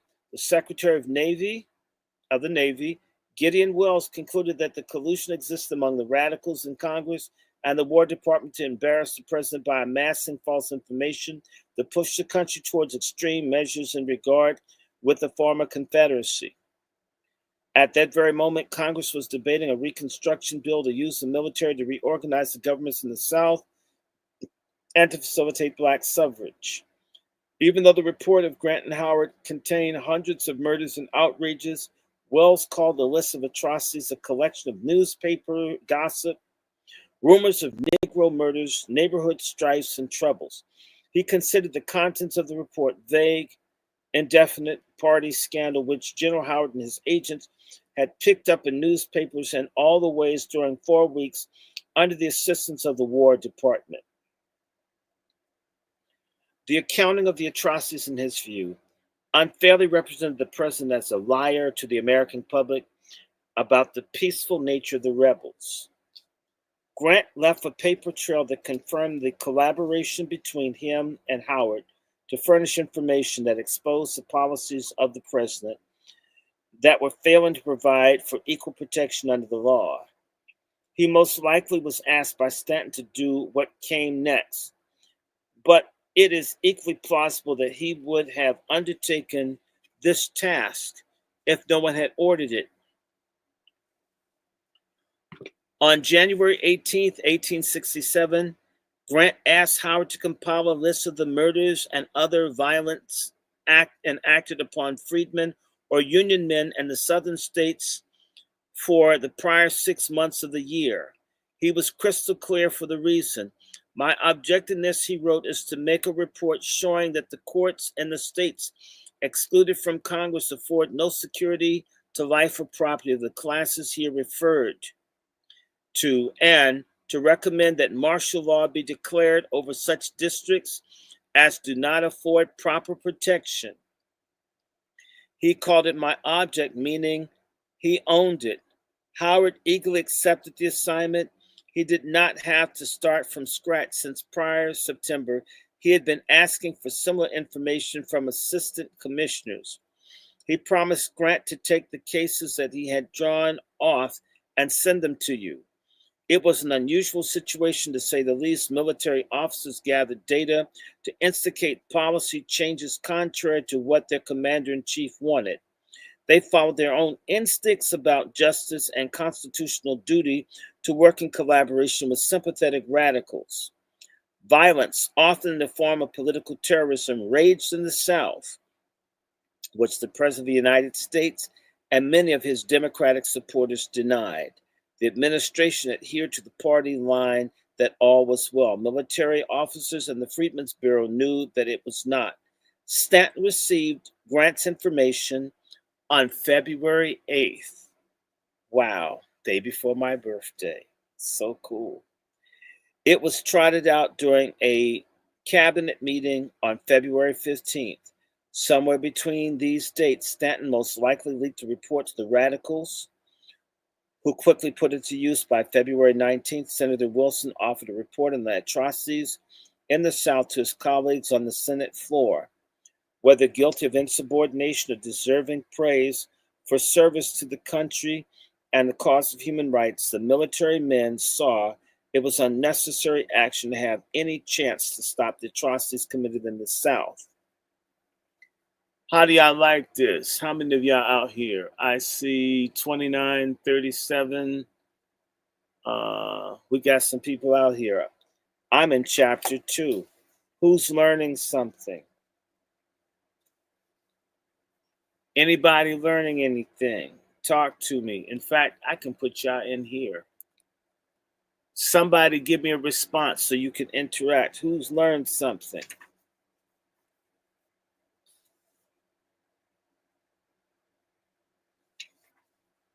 Anybody learn anything? Anybody get anything? I think I'm going to do one more chapter. And then, what time is it? Okay, and how many of y'all are going to get this book? They're just killing people, just murdering people, folks. Just killing people, just slaughtering black people. Just killing. And folks talk about black lawlessness, mass white lawlessness. Mass white lawlessness. Yeah, I'm going to do one more chapter.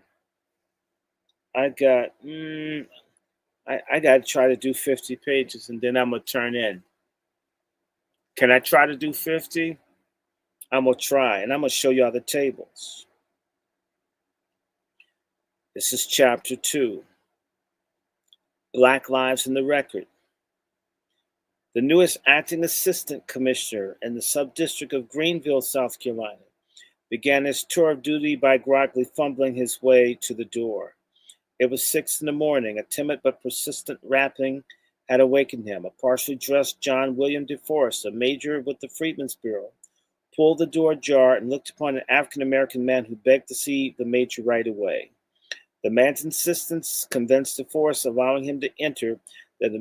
As the major finished dressing in the stranger's presence, the black man introduced himself as Cato Allums and wondered whether the name was familiar to DeForest. Allums had filed a complaint with DeForest's predecessor because the men the prior year had robbed him.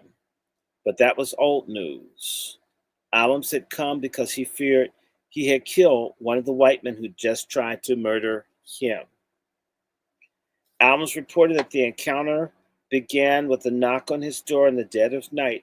The black man had been on guard because he experienced trouble before with a group of white men nearby. Fortunately, he owned a pistol given to him by the Freedmen's Bureau officer. After Adams refused to open the door, the intruders rammed it open with the log. I mean, can you imagine a no-knock raid?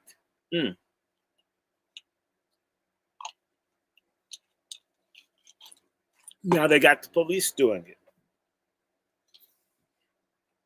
Fleeing for his life, he bolted past them through the opening as one assailant fired and missed. Another took aim, and Adams reported, "I shot him." Praise God. He ran as the intruders continued firing, a bullet ripping into a fence as he vaulted it and escaped into the woods. Adams' assailant later died from the wound, but Adams avoided hanging when the other assailants failed to show at a hearing.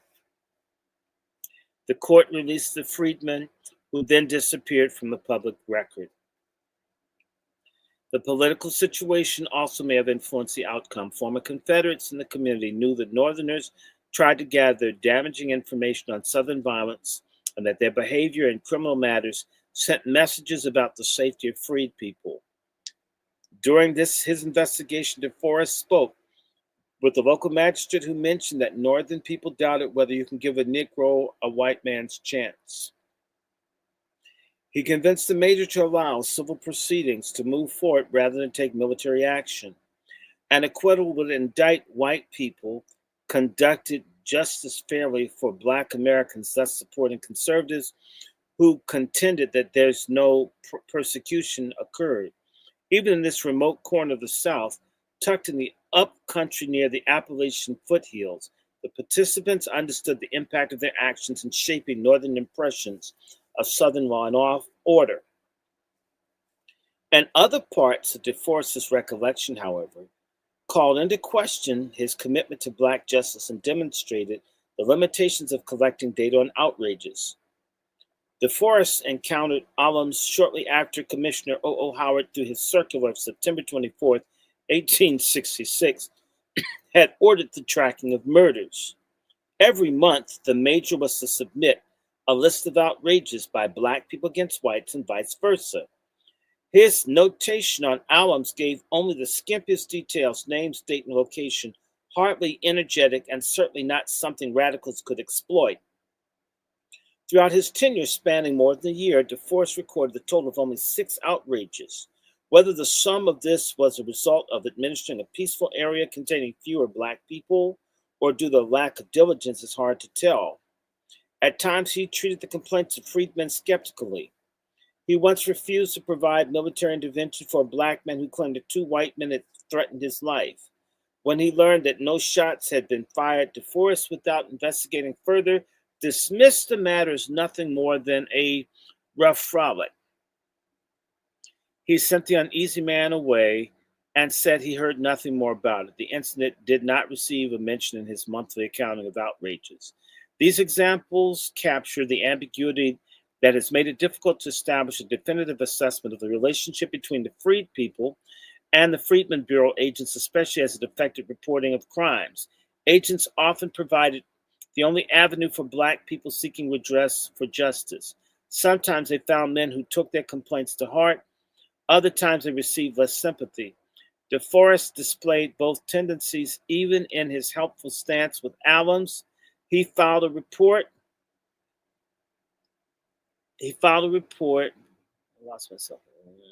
For Washington that was rather empty and understated. And his other retelling of an outrage received no official tallying at all. Consequently, the criticisms of the detractors at the time, embraced even by some historians, fail to substantiate the claim that these agents always stressed rather than minimize white violence, or their bias caused the majority of them to serve as an arm of the radical Republicans and to accept any report from Black people at face value. Most agents did the best they could under difficult circumstances. However, the limitations of the Freedmen's Bureau's infrastructure lack of clear policies, and other structural matters within the agency guaranteed that their monthly reports, contrary to Democratic claims, understated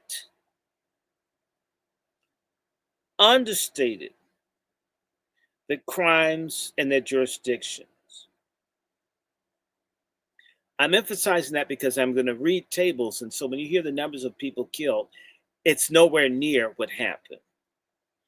Understated the crimes in the jurisdiction. Southern whites also had a hand in limiting the fuller accounting of atrocities against Black people. White people used various forms of coercion to prevent Black Americans from seeking justice with military authorities, including murder. Because of this, officers of the Freedmen's Bureau believed that atrocities were underreported at least by half. At least. They had to have missed half of them. At least. And these are people that don't even know. So imagine, it's a tip of the iceberg, the numbers that you're going to hear.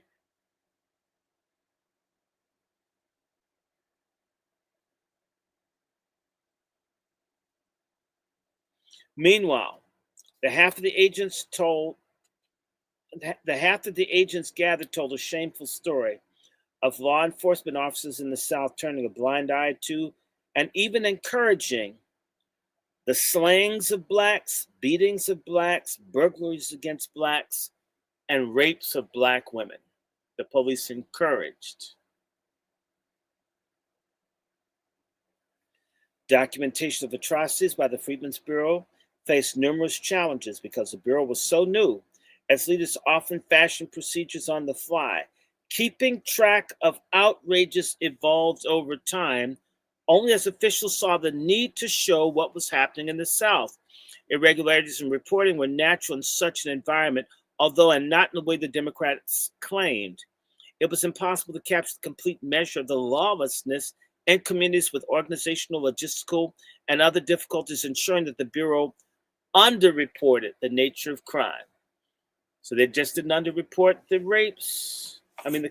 They underreported the rapes, the theft. Black people who had money from the Civil War, they were robbed. Confederate people robbed and killed Black vets.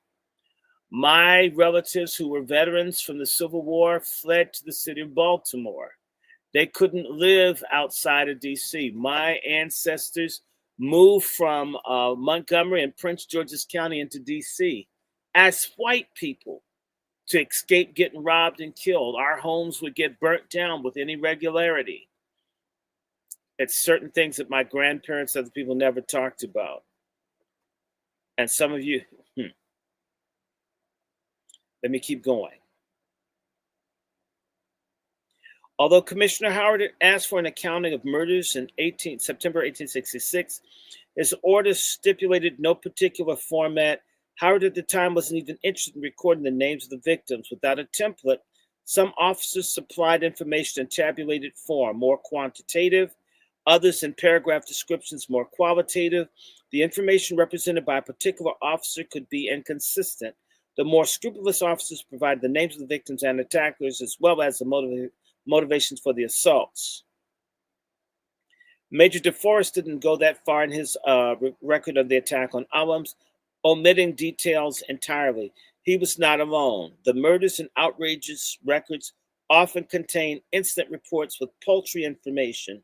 No names of victims, only a hazy notion of perpetrators, and no idea of the resolution of the case. Officers did not always omit the facts, either on purpose or through negligence. Some of the reporting lay beyond their control. The information itself could be scanty, communicated by relatives or friends who did not have complete knowledge of what happened. Sometimes the stories came in weeks after the original assault, preventing officers from cornering suspects who fled or from finding witnesses who could confirm the allegations. Hearsay was inevitable. Personnel problems added another challenge to the consistently gathering information. In general, the Freedmen's Bureau was short-staffed. They never had enough people. Of course, this will help Black folks. They never had enough people. and they had to renew every year. That's how shit. We need our MFM. We damn sure need our MFM. On paper, each state had an assistant commissioner to supervise a bevy of subordinates such as a medical officer, a finance officer, an inspector, district superintendents, an overseer of schools, and a local agent hired from communities. Also important were the sub-assistant commissioners like DeForest, who had jurisdiction over particular areas, regions of the state, often in combination of counties. It was rare to have all positions filled. Let me read this again. It was rare, even with the lack of people, they still didn't fill all the positions to provide support for our ancestors. Still didn't have enough people. Never had enough. We never had a chance.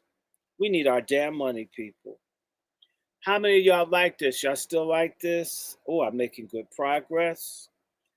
And I also want to tell y'all, y'all can donate. There are a couple more of these I want to get. I got about 6 books I need to get. Yes, y'all need to drop me a few pennies. I need them. You know how to do it. You can send me through Venmo and Patreon. My Patreon is Dr. Randy Short. My Venmo is DrRandyShort. Dr. Randy Short. For Patreon and Venmo, it's the same. For Cash App, it's $DrRandyShort. $, Dr. Randy Short. If you do Zelle or PayPal, they both have the same one, which is wrandyshort@gmail.com. And I don't know, pretty soon I'm going to have a post office box. I've been saying it, but I was in the hospital and taking care of my mom. Said, Mom's life matters, right? I'm going to take care of my mom. I don't care what nobody says. I love my moms. And my mom's looking good. My mom is really doing well. I want to thank everybody that gave to the GoFundMe. My mother's alive in part because people helped. Stuff y'all gave me, I trust me, I definitely looked out for my moms. I appreciate y'all. Y'all been good to me. Please retweet this, like this. I usually don't do that, but please like and retweet. Share this. Tell other people about it. My platform, I never wanted more than 5,000 people. I only have 3,000. Some of y'all should share all these videos. I haven't locked my stuff up. I could. I am thinking, I'm going to probably do the Rumble. I had it. I just haven't used it. I absolutely want folks to know. And if nothing else, okay? So like this, share it. I'm going to keep reading. And my God, folks. Once I do this, I think I'm going to read another chapter, another book. Let me see. I'm here. I'm on 33. Did I get to 33? Let me see. No, let me see. Short-staffed. That's where I stopped. On paper, it was rare to have all positions filled. An early history of the Bureau tracked an incredible amount of turnover. A lot of folks didn't want to work, or they were afraid to help Black people. A lot of turnover. People didn't stay. So there wasn't even consistency in the staffing, the people collecting information on our ancestors being murdered. An incredible amount of turnover, beginning with the assistant commissioners in 3.5 years. 54 different assistant commissioners served in 16 states and the District of Columbia.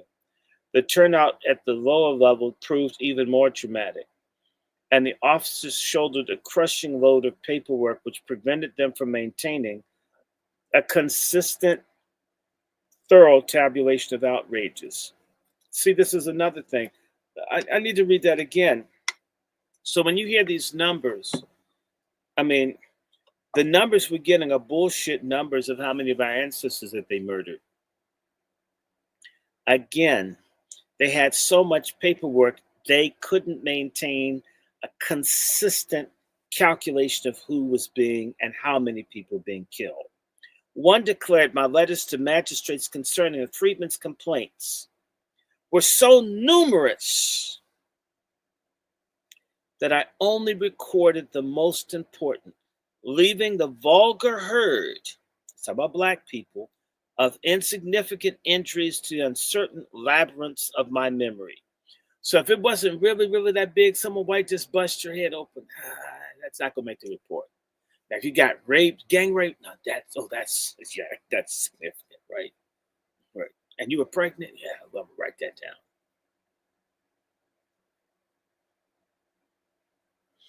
This officer frankly admitted he did not record all the evidence of outrages because of his heavy workload, and he admitted it.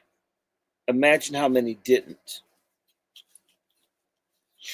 The desperation to fill positions sometimes caused officials, listen to this, to draw upon former Confederates as subcontracted agents to provide the first point of contact for black people for filing complaints. So you got to go to your old master to say that his son shot you. Do you think that these Confederate people reported the black folks getting killed? Do you? Is there a stupid ass person out there that believes that? Without enough staff, officers had to beg for volunteers from local authorities who absorbed the cost. So that means areas that didn't even want these Freedmen's Bureau people there, that hated black people's guts, had to pay their little bit of money in the South that was smoldering, that was destroyed, to collect information on killing folks that they used to own as chattel property. Do you think that they were really going to help them compile how many black folks they killed, or raped, or beat, or robbed? The answer is hell no.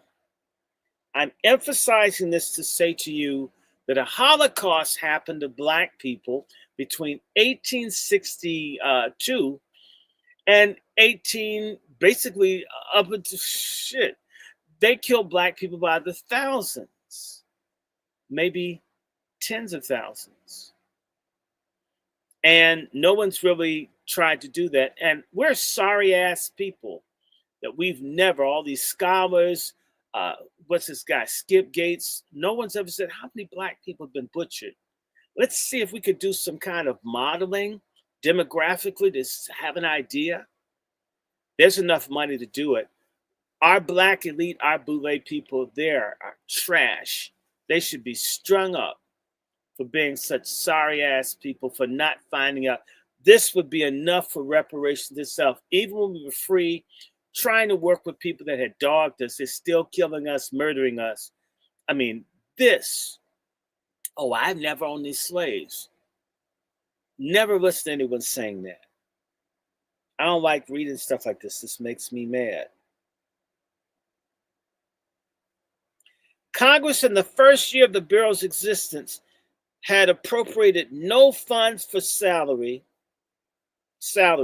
forcing the Freedmen's Bureau administrators to rely on people from the community to serve as agents. In Georgia, Brigadier General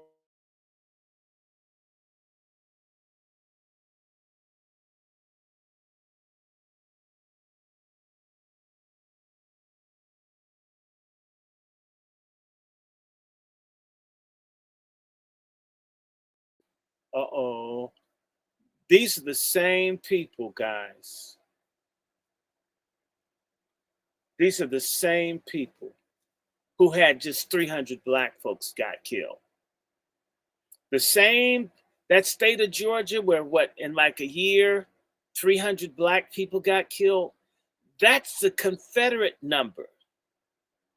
Do you think these Confederates told the truth? Do you? Maybe they killed 3,000 people.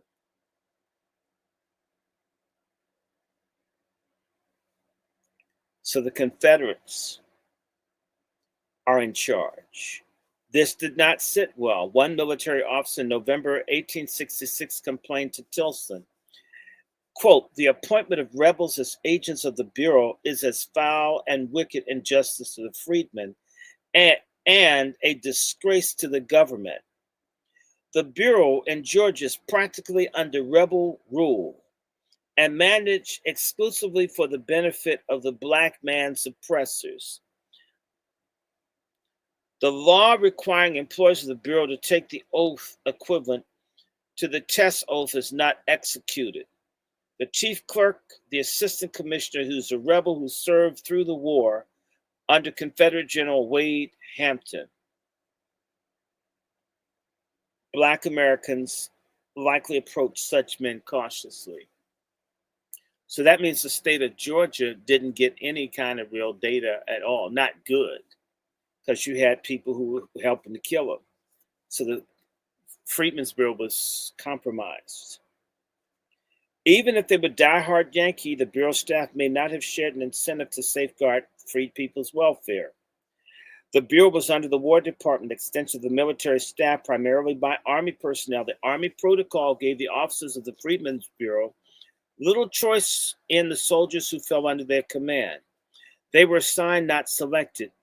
When author John T. Trowbridge toured the South, he met an officer in Memphis who complained that the law establishing the Bureau did not permit him to choose his own soldiers for duty. Some of the detailed soldiers, he said, were always incompetent or neglectful of their duties, or so prejudiced for or against blacks that they were incapable of administering justice. A few, he said, remained in sympathy with slavery. Others were seduced by planters or local Democrats who massaged their egos or showered them with social favors. Undoubtedly, many of these detailed men hoped to be mustered out of service and sent home rather than saddled with the tediums of record keeping, especially about black people. The more problematic agents populated the lower ranks, such as civilian men recruited from communities. Officers at the top underwent stronger vetting and generally had intentions to help the transition of the formerly enslaved to freedom.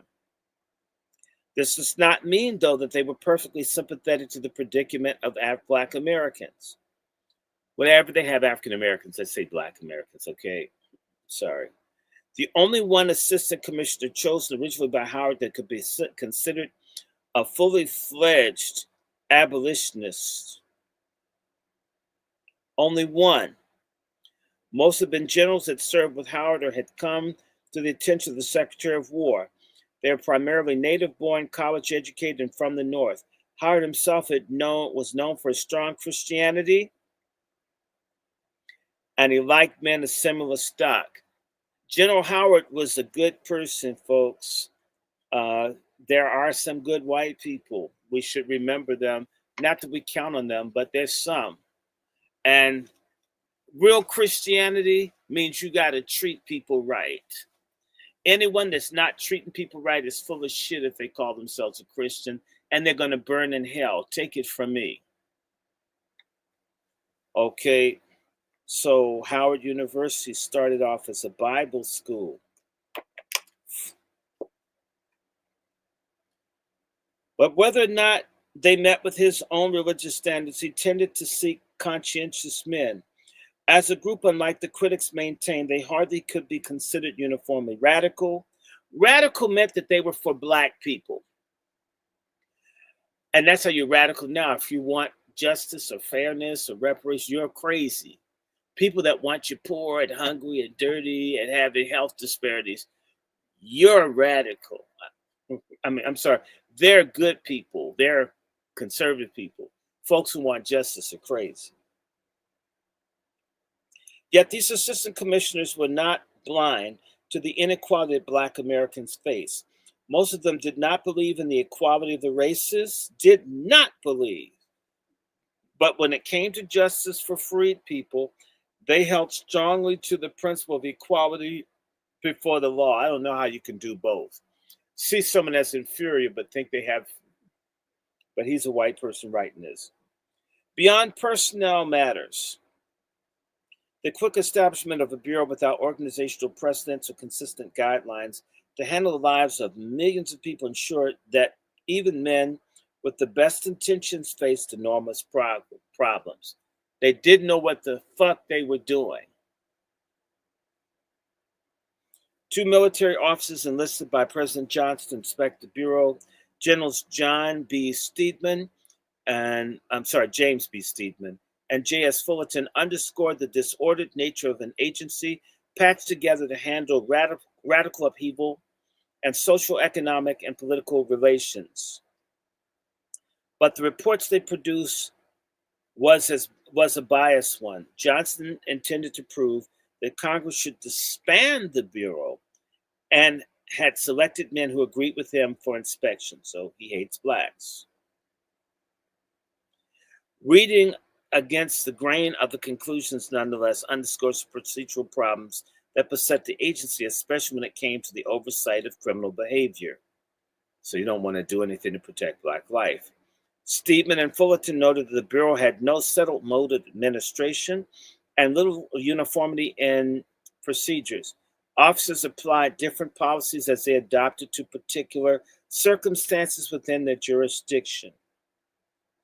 And one state officers exerted judicial powers, and another they turned over cases to civil authorities, and still another they turned conflicts over to provost courts, which were military bodies. In some areas, officers tried to regulate wages, and others they did not. In some states, the Bureau interceded on behalf of freed people, and others, its officers coerced the freedmen to the advantage of planters. In other words, they basically re-enslaved them. That's the Bureau good guys, making them take like slave jobs. The report added to the impression that violence in the South had been overblown. First, Steedman and Fullerton admitted that antagonism and bloodshed did exist in one place. There is still more ill feeling between whites and blacks in Mississippi than elsewhere. So-called organized desperados held the town of Grenada in terror. Snipers had fired at night at the mayor of Meridian, but they challenged an officer in Columbus who had estimated 2/3 of the planters in his neighborhood had committed outrages on freed people. On investigation, they noted that the statements of this officer as to the ill treatment of Negroes grossly exaggerated, and learned that the agent himself had on one occasion advised the planter with whom he was dining to club any Negro that refused to work. The generals concluded that aside from certain areas of Mississippi, freed people received kind treatment from whites. They rationalized the capitalist principles, smoothed over race relations, that the labor value of black people in the marketplace furnished them protection. They had market value as commodity, as slaves during slavery. It's a damn lie. But it did not, especially if freed people risked trying to report their side of the story to local agents of the Bureau. Time and again, employers or local thugs intimidated or gunned down black men and women on their way to air their grievances before military officers. Despite these issues that undoubtedly restrained the reports of violence, most Bureau officials did their best, given their own limitations, to account for the atrocities in their jurisdictions. And black people, although aware of the dangers they face and the problematic nature of the military personnel, still tried to tell their stories, even though the vast majority of complaints received little satisfaction. For black people, justice in the early Reconstruction remained an aspiration, not a reality. Black Americans could not testify in courts or sit in juries until after the radical Reconstruction began in 1867. For the most part, the criminal justice system typically punished rather than protected them. Military justice provided one of the few avenues of possible retribution despite imperfections. Even if no justice came, it was worth placing a violation of human rights on record in a government document. The act of reporting itself, according to one historian, provided a means of resistance for freed people. And so freed people went in droves to military officers, just as Cato Allums did when he appeared on the doorstep of John William DeForest. They came for many purposes, including to complain about the need for schools, about planters who refuse to pay wages, about families torn asunder as white people enforced apprenticeship laws. White folks could just take your children if they wanted them, like Child and Family Services. Nothing is new. 1 out of 9 black children are removed from their homes. Wake the hell up, sleeping black people. Forced apprenticeship. If I wanted your child, let me just break this down to you. Under the black codes, let's say that your child knew how to work with horses and put horseshoes on, and I had a stable, and I didn't want to pay anybody.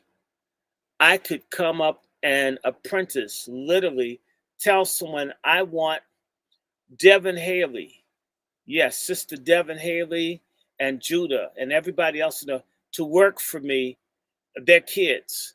And the police would come and take your damn kids. And if you didn't like it, they could put your ass in jail, or you could end up dead. And they could take your kids for a couple of years and make them work and tell you, I'm going to take care of them. They might learn how to read. This is the freedom that, and they're talking about white people in South Africa. That's some stupid shit Trump's on. Quote me, I said it. It's stupid.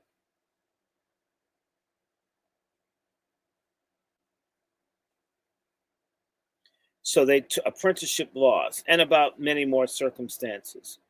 They also came because of outrages committed against them, their relatives, and their neighbors. In 1868, one report to Congress noted North Carolina, the offices of the Bureau were thronged day after day, dawn till dark, by victims of these wrongs, many of them having traveled on foot several days to find a friend who would defend and protect them. The assistant commissioner of the state noted that this personnel had adjudicated 3,400 cases within 1/4 year. Thomas D. Elliott, a Republican congressman from Massachusetts who served as the chair of the Committee on Freedmen Affairs, extrapolated from the figure that more than 100,000 complaints may have been heard by Bureau officers in a single year across the South. Whether the estimate is accurate, little doubt existed that freed people sought intervention by the military to fight against numerous transgressions that they faced within the civil system that practiced unequal justice. Although the problems in record keeping gave critics ammunition to argue that the material was tainted and thus worthless, reports from the Bureau represented hard-won evidence that accurately portrayed the larger pattern of violence within the Southern communities. But Democrats refused to believe what had increasingly become damning testimony of the white South's rejection of the terms of reunion.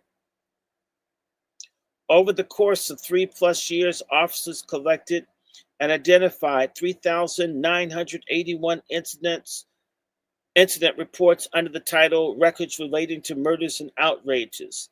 That's table 2.1 that I'll show you in a moment. The materials have been preserved by the National Archives on microfilm, involving 8 states of the former Confederacy and the District of Columbia, D.C. Although most of the incidents span 1866 to the end of 1868, when the Freedmen Bureau began a phased reduction in personnel. So they never had enough personnel, and they're reducing personnel as they're compiling the report. Keep that in your mind. The records include some crimes reported in 1865. Some. The record overall contains the fate between 5,000 and 6,000 people, since one incident report could include multiple victims. In other words, an account might contain 1 killed, another wounded, a third who escaped, counted as one report. The item actually contained a murder, physical assault, and attempted slaying. With the exception of Louisiana, physical assaults tended to be more numerous than murders. That's based on what they could collect. We gathered under physical assaults a wide variety of incidents such as stabbings, whippings, burnings, beatings, or other kinds of physical contact that harmed the individual but fell short of death. Some involved quite minor encounters, while other serious attacks left victims incapacitated. They were disabled. They cut off hands and feet. In Kentucky, when black people were fleeing, they would cut your hands off so you couldn't work for anyone. Way before Sierra Leone, way before the Congo, they were copying here.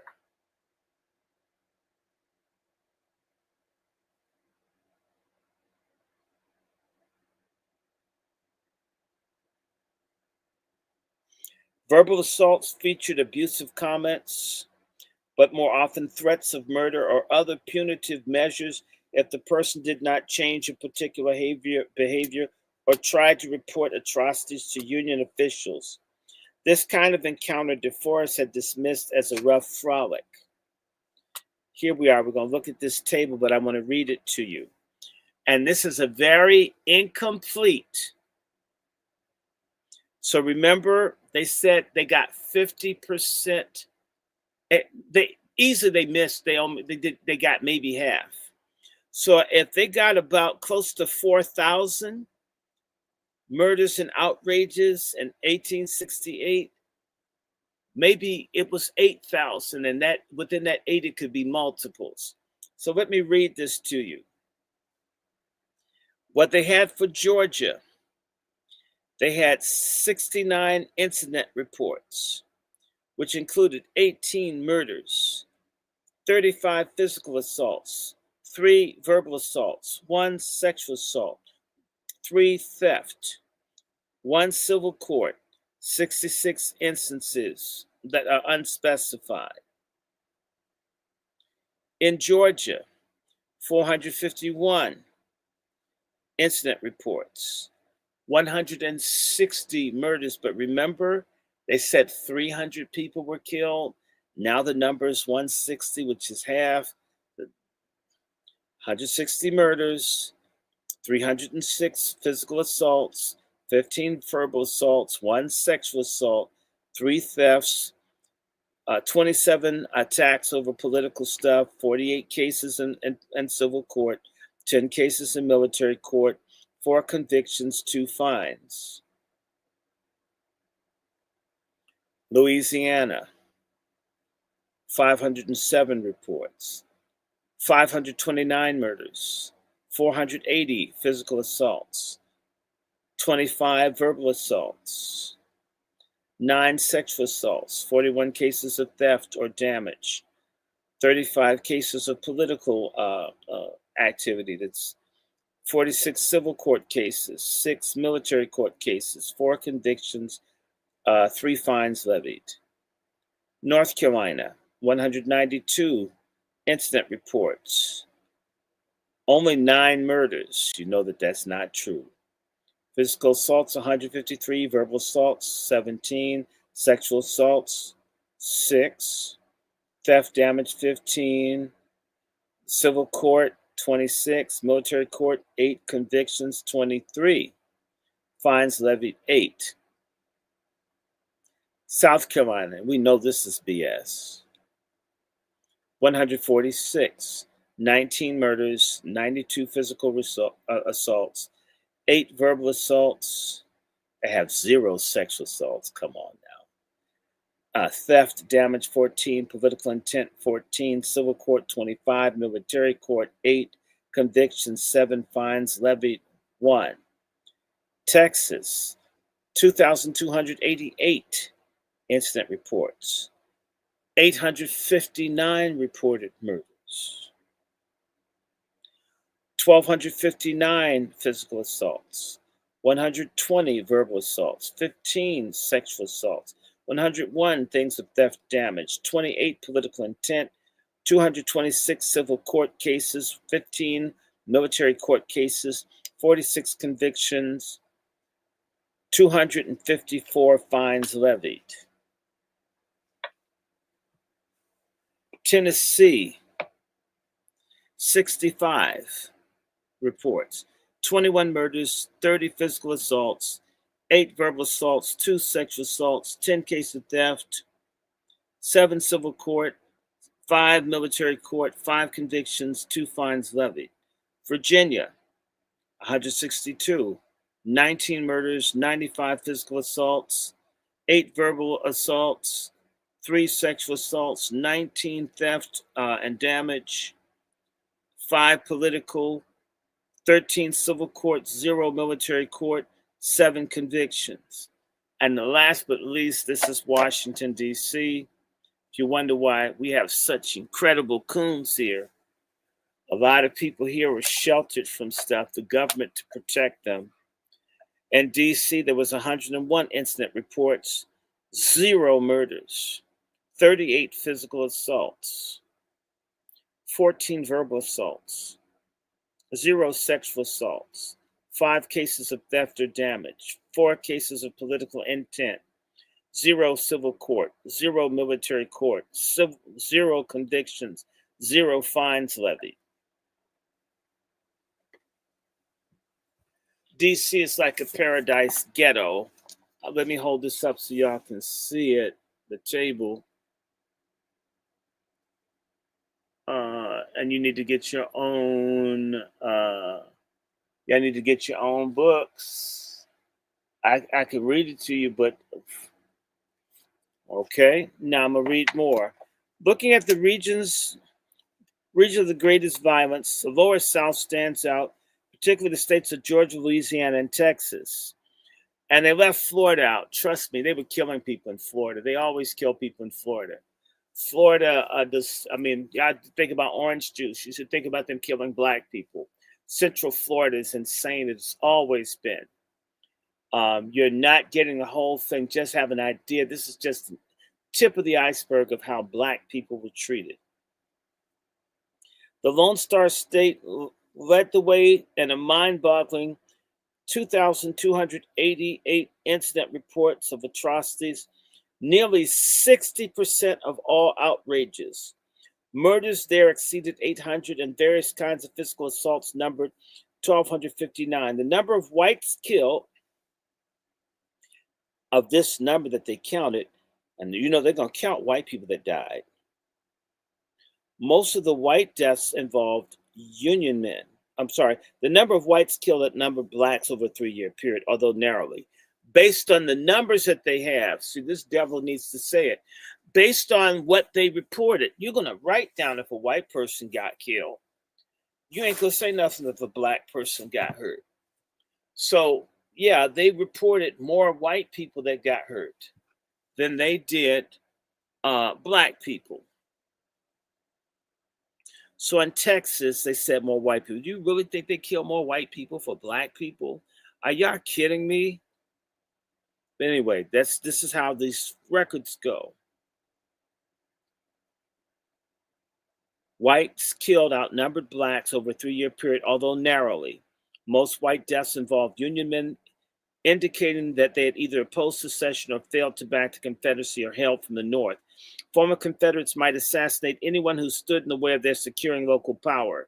White supremacists often claim they used violence to fend off a race war, meaning the alleged agitation by black people and their unionist comrades, but the numbers fail to support the assertion. White people were by far the main instigators of violence. Y'all need to have firearms. Strap up. People are crazy. We need some white fatigue out here. Louisiana totaled 507 incident reports of murders and outrages, followed by Georgia with 451. Power struggles repeatedly tore apart the Pelican State, which resulted in more than 500 homicides. I need to remind you that in 1868, and this isn't accurate, they killed in one county in Louisiana. I saw a figure, about 1,800 black people were killed. 1,800. And so this number is 500. It's not true. 1,800 is more than 3 times 500. And that's just one parish. I'm sorry. Based on the work done on the state by the scholars, that figure was certainly underreported. As I was telling you, the early occupation of New Orleans in 1862 made it the center of political conflict over Reconstruction. A well-known massacre that took place there in July 1866. Federal officers paired the state with Texas for administrative purposes, placing both under the command of Major General Philip Sheridan, a no-nonsense subordinate of General Ulysses S. Grant, who relished tough stands against former Confederates. Georgia was troublesome state featuring political assassinations. Commissioner Howard at one point erupted in a letter. Is it really so that no man can say what he thinks in Augusta, Georgia, without being in danger of offending the delicate sensibilities of the enemy of the country? Must we bow and scrape forever? Tennessee represented a special case that resulted in the underreporting of violence. The state would seem to have come in last number of complainants, actually had a notorious track record, causing Major General George Thomas to beg for troops to quell terrorism by the Ku Klux Klan. Remember, Nathan Bedford Forrest did the massacre of Black people at Fort Pillow, and Nathan Bedford Forrest used to hang in Jackson, Tennessee, where I know I used to live. And Tennessee, they did what they wanted to. These numbers aren't accurate. It's only a hint of how much our people suffered, how much we should be demanding a big ass check.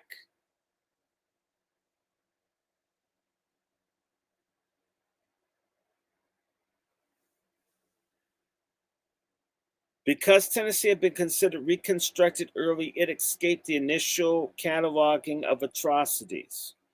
The record for the state was assembled rather quickly, with cases scraped together from 1865 and 1866. Klan violence became an increasing factor in 1868 and caused a congressional inquiry to request special data from the Freedmen's Bureau then, which made it into a government report, but one whose findings have remained separate from the main record. The congressional numbers of Klan activity, when added to the record of murders and outrages cited in Table 2.1, meant the state ran neck and neck with Georgia for homicides. Georgia had 160 murders that they reported.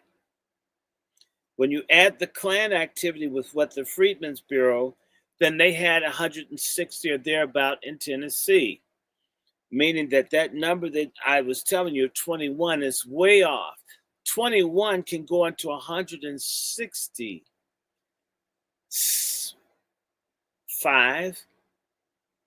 8 times.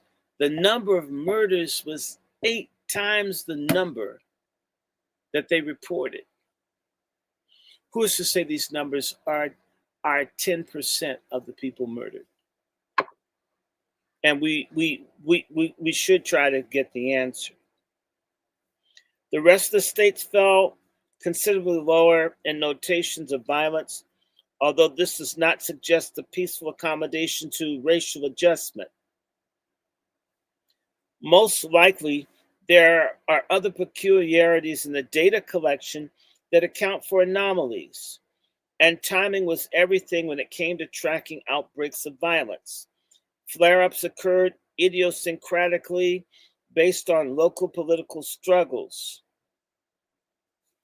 And North Carolina, which looks peaceful in Table 2.1, became a center of concern over the Ku Klux Klan during hearings in the early 1870s. That's when they passed those Ku Klux Klan acts. And it is a federal law that you can go after police that murder people. None of your people, even Crump's asses, never used the Ku Klux Klan Act on these cops. It's federal law. It's binding. They used it for the white girl Heather Heyer that got killed in Charlottesville. And these nigger lawyers that travel around the country who get paid don't want justice. They want millions. Ku Klux Klan hearings during the early 70s, and South Carolina produced their own record of terrorism that increased after the Bureau quit tracking violence. Virginia contained former Whigs who avoided imposition of the radical Reconstruction by agreeing to black suffrage so that white leaders maintained home rule. They had hoped to project an aura of peace. Even so, they often failed to hold this underlying tension in check. Howard stated that violence at times exploded in Virginia. At Petersburg, they had burned their churches. Got family from Petersburg. He wrote in 1866 at Hampton, they're burning houses, school buildings, churches, etc. We must do right firmly and not yield too far. It is likely that not all these crimes made it into the record of murders and outrages. Mysteriously, information from 3 states, Arkansas, Florida, and Mississippi, was not integrated into reporting of the murders and outrages. No clear evidence explains why the system of record keeping and reporting by assistant commissioners failed to account for these 3 states.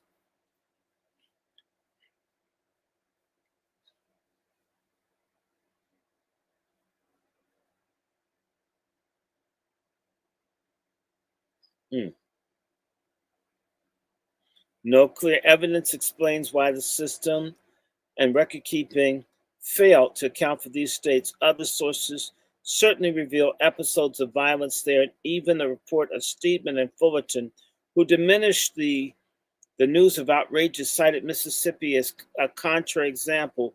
Those that know the vast manuscript collection of the Freedmen's Bureau understand that similar records may exist apart from the main report. Whatever the case, it is important not to overstate the geographic concentrations of white violence against freed people in light of the significant gap in formal reporting. The record overall confirmed what radical Republicans preached, but their opponents denied, that the legal system did not serve African Americans. As Table 2.1 indicates, that most cases involving assaults on Black people and white unionists never went to court or experienced anything remotely resembling justice. Convictions amounted to ridiculously low total of 96 across all jurisdictions over the course of 3 years. Clearly, no justice existed in civil law for Black people in the post-emancipation South.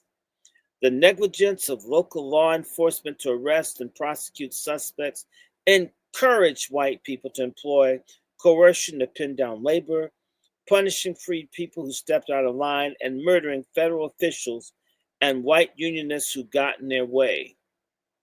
In rare instances in which convictions occurred, the data do not reveal whether authorities enforced the decisions. Community attitudes could block the outcomes of the Bureau, and Texas Subassistant Commissioner fined a citizen for threatening the life of President Johnson. The sheriff considered the fine illegal and tried to arrest the Bureau officer who had to seek sanctuary with the commander of the military post. Bowing to community pressure, superiors reassigned the Subassistant Commissioner to Austin.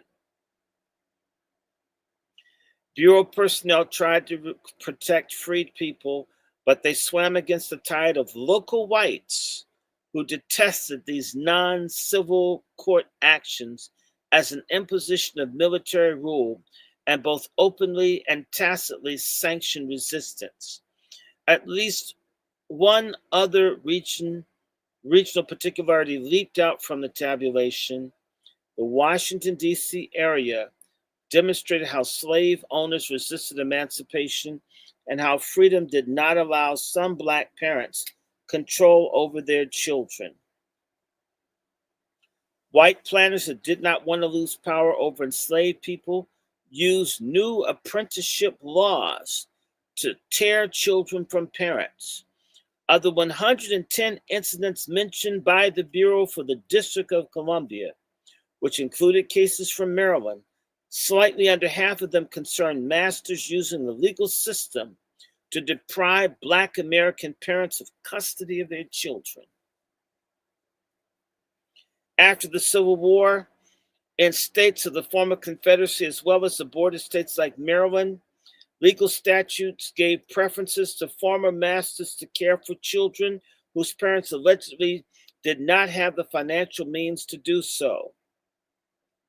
White people maintained that former slaves could not transition to freedom without becoming dependent. They argued that even in freedom, Black people required force to work, and they claimed it was better to remove children from parents who could not administer proper care and place them with people who could. Mind you, we used to raise their bastards, and now they're saying we can't raise our own.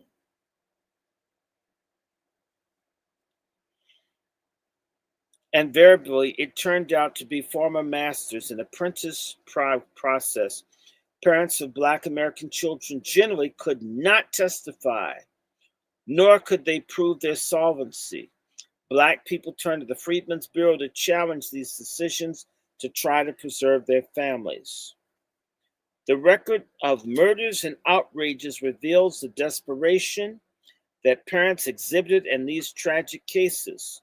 Shortly after the Maryland State Constitution instituted emancipation in 1864, Basil Crowdy and his wife in Calvert County had their 3 children taken away through a legal form of enslavement. The court bound the children to a Mr. D.R. Saleh despite the refusal of both parents to consent. Understandably, Mrs. Crowley lost emotional control during the proceedings. A constable at the hearing, finding the mother obstinate and deaf to reason, struck her in the face with his fist in the presence of judges. The sting of that blow and the frustration over losing her children to a white master endured. Although the incident happened in December 1864, the Freedmen's Bureau recorded the incident on June 16, 1868. 18 months had not blunted the anguish of these parents, who kept trying to reclaim their children. Unfortunately, the documents remain silent about whether they succeeded. They were by no means alone in their struggles, but the fact provided no comfort for them or for the others caught in this awful law.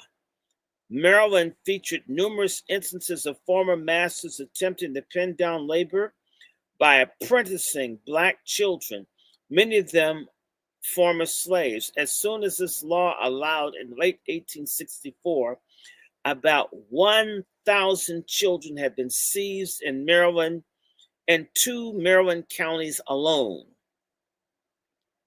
By the fall of 1866, officials reported that an additional 1,200 indentures.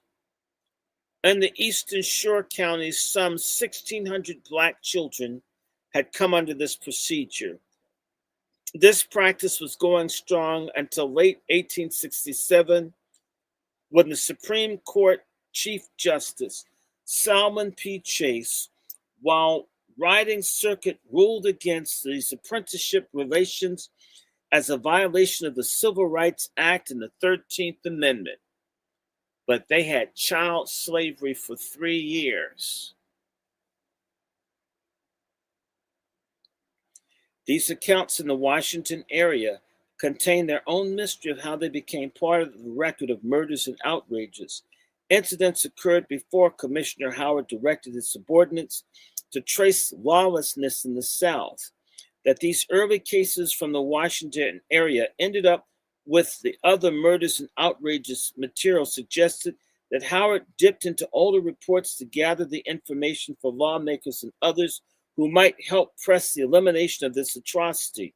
We know the practice of separating children from their parents distressed him. He made a point of commenting on this particular outrage in his annual report for 1867. The primary goal of the Freedmen's Bureau has been to unite families, not to separate them. The reporting represented yet one more circumstance in which Howard used data to expose an injustice to free people. The struggle over apprenticeship served as only one form of coercion imposed on newly freed Black women, with the former masters using both law and violence to redraw racial and sexual borders. Black women stood out for the frequency of their appearance in the record for murders and outrages. Table 2.2 shows the people, both victims and assailants, identified by Bureau officials as being involved in the conflicts. Women, ministers, community leaders, and soldiers all faced violence that caught the attention of federal authorities. Black women, however, constituted the largest number of these subgroups. Although women represented only 15% of the total incident reports, and a number of states, the attacks on them range from 1/5 to 1/3. In Alabama, 32%, North and South Carolina, 25%, and Tennessee, 20%. If we consider the complaints from the people who lost custody of their children to apprentice laws, the presence of the women in the reporting only increases. In Alabama, there were 22 women victims. Georgia, 62 women victims. Louisiana, 61 Black women victims. And South Carolina, 36 Black women victims. In Tennessee, 13. Texas, 288. Virginia, 22. Washington, D.C., 26. 578 Black women victims. Washington, D.C. leads the pack for ministers that were attacked, and these were ministers that would be fighting for Black rights. 6. Next came Louisiana, 2 in Alabama, 2 in Georgia, 2 in South Carolina, 2 in Tennessee, 2 in Virginia, 1 in Texas. Freedmen's victims, 2 in Alabama, 2 in Alabama, 6 in Georgia, 4 in Louisiana, 2 in North Carolina, 1 in South Carolina, 1 in Tennessee, 51 in Texas, 2 in Virginia, 2 in D.C. Black veterans attacked, 1 in Georgia, 1 in North Carolina, 1 in South Carolina, 1 in Tennessee, 8 in Texas, 1 in Virginia, but 6 in D.C. Ku Klux Klan attacks that they reported, 4 in Georgia, 12 in Louisiana, 6 in South Carolina, 7 in Tennessee, 10 in Texas, 9 in Virginia, total 48. Just white thugs attacking people, 11 in Georgia, 11 in Alabama, 67 in Georgia, 119 in Louisiana, 26 in North Carolina, 33 in South Carolina, 18 in Tennessee, 274 in Texas, 11 in Virginia, 12 in D.C. As always in the case of gender conflicts, the incidents became part of the government, most likely made up of only a fraction of real numbers. So the things that happened to our sisters hasn't even been reported. The appearance of Black women in the record is noteworthy. The fact that they testified at all about the criminal behavior of whites to a government entity represents an enormous change from the antebellum days. Before the war, free Blacks typically could not testify against white people before local, state, or federal judges. During the war, Union military commissions led a change in this status quo as they prosecuted rape charges by Black women against soldiers. Newly freed Black women gained the right to legally testify as victims of sexual assault in military courts, as well as to contest other crimes. In a study of Missouri, one scholar has captured how the military commissioners heard instances of crimes against formerly enslaved women during the war, showing their persistence and creativity in transforming civil and domestic concerns into military affairs. After emancipation, but before the new state constitutions clarified the right of Black testimony and civil court, The Freedmen's Bureau provided another avenue for women to pursue claims of justice when they may have had nowhere else to go. And officers, on the balance, took the women's account seriously, something that the Democrats and conservatives in the North or South refused to do. The long-standing traditions of criminal justice built on racism and gender discrimination fortified critics who refused to consider the testimony of Black Americans as credible. The example of Major DeForest, though cautious that even helpful officers sometimes showed little enthusiasm for investigating crimes, which may have contributed to the underreporting of criminal behavior against women, this seems to have been the case with rapes, which underrepresented the least reported outrage against women. Such a lack does not contradict historians' accounts of white men frequently raping Black women, though. Most likely, the diminished presence in these particular reports reflected the difficulty of traversing geographic distance to file reports. Most freed people lived in rural areas away from the Freedmen's Bureau officers stationed in towns. The prejudice of men in general against accepting Black women's reporting sexual assault, the intimidation by white men against women reporting the crimes, and the trauma could dissuade a woman from exposing herself to a prejudiced criminal justice system. Gender norms, however, afforded Black women no special protection from sexual assault. One study revealed that at least 2 instances of gang rape, one during the Memphis Massacre of 1866, the murder and outrageous record contained others, such as when John Washington and John Graham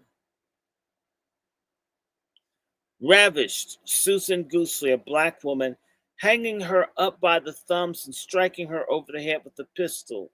She had to flee to her home in Davis County, Texas, to save her life.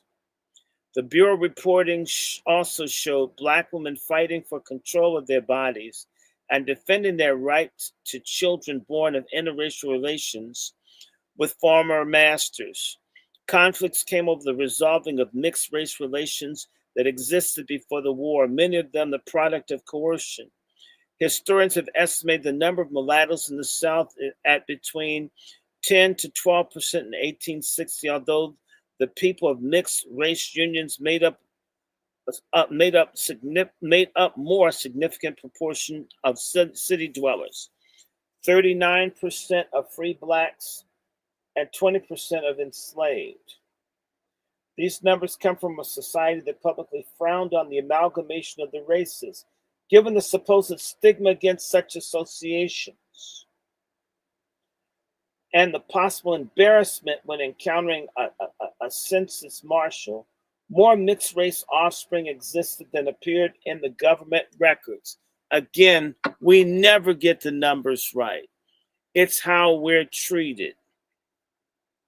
Several incidents in the records expose the conflicts between white men and Black women regarding who took custody of a mixed race child or who held the power to determine sexual partners. In Tennessee, a white man named James Riley attacked a former slave, Catherine Riley, and kidnapped her child. He resisted giving up the child when a public official ordered the younger returned to the mother. Riley rode to the mother's location, beat her with a club until she was senseless, and took the child, stating that he hoped to put it out of the reach of the damn Yankees. In South Carolina, Albert Hamlin spirited his son, Winnie Anderson, to Alabama, keeping the boy out of reach of the mother. The record did not state if the mother ever saw her son again. In Georgia, Nelson Lanford beat and shot Harriet Blackwell, who had come to declare that he had fathered her child. Community sentiments may have been on her side as authorities, in a rare display, arrested Ladford and bound him over to legal court. Finally, one complaint revealed that a child held by a former master turned out to be 6.5 years old and not 18 as the man alleged. A person of that age could hardly have been essential for the laboring needs of a farm. This is some pedophile shit, guys. It seems like the perpetrator tried to keep one of the children he had fathered with the woman under slavery. If you believe that, I don't. He's looking for why. I say he's a freak. These conflicts likely arose from the number of motivations. Spite of white men, a desire to control a woman's sexual relations by preying on her motherly instincts, the intention to keep a child fathered illegitimately during slavery. Whatever the underlying causes of the outrages, the record reveals yet one more wrenching side of a transition to freedom in which the undoing and remaking of family relations took a particular toll on freed women. Rarely did such situations reflect themselves in debates in Congress or in the public press. They were more likely overlooked. Then there were the more clear-cut, although no less repugnant cases when men tried to force sexual concessions, failed, and meted out horrible consequences. In March 1868, John Carty killed a woman in Texas because she would not commit adultery with him. Tillman Kerbo did the same to Virginia Harrison, who would not yield to his desires. More complicated was the case of D. Beasley, who had cohabitated 17 years with a woman identified as Minerva. After abandoning the home for more than a year, he returned, only to be spurned by Minerva and his sexual advances. In response, he drove out both Minerva and 70-year-old Unity, who had nursed him as a child. The Freedmen's Bureau ordered him to take back the victims of base imprisonment, but nothing indicated how the matter resolved. The existence of Black women's testimony on the record showed that they embraced a sense of citizenship and loyalty to the nation that had made them determined to fight for equality under the law. They turned to the Freedmen's Bureau, as one historian observed, into an ally in the battle to define freedom, and risking their lives to supply information on atrocities to Bureau agents. They asserted the right to live free of violence and to maintain the ability to control their bodies. Freed women in these new circumstances represent a political threat, even without voting rights, as they made public legal issues out of supposedly private domestic conflicts. Households served as sites of power struggles involving new racial and sexual relations. Additionally, Black women took on identities as unionists and sided with both Black and white men in political fights, and they involved themselves in the struggle with their men before this damn feminism came along, to resist violence intended to construct white supremacy. So if they stopped working with their Black men, they're working for white supremacy. If you're a Black feminist, you're a white supremacist, you're a traitor to your community. One report revealed women's struggles in the political arena to eliminate segregation on public transportation. Black women in the North employed tactics similar to those of Rosa Parks in the modern civil rights movement by riding in white sections of cars, forcing arrests, and then using the incident to file suit. On February 1st, 1868, a similar incident happened near Gordonville, Virginia. Freedmen's Bureau officer reported the conductor of a railroad between Richmond and Fredericksburg had put out 3 Black women because of their race, meaning he evicted them from the train. He noted that the women wished to file a suit in the U.S. District Court to take advantage of the Civil Rights Act. The Bureau officer noted that the legal papers had been filed and forwarded to a U.S. District Attorney, but no outcome was reported. Here again, women immediately seized upon legal mechanisms to testify to their sense of rights as citizens and enjoying the ability to bring complaints to the government. Violence came to women, just as it did to men who demonstrated signs of independence or especially political mobilization. Free people understood that the atrocities originated from more than emotion. They also revealed a tactical mindset that increasingly expressed itself and a nascent insurgency against the upheaval in power in the post-emancipation South. President Johnson and his Democrat supporters based their arguments for Reconstruction policies on the impression that the former rebels accepted their fate, recognized federal authority, and conducted peaceful relations with freed people. They rejected any evidence that countered a position that favored a quick reunion with political rights restored to former Confederates. Yet they could not have been more wrong. Military personnel knew that individual acts of violence hindered a more organized power struggle. Occasionally, the Freedmen's Bureau's officials fielded complaints of bands of men acting in concert as self-described regulators, which echoed resistance to taxes and fees by colonial officials. Soldiers encountering violence called them desperados, bushwhackers, and bandits. Bands of these men operated with impunity, with the tacit and open sanction of community leaders, law enforcement officers, magistrates, and judges. It took the United States Army until later in the century to come up with a name for these low-intensity conflicts to effect political change. Insurgencies, or for that matter, it's basically white racial guerrilla war against black people. Insurgencies are fought not only with guns, but also with the complicity of political and legal officials. According to the contemporary State Department report, it is the organized use of subversion and violence to seize, nullify, or challenge political control of a region. As such, it is primarily a political struggle in which both sides use armed force to create the space for their political, economic, and influence activities to be effective. People do not necessarily wage an insurgency as a single group with a centralized military-style command structure, but may involve a complex matrix of different actors with various aims, loosely connected and dynamic and non-hierarchical networks.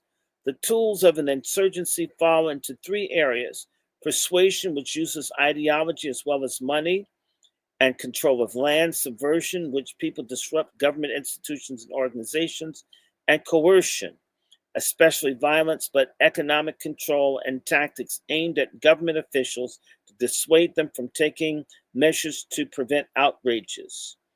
The conquered South featured these activities even before more paramilitary organizations like the Ku Klux Klan became a visible force. Democratic newspapers undergirded the ideological resistance and fed racial anger over the alleged indignities suffered from black resistance to white privilege. Southern employers did what they could to coerce labor. Land redistribution of formerly enslaved people was nipped in the bud. Even early in Reconstruction, we can find actions intended to achieve a political effect, to diminish federal control over race-labor relations. Collusions existed throughout the legal system to enable white violence against black men and women as part of the shaping of a new order. Confederates could not win a conventional war against the U.S. Army, but white Southerners contained their losses through the administering of offices of sheriffs, constables, judges, and other posts within the legal system. To officers of the Freedmen's Bureau, a disturbing number of assaults suggested that violence often had more widespread intentions behind it other than the settling personal scores. At first glance, that evidence may not leap from the catalog of cruelties and the records relating to murders and outrages.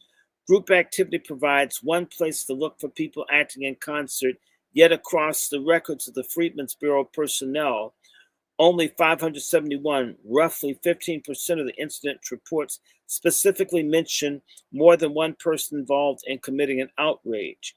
If the reports had singled out a community leader as part of the atrocities, doctors, lawyers, sheriffs, municipal officials are added, the figure creeps up to 16% of the incident reports.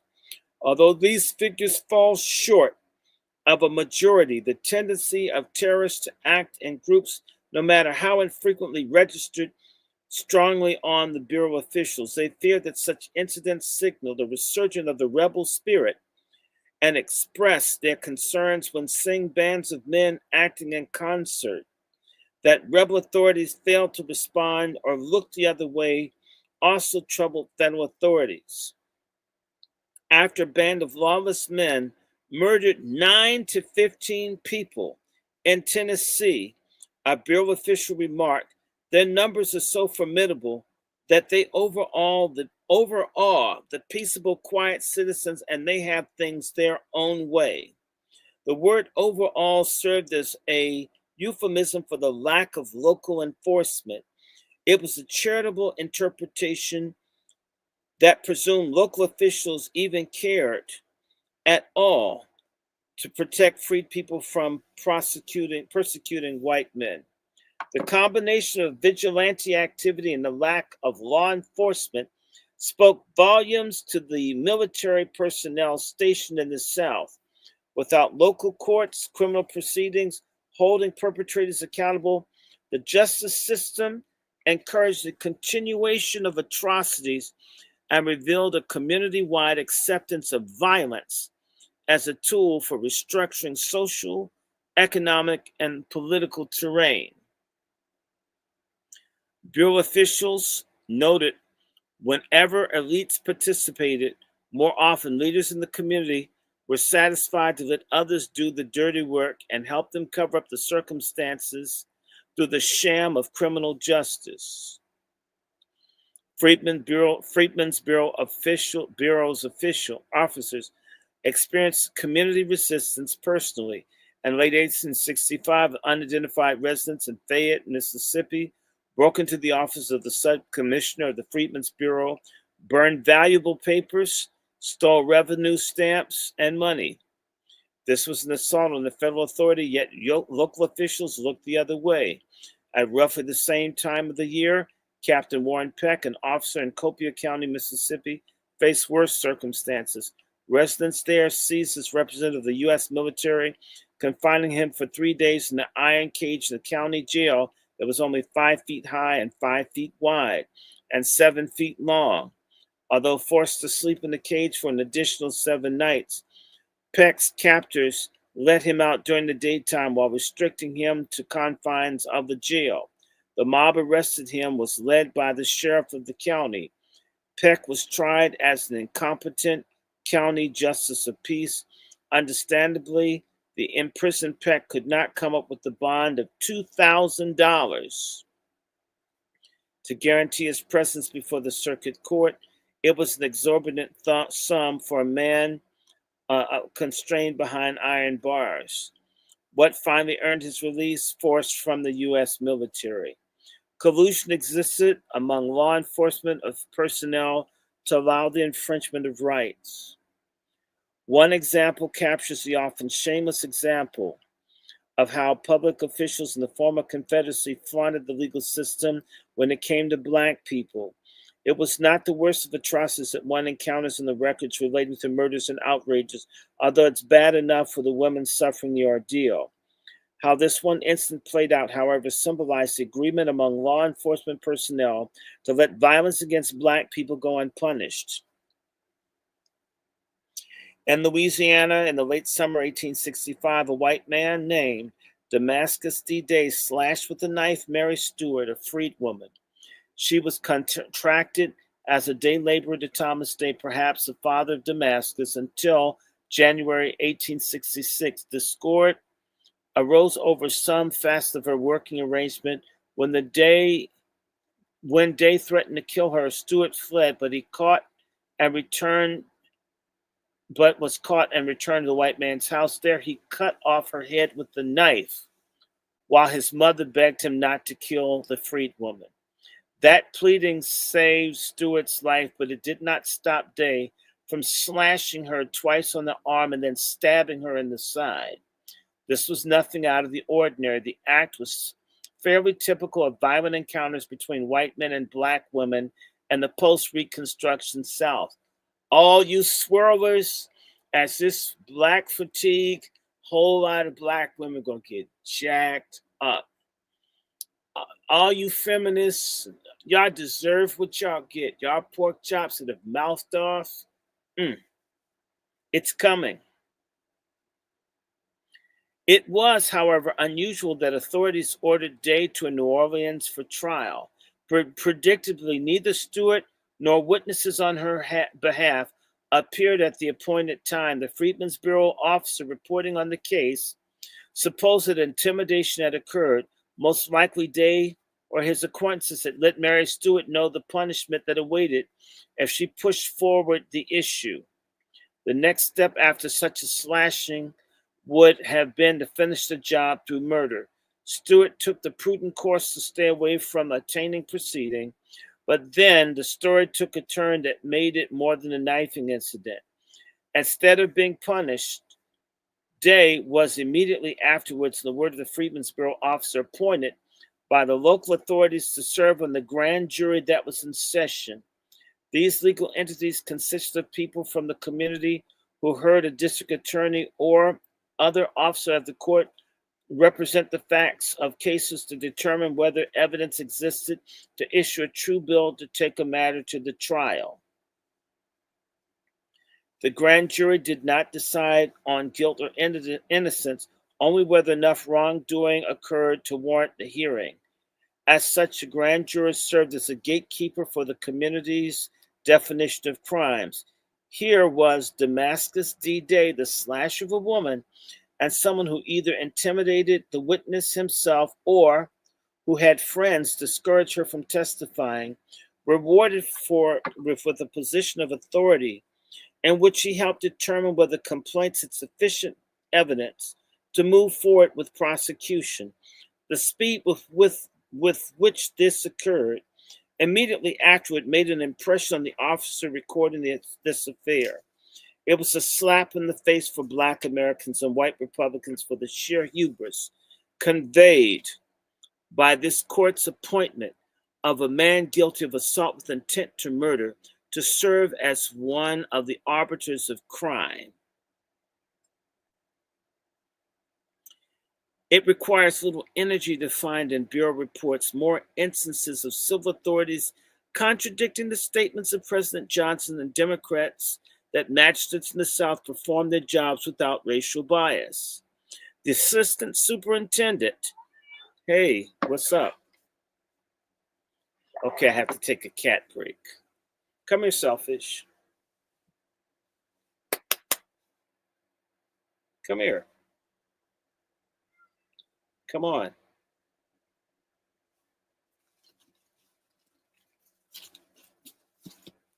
Come on. You're disturbing me. You want to crash my show? Crash it. Bring it up here. There's space now. Come on. Okay, come here.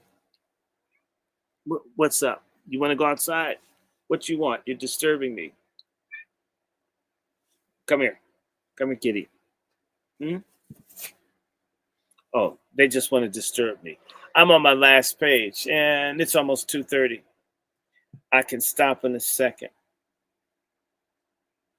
so I can deal with this animal. Come here, animal.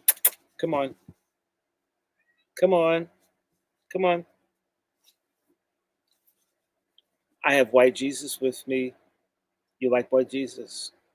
You want to meet him? Come on. All right, hold on. Come here. Come here. Okay, they want something. They must want to go outside. Okay, let me go back.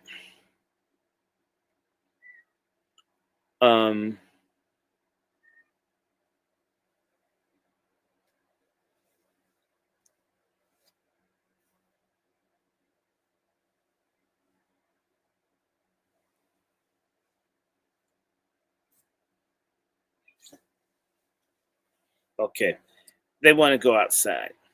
Let me finish this. I'll stop here. Let me read this. Stop bothering me. Stop it. Stop it. Don't disrupt my show. The assistant superintendent of the Bureau at Suffolk, Virginia, reported in June 1866 that outrages occurred there frequently. And one particular captured his attention for the signal it sent to the public officials fought rather than aided the efforts to preserve law and order. A party of white ruffians walked down the streets of Suffolk, assaulting every Black person in sight. White citizens took no notice. Later that day, the men nearly killed 2 older Black men with bricks. The assistant superintendent sought help from the mayor, who passed the buck by telling the officer that it was the chief magistrate who handled these matters. As expected, the magistrate refused to act, instead dumped the situation back into the mayor's hands. Meanwhile, enough time had passed during these bureaucratic arguments to allow the ruffians to ride away. Undaunted, the Freedmen's Bureau officer exercised his own authority to arrest the ringleader because he could not adjudicate the crime himself. The officer handed the man over to the deputy sheriff. Within 10 minutes, the sheriff let the accused men walk. So it ended the particular episode, but not the longer-term struggles. Even though justice rarely came, it mattered that the military station in the South provided evidence of violence that many Northerners still refused to believe. It was important to have hard facts about how civil authorities condoned outrages against the Black people and white representatives of government. Information supplied by the Bureau added to the rationale for military intervention and civilian affairs, especially to show that Republican government did not exist and there was not equal protection before the law. Hardcore radicals justified federal intervention by saying the South existed as conquered provinces or that the North held the South in the grasp of war. Moderate Republicans needed more coaxing.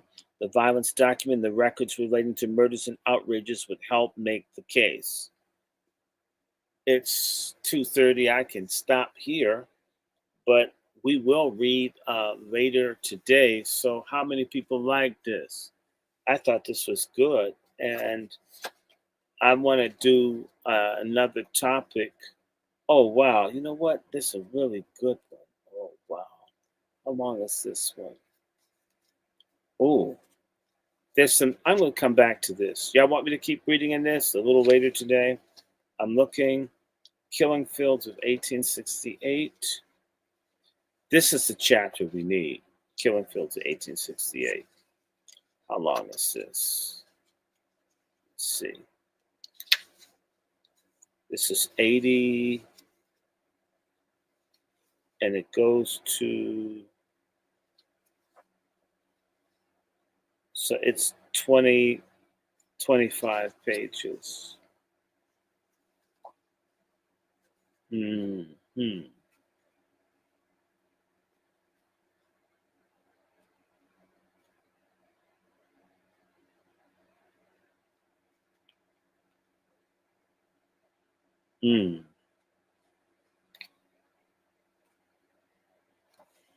This is one. Hold on a second.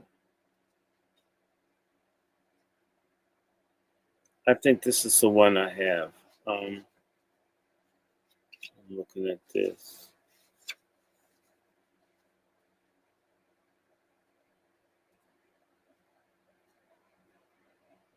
This looks nice.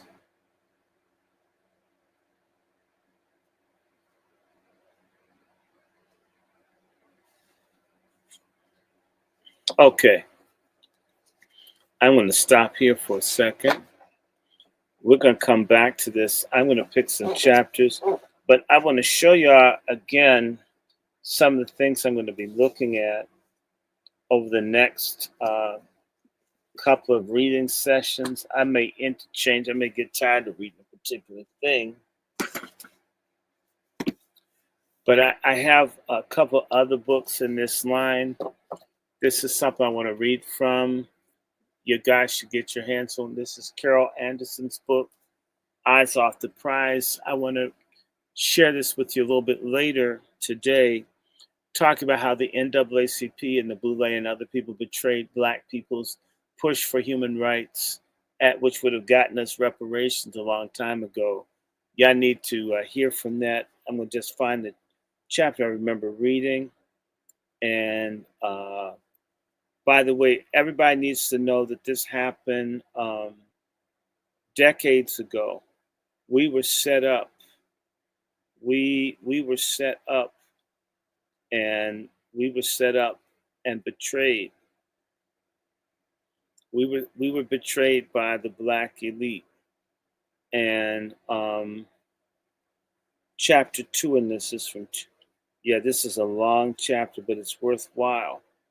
And it'll show you how they agreed to basically turn on Black folks in order to get their help. And that's how the Boule and them put us up under the Democrats. And this is all about them getting peanuts and such. There are a couple of chapters in this. And I think I'm going to spend some time in this. But they absolutely let us down. That's how some of this stuff happened. And I'm going to go back and forth between the centuries to show the connections and the consistency, how stuff didn't change. So Eyes Off the Prize by, I consider, one of the finest Black women thinkers, writers, is Carol Anderson at Emory University. I love smart Black women. Damn, this is like this lady, Carol Anderson. You got to read her. She's got lots of books. She's everything. She's a great person. I have a couple of these books I got on Black resistance. I'll be reading on these. But this one here, Force and Freedom, Black Abolitionists and the Politics of Violence. There's another similar title, and I've got some other ones. I've been putting these books back in order. I'm looking over there because I pulled things apart. I love this one, We Refuse. And I have a couple of others that talk about protecting. I believe we're going to have real problems. July, August, this Watts anniversary coming up. That church being burnt down. In late April, they burnt down the church that Martin Luther King was working out of for the trash men. And y'all need to be alert. It's rough out here. And wake up. And again, share this and support the channel. And of course, pray for me because I love sharing information. And I hope you guys are sharing this with other people. And I'm gonna stop for now. Got to deal with my cat. So I want to wish everybody MFM out there for all of you. And don't sleep on it. We're not going anywhere. And it's nice to be back up on this, right? So you take care. I'm gonna take a nap, and maybe I'll pick up about 11. It depends. Okay, I'll see you guys. Bye. MFM. God bless and keep you. May His face shine upon you, give you peace. Read, research, study, look, and also I want to remind everybody: Jaguar Wright is coming to DC on the 27th of June. I think it's a Friday, and she'll be at the Bethesda Theater. I'm going to put up a GoFundMe. I think I'm going to try to help a group of people who hate human trafficking. I got a group. I want to see if I can get maybe 10 or 12 people. The tickets are super high because the place is very small. It's a Bethesda Theater. The tickets, it's like $90. This will be the most expensive show I've ever been to. And I want to make certain that a couple of people go with me. So I'm going to do a GoFundMe so we can get a block of tickets and to show support. For me, it's not so much the music or Diddy, but the fact that slavery is still going on. We're talking about slavery. We got slavery now. We have tens and now hundreds of thousands of enslaved Black people right now in America. And we should be very outraged that this is going on. Don't know what I can do, but I'm definitely going to support that sister. I don't have to agree with everything she says or does, but I find Jaguar fascinating. And I hope you do too. And if you're looking at the Diddy trial, eventually this trafficking stuff's going to come out. but it's really freaky, weird. I I basically lost interest when they're talking about drinking piss and all. I kind of like was out of it, you know. They clocked me out with the piss drinking. Off another man, I'll hold, right? I'll pass. So if y'all know what's going on with Diddy, y'all can tell me. Drop me an email if you want to. And again, share this. I absolutely want. I would like because this channel has been under complete attack. Once I did the show with Dewan B and Jag, they attacked our platforms. Everybody, I don't know. I got this teeny tiny following. Why are they attacking my platform? You would think look at me. I'm using phones and shit. There's nothing major here. I don't have music. I haven't done that. What are they scared of? And if you know that they're scared of it, I'm doing something that they don't like. You want to resist? You want to flip off the system? Support the Angry Black Men's Book Club. Seriously. Seriously. Piss these people off. Okay, I'm out of here. Good night. God bless. You know how to hit me up if you can. Email me. And so June, I'll be back to going. I'm going to start hanging out with the Daughters of the American Revolution, especially doing research on North Carolina. And Virginia. I got to figure some stuff out with my family. So I'm going to be doing a special. So I'm going to probably be doing a hardcore cut rate genealogical research. And that's all good. Everybody needs to save some money. All right. So be in touch. I've enjoyed this and I just started. So you guys take care. Good night. Stay out of trouble. Like this. Share it. Okay? Like it, share it, and send it out. Keep it moving.